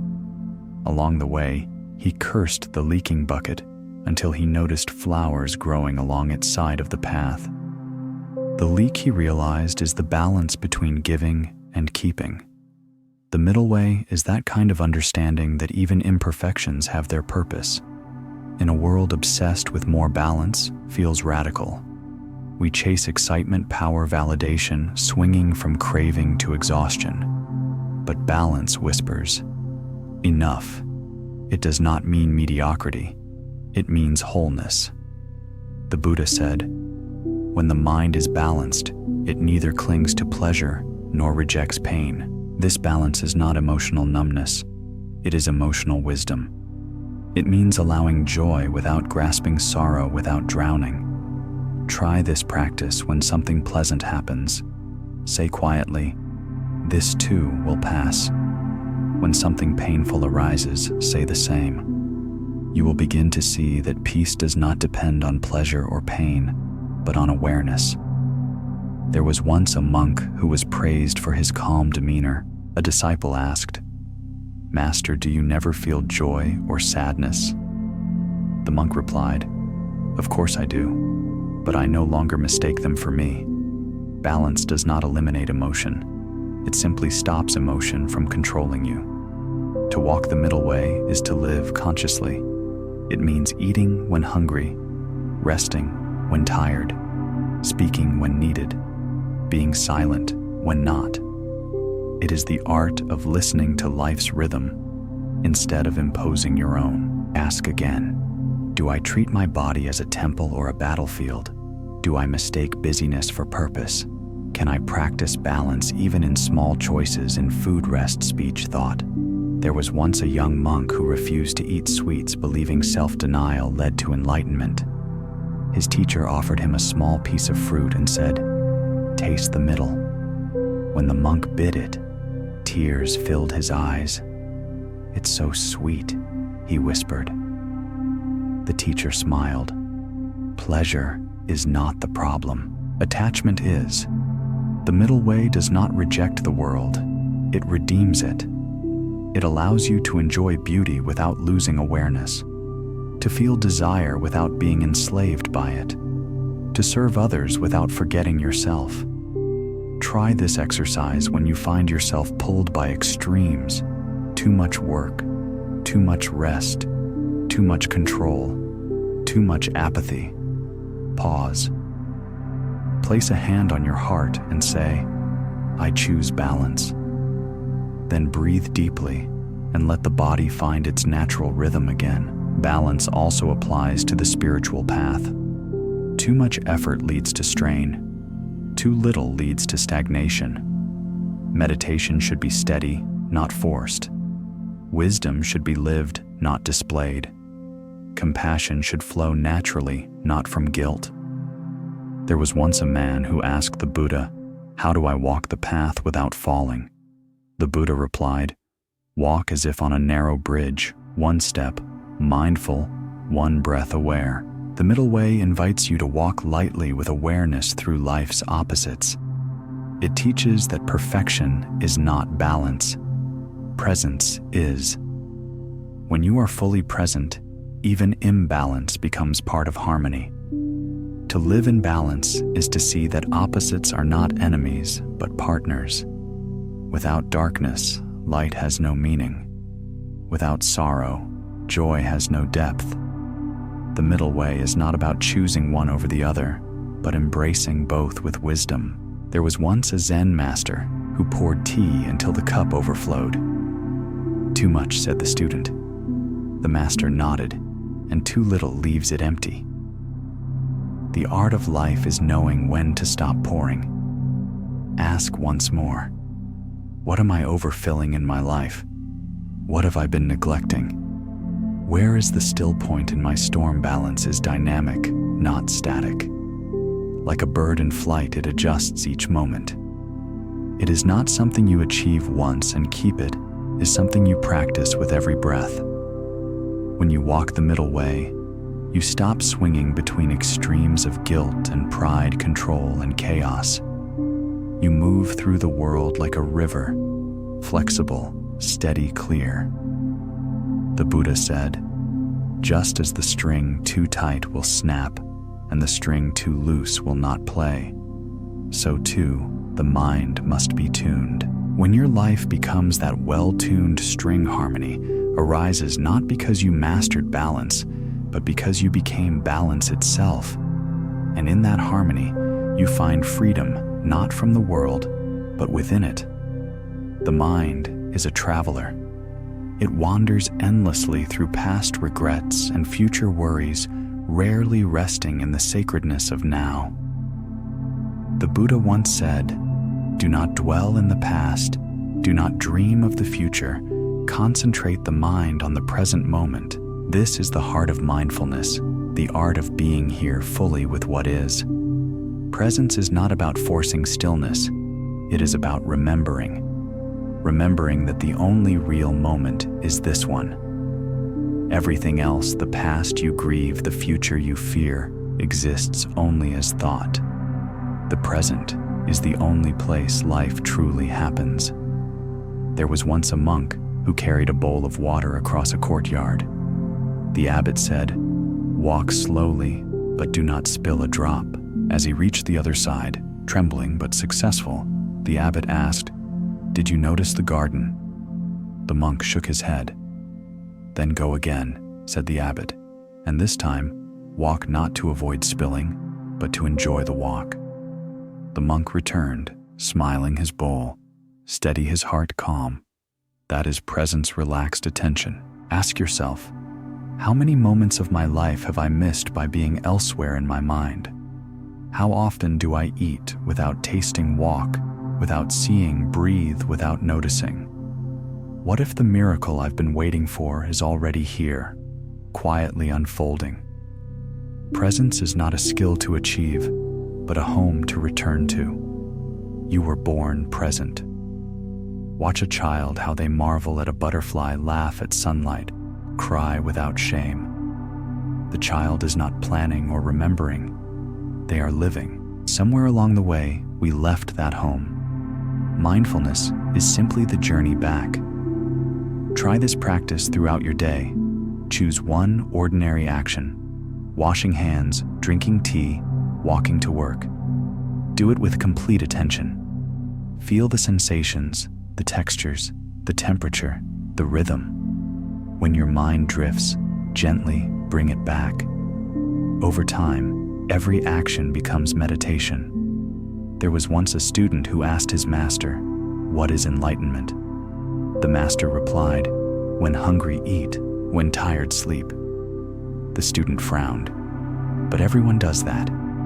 The master smiled. "No, when they eat, they think of many things. When they sleep, they dream of tomorrow. I simply eat and sleep." Presence makes the ordinary divine. The taste of water becomes sacred. The sound of the wind becomes music. Even silence becomes full. You begin to see that life was never hiding its beauty. You were simply not paying attention. The Buddha compared the distracted mind to a monkey swinging from thought to thought. Mindfulness tames the monkey not by force, but by kindness. You watch it until it tires of its own noise and settles naturally into stillness. Try this reflection, sit quietly for 1 minute and bring your attention to your breath. Don't control it, simply observe. The mind will wander, let it. Each time return gently to the breath, like returning home. 1 minute of true presence can nourish the soul more than hours of restless doing. There was once a carpenter who was asked how he made such beautiful furniture. He replied, "I do not work with wood. I work with attention." The wood simply follows. Presence infuses everything you touch with life. Ask again, what would it feel like to meet this moment as if it were the first and last of my life? What if nothing needed to change for me to feel complete right now? Can I find peace, not by fixing the moment, but by inhabiting it fully? Presence dissolves anxiety. Anxiety lives in the future and what might go wrong. Regret lives in the past and what could have been. But peace lives in the present, waiting quietly beneath the noise. When you return to now, both regret and fear lose their power, for they cannot survive in reality. There was once a woman who asked a monk, "What is the shortest path to peace?" The monk replied, "Step by step." She said, "That sounds too simple." He smiled. Peace is always simple. The mind complicates what the heart already knows. Presence is not about having no thoughts. It's about not being ruled by them. You can think and still be aware that you are thinking.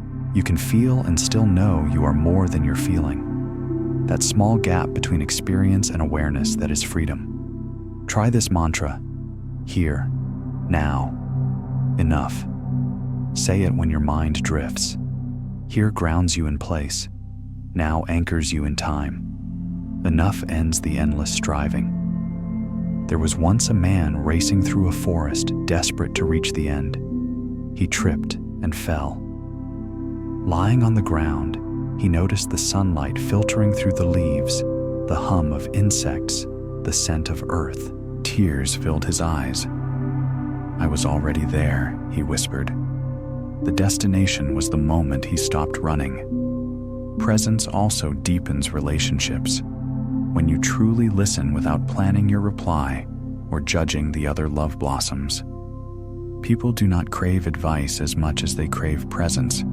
To be fully seen is the highest form of compassion. The Buddha said, "If you want to know the past, look at your present. It is the result. If you want to know the future, look at your present. It is the cause." This means the present moment is not a bridge between times. It is the origin of all time. Everything grows from now. When you live in presence, even problems change shape. Instead of, "How can I escape this?" you ask, "What is this teaching me right now?" Life becomes a dialogue with awareness rather than a battle against it. Ask once more, what if this very moment were enough? What if nothing needed to be added or removed for peace to exist? Can I rest in the simplicity of just being? Presence is not a luxury. It is the essence of awakening. It doesn't demand retreat or silence, only attention. You can be mindful washing dishes or leading nations. What matters is not the act, but the awareness behind it. There was once a Zen saying, "Before enlightenment, chop wood, carry water. After enlightenment, chop wood, carry water." The difference is that before you were absent, after you are fully here. When you live in the present, you stop trying to escape life and start experiencing it. Every breath becomes enough, every heartbeat a hymn. You see that you were never separate from peace. You were simply too distracted to notice its constant presence. So pause now. Feel your breath. Listen to the silence beneath this sentence. That silence is your true home. That breath is your teacher. That presence is your liberation. To be authentic is to live without masks, to meet the world as you truly are, not as you believe you must be. The Buddha taught that all suffering arises from illusion, and the greatest illusion of all is the false self, the one we create to be loved, accepted, or safe. Freedom begins the moment you stop performing and start being. But authenticity is not easy. From childhood, we learn to trade truth for belonging, to please others, to hide our pain, to become what will be approved. Slowly, we lose sight of our own essence beneath layers of expectation. We become strangers to ourselves. There was once a monk who carved statues of the Buddha. A visitor asked, "How do you make them so perfect?" The monk replied, "I don't carve the Buddha. I simply remove what is not Buddha." Authenticity is the same, not becoming something new, but removing what is not you. Ask yourself, where in my life am I pretending? What parts of me have I hidden to be loved? What would it feel like to live one day with nothing to prove? Authenticity is not rebellion for its own sake. It is alignment. It means living so truthfully that your inner world and outer actions are one. No contradictions, no masks, no lies, only coherence. The Buddha said, "Better than 1,000 hollow words is one word that brings peace. Better than 1,000 false identities is one authentic self that lives without fear." Try this practice when making a decision. pause and ask, is this choice aligned with my truth or with my fear? If the answer is fear, fear of rejection, failure, or judgment, choose differently. Every small act of honesty strengthens your spirit. There was once a young monk who always smiled even when he was sad. One day his teacher said, "Your smile is kind, but it hides something." The monk replied, "I do not want others to see my sorrow." The teacher said gently, "Then you are teaching them to hide theirs too." From that day, the monk's smile became real, not because he stopped feeling pain, but because he allowed it to be seen. Authenticity is an act of compassion for yourself and for others. When you show up as you are, you give permission for others to do the same. You become a mirror in which others recognize their own truth. Ask again, do I speak my truth even when my voice trembles? Do I hide my vulnerability behind perfection? What if my imperfections are not flaws, but gateways to connection? The Buddha once told a disciple, "Three things cannot long be hidden: the sun, the moon, and the truth." Eventually, truth rises no matter how deeply buried. It shines through the cracks of pretense. It reveals what the ego tried to conceal. There was once a potter who made 2 jars. One was perfect, the other had a small crack. Each day she carried water from the river, and by the time she returned home, the cracked jar leaked half its water. One morning, the cracked jar apologized.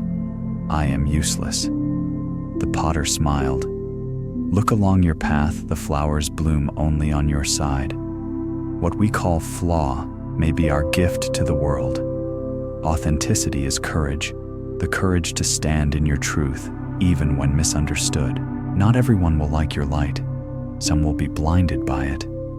But the Buddha taught that truth requires no defense. It simply is. When you live authentically, peace replaces the constant exhaustion of pretending. Try this reflection. Look in the mirror each morning and say, "I choose truth over approval." Then, as you move through your day, notice how often you shrink, edit, or silence yourself. Each moment of awareness is a return home. There was once a student who asked his Zen master, "What is the path?" The master replied, "Walk straight." The student said, "But the road bends." The master smiled, "Then walk straight through the bends." Authenticity means walking straight through the curves of life, honest, consistent, awake. When you live truthfully, life simplifies. Decisions become clear. Relationships deepen, energy flows naturally. You no longer chase acceptance because your own integrity becomes your home. Ask once more, what truth am I afraid to speak? What would I do if I trusted that being myself was enough? How might my life change if I stopped editing my soul? Authenticity also means embracing your shadow, the parts you've rejected. You cannot be whole by loving only the light. Sit with your anger, your fear, your envy. Say to them, "You too belong." The Buddha called this mindful awareness, seeing everything without judgment. There was once a monk who spent years suppressing his anger. One day, in frustration, he yelled at his teacher, "I am tired of pretending." The teacher bowed deeply. At last, he said, "The real monk has arrived." Authenticity is not about perfection. It is about honesty. Try this meditation, close your eyes, and ask, who am I without roles, titles, or expectations? Do not answer with words. Sit until the question dissolves into silence. That silence, vast, steady, unshakable, is your true nature. Authenticity is not loud. It does not need to announce itself. It simply lives. Like a mountain, it stands. Like water, it flows. Like light, it reveals. The Buddha said, "The only real failure in life is not to be true to the best one knows." To betray your truth is to betray your peace. To live aligned with it is liberation. So remove the masks one by one. Let the false self fall away like autumn leaves. What remains will not be perfect, but it will be real. And in its rawness, it will be beautiful. Because the truth of you is enough. It always has been. And the moment you live it fully, you will realize you were never seeking acceptance. You were seeking yourself. And once found, that self becomes unshakable, not because it is flawless, but because it is free.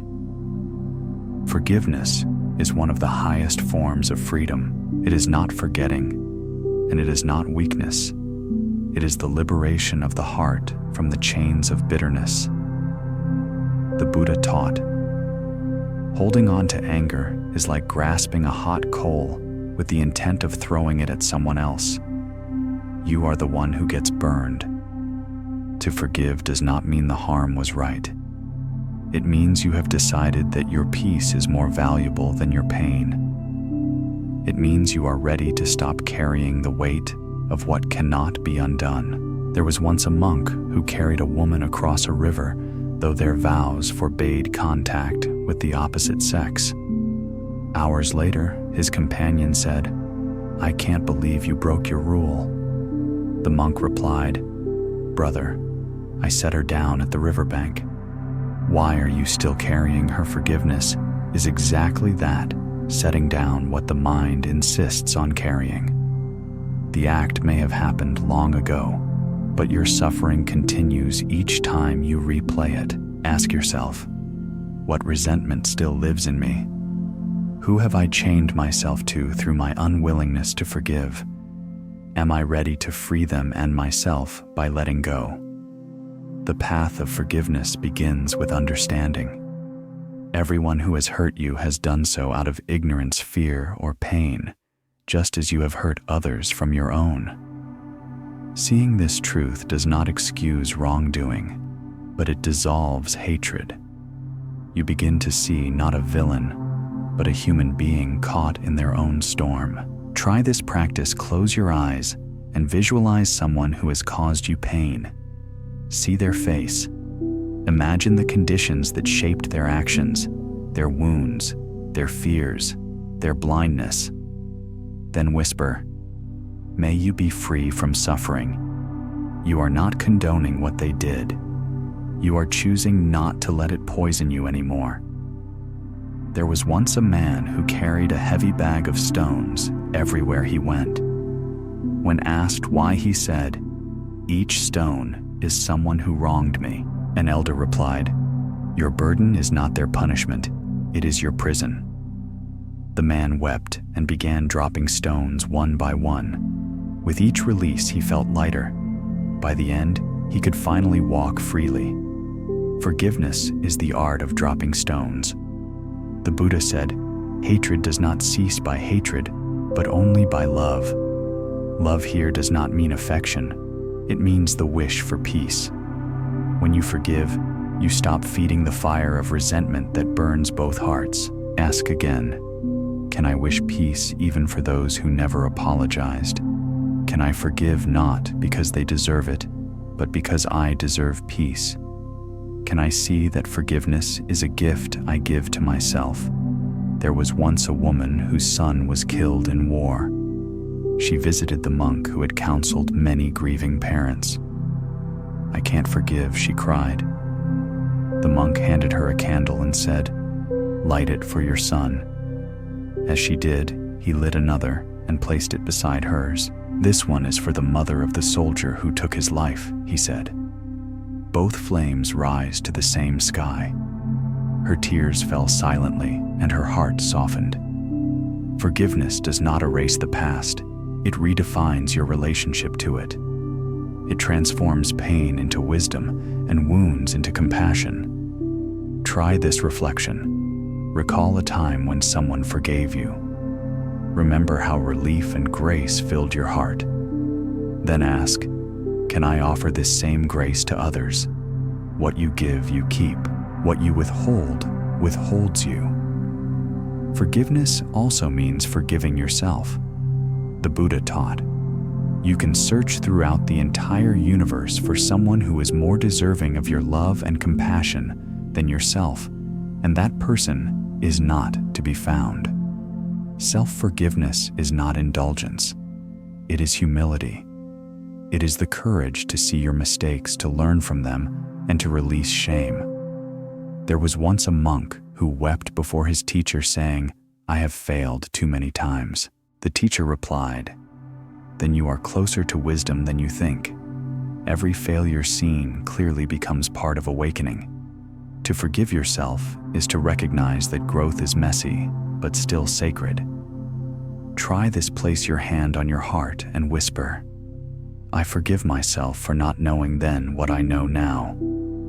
Say it until your breath softens. Feel the tenderness that arises. That is your soul remembering its own innocence. Forgiveness is not an event, but a practice. Some wounds heal slowly. Some require repeating. I forgive again and again until the heart catches up. Each repetition loosens another knot. Ask once more, what would my life feel like without this resentment? What would open in me if I let go? What would it mean to be completely free? There was once a traveler who stopped at a well. On its wall was inscribed, "The water will reflect what you bring to it." When he leaned over in anger, he saw a distorted face. When he smiled, the reflection changed. Forgiveness is like that. The world mirrors the state of your heart. The Buddha compared resentment to drinking poison and waiting for the other to die. Each time you revisit your anger, you swallow the same poison. Forgiveness pours it out, cleansing your system of hatred. When you forgive, you are not rewriting the past, you are reclaiming your future. The energy once trapped in bitterness becomes compassion, creativity, and joy. You stop defining yourself by what hurt you and begin defining yourself by what healed you. Try this mantra in meditation. I release the past. I forgive. I am free. With every breath, imagine the walls around your heart dissolving. Feel the lightness that enters. There was once a Zen master who said, "If you understand things are just as they are. If you do not understand things are just as they are." Forgiveness is that understanding, a quiet realization that the past cannot be changed, only met with peace. And when you finally forgive, truly forgive, you will feel something subtle yet profound, the return of your own heart. It beats again, open and unguarded, ready to love, not because it forgets, but because it remembers that love is your nature. Because forgiveness is not the end of the story. It is the beginning of your freedom. In a world addicted to more noise, more possessions, more ambition, simplicity becomes an act of rebellion. The Buddha once said, "Contentment is the greatest wealth. True richness is not measured by how much you own, but by how little you need." When your heart no longer depends on excess to feel full, you begin to taste the quiet joy of simplicity. Simplicity is not poverty. It is clarity. It is seeing the difference between what is essential and what is distraction. The more you simplify, the more space life has to breathe through you. There was once a monk who was known for his radiant peace. A visitor entered his hut and saw only a mat, a bowl, and a lamp. "Where are your belongings?" the visitor asked. The monk smiled. "Where are yours?" The visitor replied, "I'm just passing through." The monk said softly, "So am I. Ask yourself, what am I carrying that I no longer need? What do I chase that adds nothing to my peace? What if happiness is not in adding more, but in removing the unnecessary? Simplicity begins when gratitude deepens. When you are truly thankful, you realize how little is required to be content. a breath, a moment of safety, a single kind word. The Buddha taught that craving is the cause of suffering. Simplicity, therefore, is the cure. It quiets the restless more and allows the heart to rest in enough. Try this practice once a week. Choose one area of your life to simplify. Declutter a space. Unsubscribe from noise. Say no to an obligation that drains you. Each act of simplification is a declaration: my peace matters more than my possessions. There was once a man who sought happiness by collecting rare objects.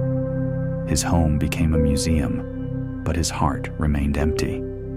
One day, a wise woman told him, "You are like a man dying of thirst, building fountains instead of drinking." That night, he sat in an empty room with a cup of tea, and for the first time felt peace. Simplicity teaches you to drink from the moment itself. Ask again. How often do I mistake busyness for purpose? How much of my energy is spent maintaining things that do not serve me?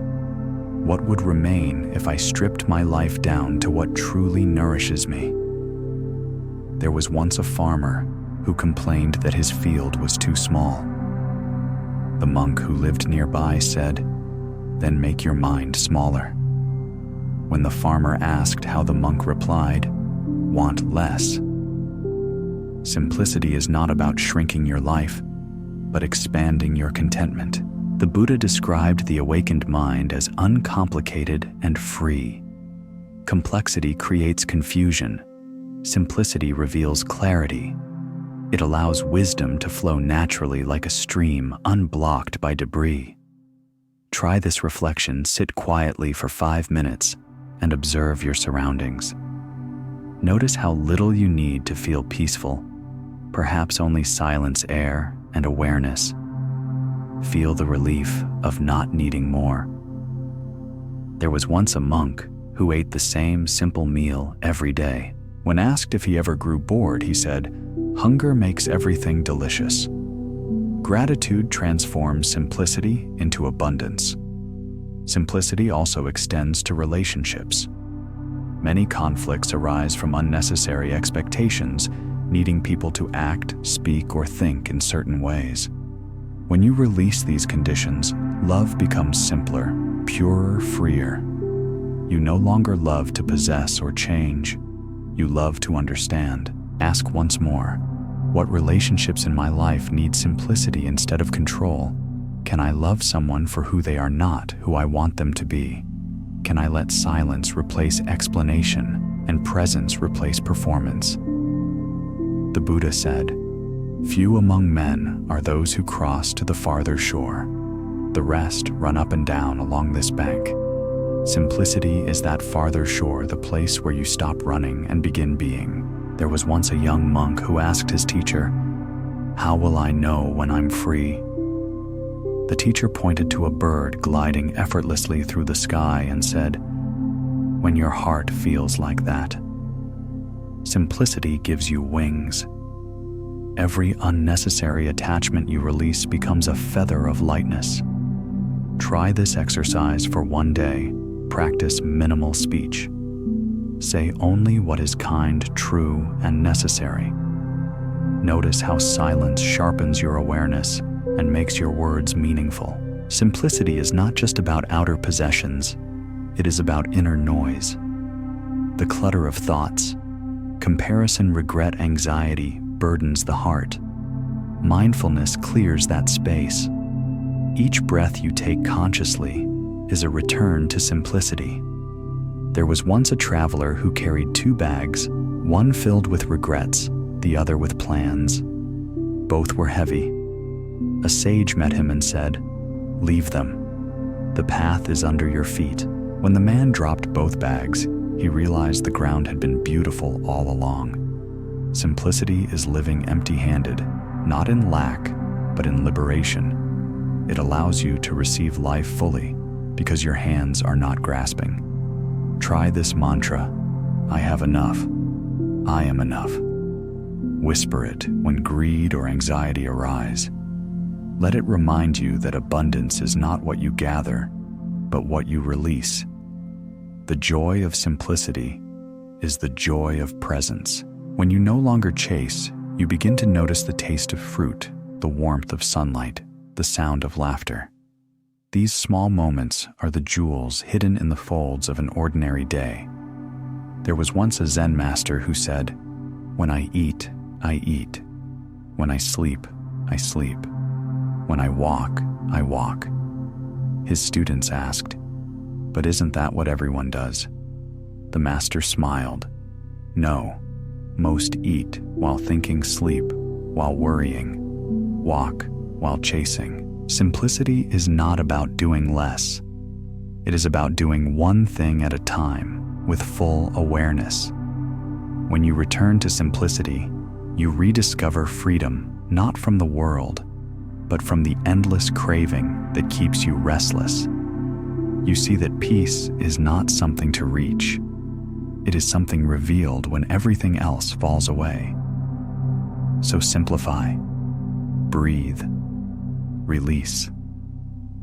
Let your life become like a clear bowl of water, transparent calm reflecting the sky. For in simplicity, nothing is missing, and everything finally makes sense. Patience is not waiting with clenched fists. It is resting in trust. It is the wisdom of knowing that everything unfolds when it is meant to, not sooner, not later. The Buddha said, "Patience is the highest ascetic practice." Why? Because it demands surrender, humility, and faith in life's rhythm. We suffer when we rush. The mind, always hungry for control, demands results now. But life grows like a seed beneath the soil, invisible, slow, sacred. You cannot pull on a seedling to make it sprout faster. All you can do is water it, trust it, and wait. There was once a monk who planted a sapling outside his hut. Each morning he watered it and whispered, "Grow." But after weeks, nothing changed. Frustrated, he went to his teacher, who smiled and said, "Perhaps it grows when you stop watching." The monk returned and tended it quietly, no longer demanding. Months later, he found a green shoot breaking through the ground. Ask yourself, what in my life am I forcing instead of nurturing? What have I been impatient to receive before I was ready to hold it? Can I trust the process even when nothing seems to be happening? Patience is not inaction. It is steady presence. It is doing what you can with mindfulness and releasing what you cannot control. The Buddha called this virya, balanced effort, neither too rigid nor too slack, like the string of a well-tuned instrument. Try this reflection when you feel restless. Pause and take 3 slow breaths. Ask, what part of me cannot wait? Usually, it is the part that fears being left behind. But the truth is, you cannot be late for your own life. Everything arrives right on time when you walk in awareness. There was once a farmer who prayed daily for his crops to grow faster. When rain delayed, he dug up the seeds to check their progress. Of course, nothing survived. Patience teaches that growth happens in silence beneath the surface. Some blessings bloom only when your heart is quiet enough to receive them. The Buddha said, "A jug fills drop by drop." Enlightenment, too, is not a lightning strike. It is the slow filling of awareness. Each breath, each mindful act adds a drop. You may not notice the change day by day, but one morning you awaken and realize the jug is full. Ask again, where in my life do I demand the harvest without sowing the seed? What lessons am I being asked to learn before my wish can unfold? Can I find beauty even in the waiting? Patience is the art of trusting divine timing, the knowing that what is meant for you will not pass you by, and what is not meant for you cannot stay. There was once a woman who sat by a river, waiting for the water to clear so she could see her reflection. Impatient, she stirred the surface, only making it muddier. Finally, she stopped and waited. Slowly, the silt settled, and the water reflected her face perfectly. The river had always been clear, it just needed stillness. Patience is that stillness. It allows clarity to emerge. Try this practice when you find yourself caught in frustration. Whisper, "Not yet," does not mean never. These words remind you that delay is not denial. It is alignment. Some paths require time for your soul to mature enough to walk them. There was once a student who asked his master, "Why must I meditate so long before enlightenment?" The master said, "Because your roots must grow deep enough to hold your light. Impatience seeks shortcuts. Wisdom builds foundations. Patience also softens relationships." How often do we demand others to grow, heal, or change on our timeline? But just as you bloom in your own season, so do they. The Buddha said, "Do not be quick to judge, for you do not know how long the other has been struggling." Compassion grows naturally from patience. Ask once more, who in my life needs more of my patience? Do I allow others to unfold in their own rhythm? Can I love someone even while waiting for them to understand? There was once a gardener who spent hours pruning a tree that bore no fruit. Years later, when he had nearly forgotten it, blossoms appeared. It was growing roots, he realized, not flowers. Life often hides its progress underground. Patience teaches trust. Trust that even what looks like stillness is growth. Every pause, every delay, every detour carries unseen purpose. The seasons themselves teach this winter is not failure, it is preparation. Try this visualization. Imagine your life as a vast garden. See some plants flowering, others still in bud, some seeds yet unseen. Feel peace, knowing that each one is exactly where it needs to be. Whisper, "I trust the timing of my life." There was once a monk who waited years for enlightenment. When it finally came, he laughed and said, "It was here all along. I just needed to stop rushing." Patience reveals what haste hides. In practicing patience, you cultivate resilience, the quiet strength that endures without breaking. You learn that storms pass, wounds heal, and clarity returns always. The Buddha taught that the impatient mind is like a torch in the wind. It flickers unstable. The patient mind is like a lamp in a still room, unwavering bright. So slow down. Breathe, trust. Let life unfold at its own pace. The lotus does not rush its bloom. It opens one petal at a time, each in its perfect moment. And one day, without realizing it, you will find yourself fully open too, not because you forced it, but because you finally trusted the hands of time. To love deeply and yet let go freely, this is the essence of spiritual maturity. The Buddha taught that attachment is the root of suffering. But detachment does not mean coldness nor indifference. It means loving with open hands, not clenched fists. It means being able to hold the beauty of life without trying to possess it. Most of us confuse attachment with love. We cling to people, dreams, possessions, and identities, believing that without them, we are incomplete. But love says, "I want your happiness." Attachment says, "I want you to make me happy." One liberates, the other binds. There was once a monk who rescued a bird with a broken wing. He cared for it with devotion, feeding it, sheltering it. When the bird healed, he hesitated to release it. An elder monk said, "If you love it, let it fly." The monk opened his hands, and the bird soared into the sky singing. Watching it disappear, he felt a tear fall, not of sorrow, but of freedom. That was the first moment he understood love without clinging. Ask yourself, what am I holding so tightly that it now holds me? Who or what have I mistaken for the source of my peace? Can I love and still let go? Detachment is not rejection, it is clarity. It sees that everything, people, emotions, achievements, is temporary, flowing in and out like the tide. When you stop trying to freeze the wave, you begin to dance with it. Try this reflection. Visualize someone or something you fear to lose. See it in your open palms. Then imagine those palms gently unfolding, allowing it to rest or drift away. Feel the freedom that comes when you realize you never owned it. You only shared time with it. The Buddha once said, "Whatever is subject to arising is subject to ceasing." Detachment is not sadness at this truth, but reverence. It honors the impermanence of all things.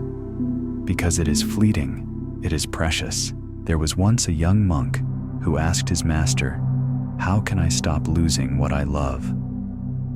The master pointed to the sunset and said, "By remembering you were never its owner, only its witness." Detachment transforms possession into presence. Ask again, what would it mean to love without needing to control? How would my relationships change if I valued connection over possession? Can I allow beauty to exist even when it changes form? The Buddha compared attachment to a rope that binds the elephant of the mind. The tighter we pull, the more we suffer. Detachment is cutting that rope, not to run from life, but to walk through it freely. Try this mantra: I release all that is not mine to hold. Say it whenever anxiety arises from change or loss. You will notice the body soften, the breath deepen. This is the body's natural response to truth. There was once a traveler who clung to a raft while crossing a river. When he reached the shore, he carried it on his back, afraid to leave it behind. Exhausted, he met a monk who said, "The raft served its purpose, now it burdens you." The traveler smiled sadly and placed it down. As he walked away, he felt light for the first time. So too, every attachment once served you. But once the lesson is learned, it becomes a burden if you do not release it. Detachment also applies to thoughts and emotions. Anger, fear, pride, they arise and fade like clouds. You suffer when you identify with them, saying, "I am angry," instead of "anger is here." Detachment gives space for awareness to observe without judgment. Try this meditation. Sit quietly and notice whatever emotion is strongest in you right now. Instead of naming it mine, simply observe it as an emotion moving through consciousness. Watch how it shifts, weakens, disappears. The sky does not cling to clouds. Why should you cling to thoughts? There was once a sage who was asked, "Master, what is the secret of peace?" He replied, "Don't grasp at anything." When pressed further, he said, "If you hold a burning stick, you suffer. Drop it and you are free." Detachment is that dropping instant relief, quiet freedom. Detachment is not withdrawal from life. It is full participation with a free heart. It is tasting, touching, and loving deeply, yet knowing all experiences pass. When you no longer demand permanence from the impermanent, every moment becomes enough. Ask once more, what am I afraid will happen if I let go? What pain am I protecting by holding on? What would happen if I trusted that release is not loss, but evolution? There was once a woman who lost her home in a fire. As she watched the ashes drift into the night, she whispered, "Everything I own has burned, yet the sky remains." In that instant, she felt vast, infinite, and whole. Detachment is remembering that you are the sky, not the house built within it. The Buddha said, "In the end, only your actions and your mind follow you. Everything else, wealth, relationships, achievements, dissolves. What remains is awareness, pure and untethered." When you understand this, detachment becomes natural. Try this reflection as you lie in bed tonight. List 3 things you can release: a worry, a regret, an expectation. Say quietly, "I let this go." Then imagine them turning to light and floating away. Each night you do this, your spirit becomes lighter. There was once a Zen master who carried a delicate teacup. One day he said, "This cup is already broken." His students were confused. He smiled. "Because I know it will one day fall, I can enjoy it fully now." That is detachment, loving deeply, because you know it will not last. Detachment turns pain into wisdom and love into freedom. It allows you to experience the world fully without being enslaved by it. So love, but do not cling. Care, but do not control. Give, but do not expect. When you live this way, loss cannot destroy you, and change cannot shake you. You move like the wind, touching everything, owning nothing. Because the secret is this: you were never meant to hold the world. You were meant to feel it, bless it, and let it pass through your open hands. And when your heart finally understands this, what once felt like loss will reveal itself as grace.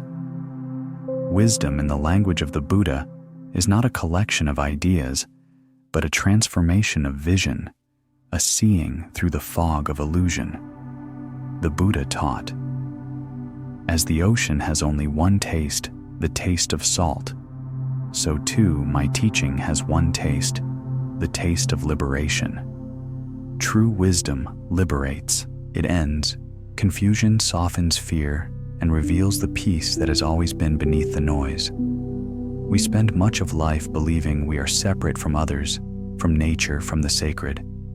This illusion of separation breeds fear, fear of loss, rejection, failure, death.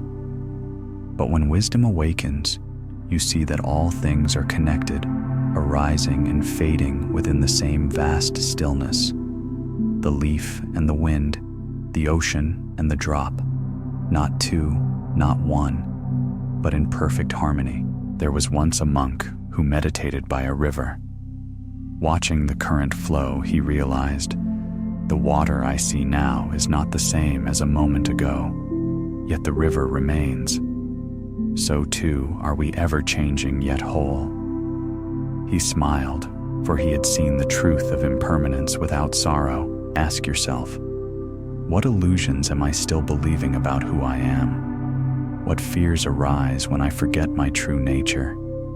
What would my life look like if I saw everything as connected, flowing enough? Wisdom begins when the mind grows silent enough to hear reality whisper. It is not gained from books or teachers, but from direct seeing, when you observe your mind and realize it is not you. The thoughts that arise are like waves on the sea. You are the ocean beneath them. Try this reflection. Sit quietly and watch your thoughts pass without following them. Do not push them away or hold them close. Simply see. The moment you witness without grasping wisdom is already awake. The Buddha compared ignorance to darkness and wisdom to a lamp. The lamp does not fight the darkness. It simply shines, and the darkness disappears. In the same way, wisdom dissolves fear, not by argument, but by light. There was once a king who feared death deeply. He summoned the wisest monk in the land and asked, "How can I escape death?" The monk replied, "By living." The king was puzzled.